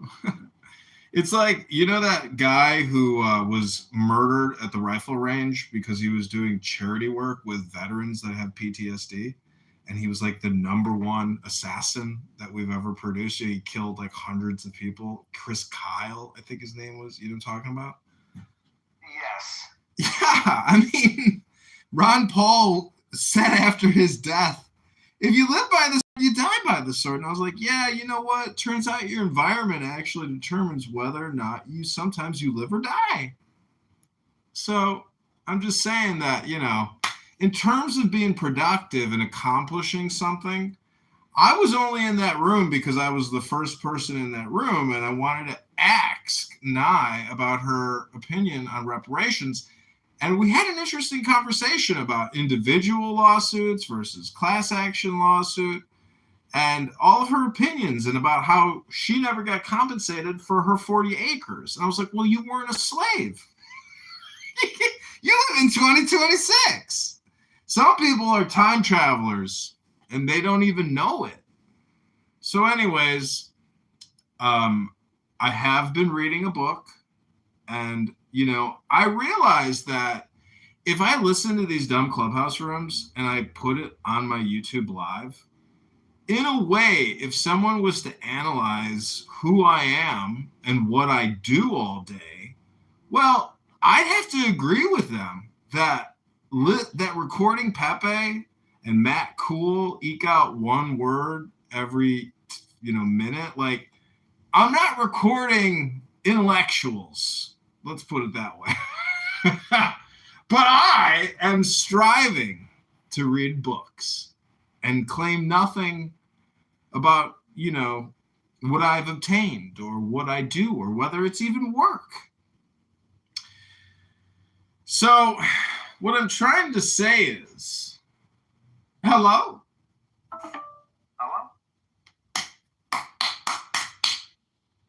I've been creating more AI music, and I'm really pleased with it. AI music. I just sent you a new AI song in a text message. Oh, wow. I don't know if you're going to like it. You know, my AI music is kind of stupid and foolish. Your AI music is made specifically to elevate the brain, but my AI music is kind of a... No, that's okay. No, sometimes the stupid stuff is actually the best stuff, because if you want to really just like be at peace, less is more. So like in Suno, I created a song just called Babyface. And it turns out Babyface, you can come up with some really cool songs.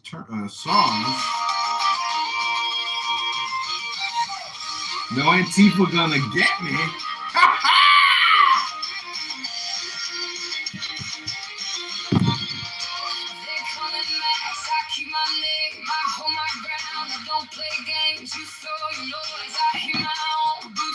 So you know what's so amazing about AI music is it's so good that I think, this is like what scares me is it's so good that if you think about your whole life and all the music you've listened to, you're like, oh my God, I was being programmed, and there's all these different categories and genres that people have perfected, but AI essentially clones what they've obtained or created. Have you ever heard of a band called Bright Eyes? No. Oh my God, I don't even want to tell you. I don't even want to tell you. Should I tell you? Tell me, hurry up. Well, it's a very depressing band made by a very depressed band.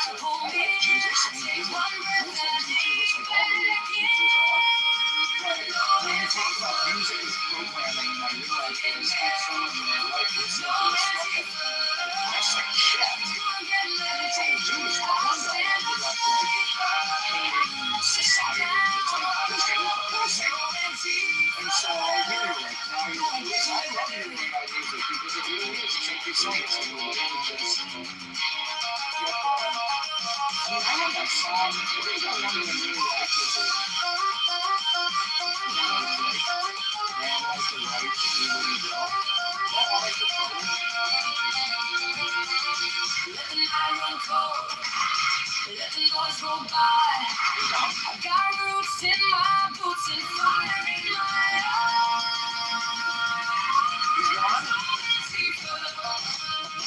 Gonna get lit. No Antifa. Gonna get lit.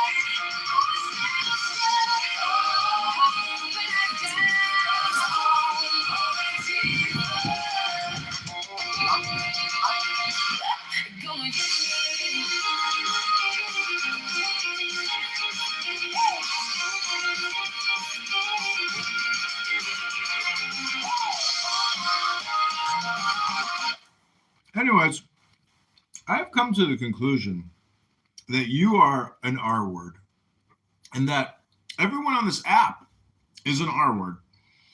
I'm an R word. And what I'm saying is, in an R word index or an R word bell-shaped curve, some people are on the left side of that curve. Majority of the people are in the center of that curve. And there are some people on the far right of that curve. Now, all I'm trying to say is the difference between the right, the middle, and the left is only one thing. And that is a book or books.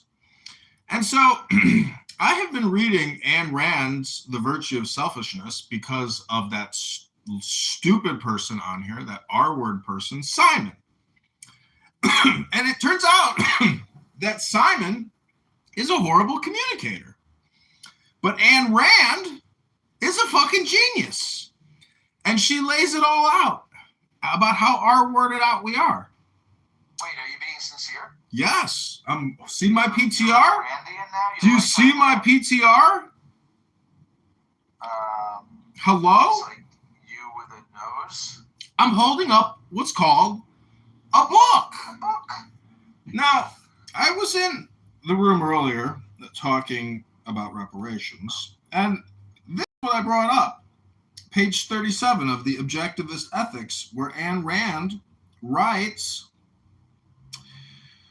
"When I say capitalism, I mean a full, pure, uncontrolled, unregulated, laissez-faire capitalism with a separation of state and economics, in the same way and for the same reasons as the separation of state and church.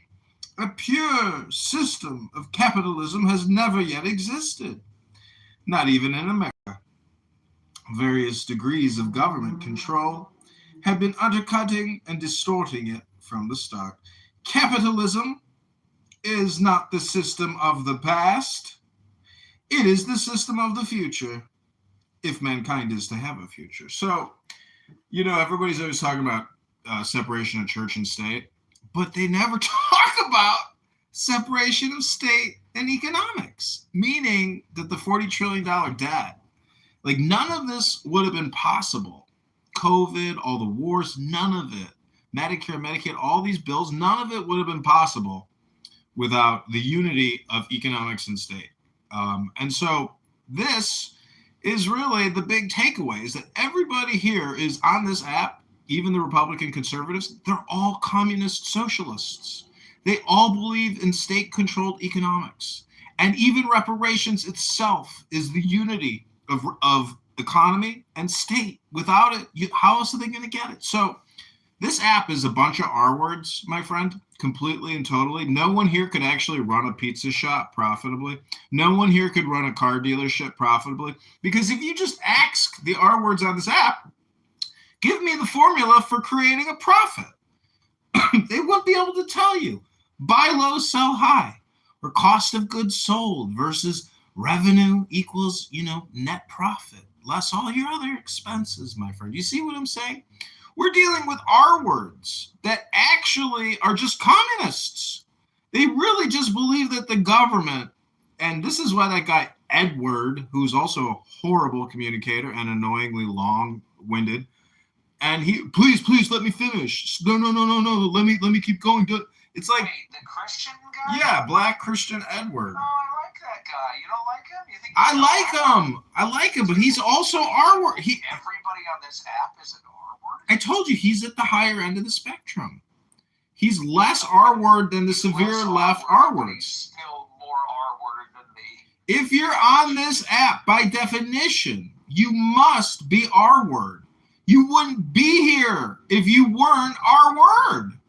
You see what I'm saying?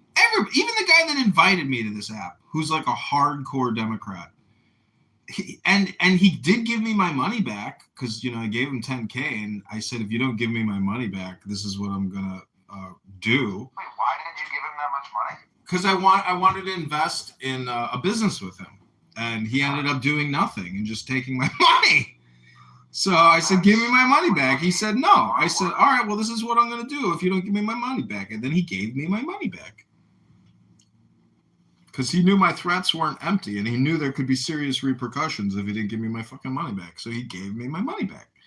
Anyways, I'm just saying that to come on here and not read a book, but if you got the time to come on here and say the N-word, after getting your dick called small, like, bro, that's not an environmental problem. That's a your choice problem.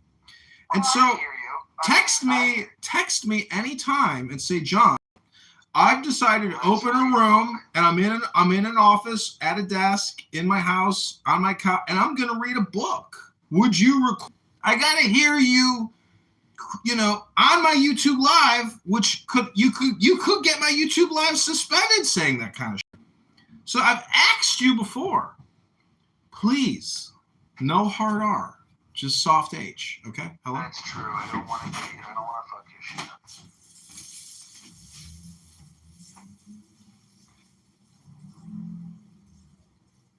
But you understand why I said it.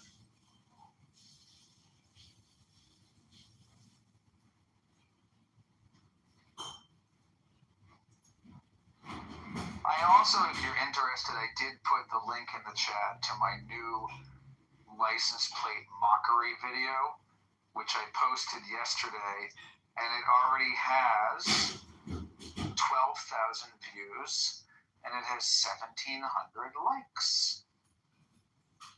12,000 views for license plate bumper sticker mockery.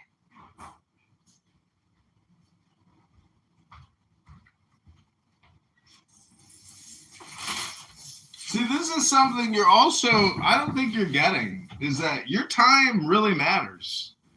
Well, this video took about 3 seconds to make. No, what I'm saying is, if you are going to go on a stage with a chick like Nye, or anybody, the point is you can actually make that interaction joyful, funny, and intelligent. And it's just a you problem. Maybe you can.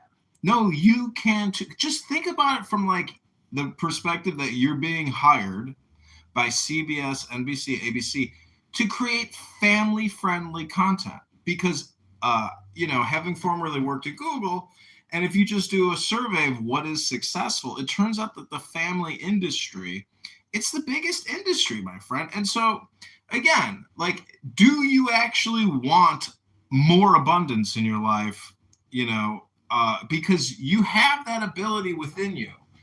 And I mean, you haven't sent me one link to watch one YouTube video of one short, of one time-lapse thing of you working your knuckles raw on a back skit. Baby in a back skit. You see what I'm saying? Like, show me what you can do. You are being, I don't think you're being productive, personally. Because guess what is productive in 2026? Creating YouTube videos. Because the attention economy is the future economy of even now. It doesn't go away, and your library will build. You're doing it. But please show me what you got. Send me a link and say, John, look at this. I'll be like, wow, bro. Dude, let me post that link. And then next thing you know, you're like, dude, my YouTube account on this burner phone that I bought is building momentum. Oh my goodness. Did you see the one with the dandelion fritters? I don't know, my friend. I think I did. But see, I don't want old stuff. I want the new stuff. And that's what you're failing to do. You always keep going back. Oh, I did this, I did that, I got this, I got that. I'm like, show me the new one. Show me the volume. Show me something new. When I go out and people say, oh, you're John, I go, no, I'm New Johnny. They say, who gave you the name New Johnny? I said, that's my new name. They go, no, I don't agree on New Johnny. I say, okay. They call me Good Johnny, but I want to be known as New Johnny. I'm always trying to exceed and excel and be new in the now. And so this app is highly addictive, not because it's addictive. It's actually just an R-word index tent with clowns in it. And when you discover that you are a clown in a tent, well, guess what you can do? You can get out of the tent and take the clown outfit off and just put a camera secretly inside the tent and just record all the clowns. You know, you can walk away and just make money from the recordings of the clowns in the tent. It's a clown show. You're now producing the clown show instead of being an unaware somnambulist sleepwalking in a clown tent. This is a graveyard, my friend. People don't come here to thrive. You have people here, their lives are horrible. And this is the dream state that they think, you know, that they're manipulators and they're low IQ. There's so many losers on this app, myself included. I'm not saying I'm better or worse than anyone. I'm just simply saying. You did? I taught a bunch of teenagers how to drive. You also came on a conference call and called a black woman in Chicago the N-word multiple times.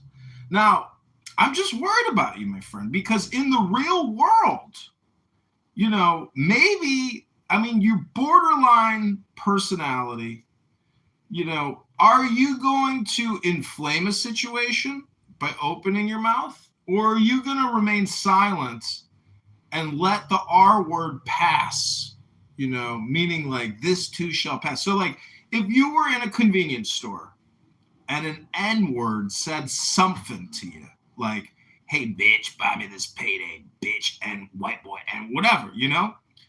And let's say you said something like you said to Nye, you know? That's what I'm saying is, you know, you got to be like a ninja in this world today. And that doesn't mean open confrontation. That means attack in the shadows. Never let anyone know that you even did anything. If you had to do something, well, you wouldn't tell everybody about what you had to do. You'd keep it a secret. You wouldn't say nothing. Hello?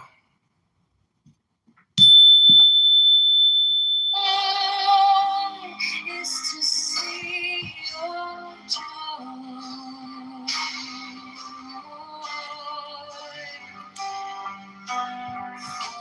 Again, the name of this house is Emotional Programming Objectivist because I read books.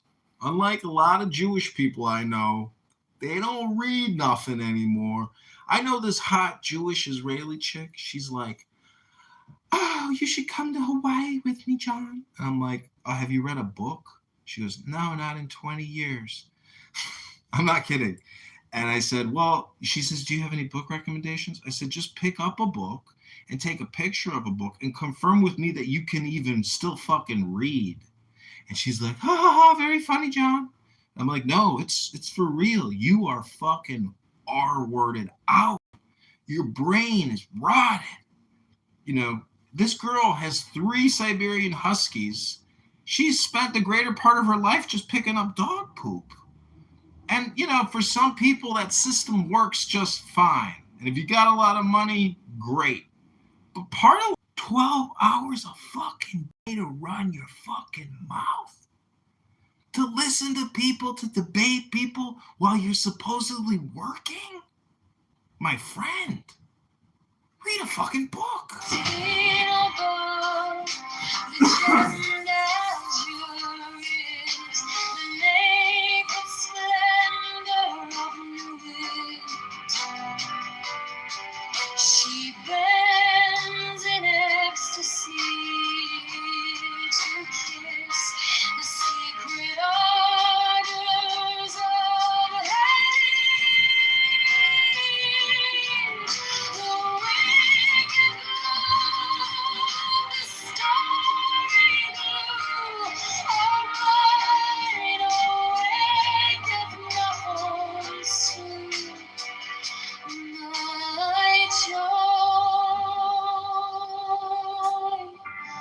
is to see your joy.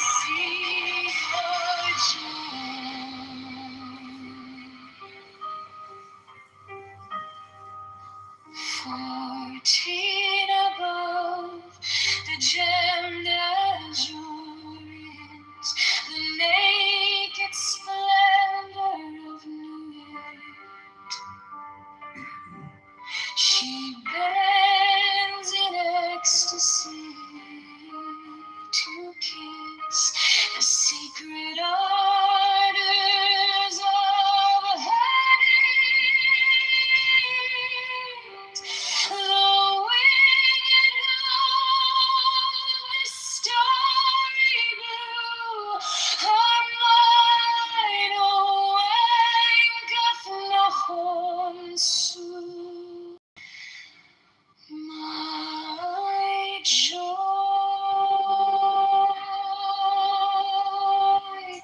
is the manifestation of who we are, the unfailing of the company of heaven. Every man and every woman is a star, for every number is infinite. There is no difference. Help me, oh one Lord of thieves, in my unveiling before the children of men.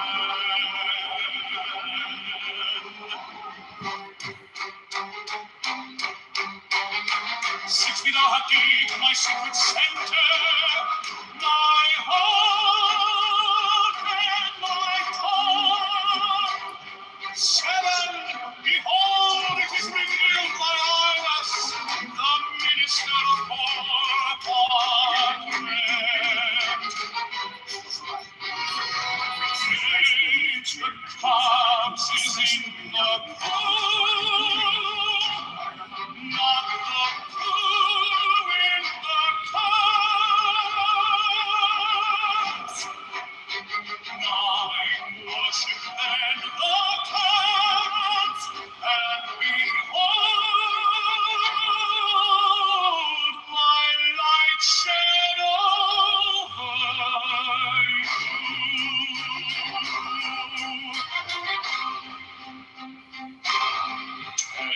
Let my servants be few and secret.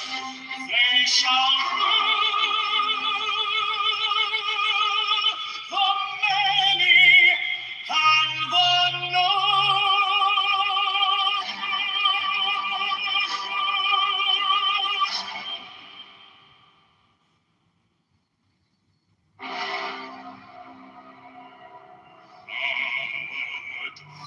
manifestation of night,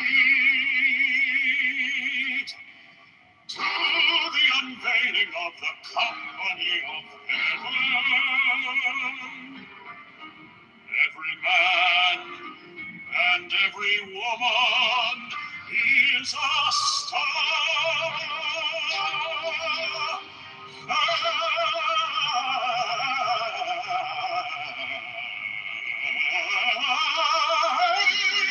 Every number is infinite.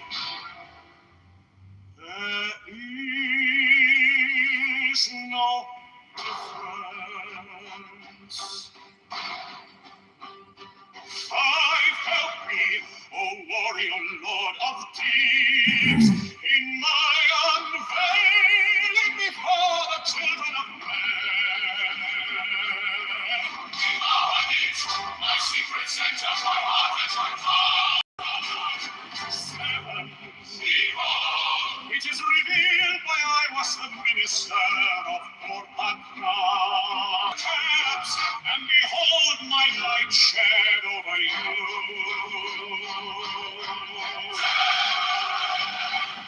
Let my servants be few and secret, they shall the many and the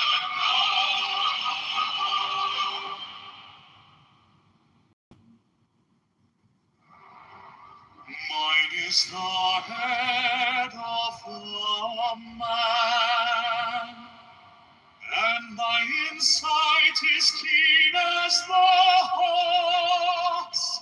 By my head I invoke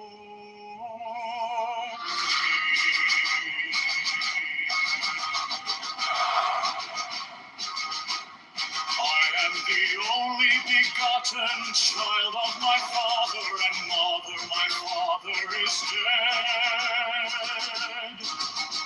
My mother bore me with labor and pain and fear. By my body I invoke thee. About me shine the diamonds of radiant light and pure. By their brightness I invoke thee.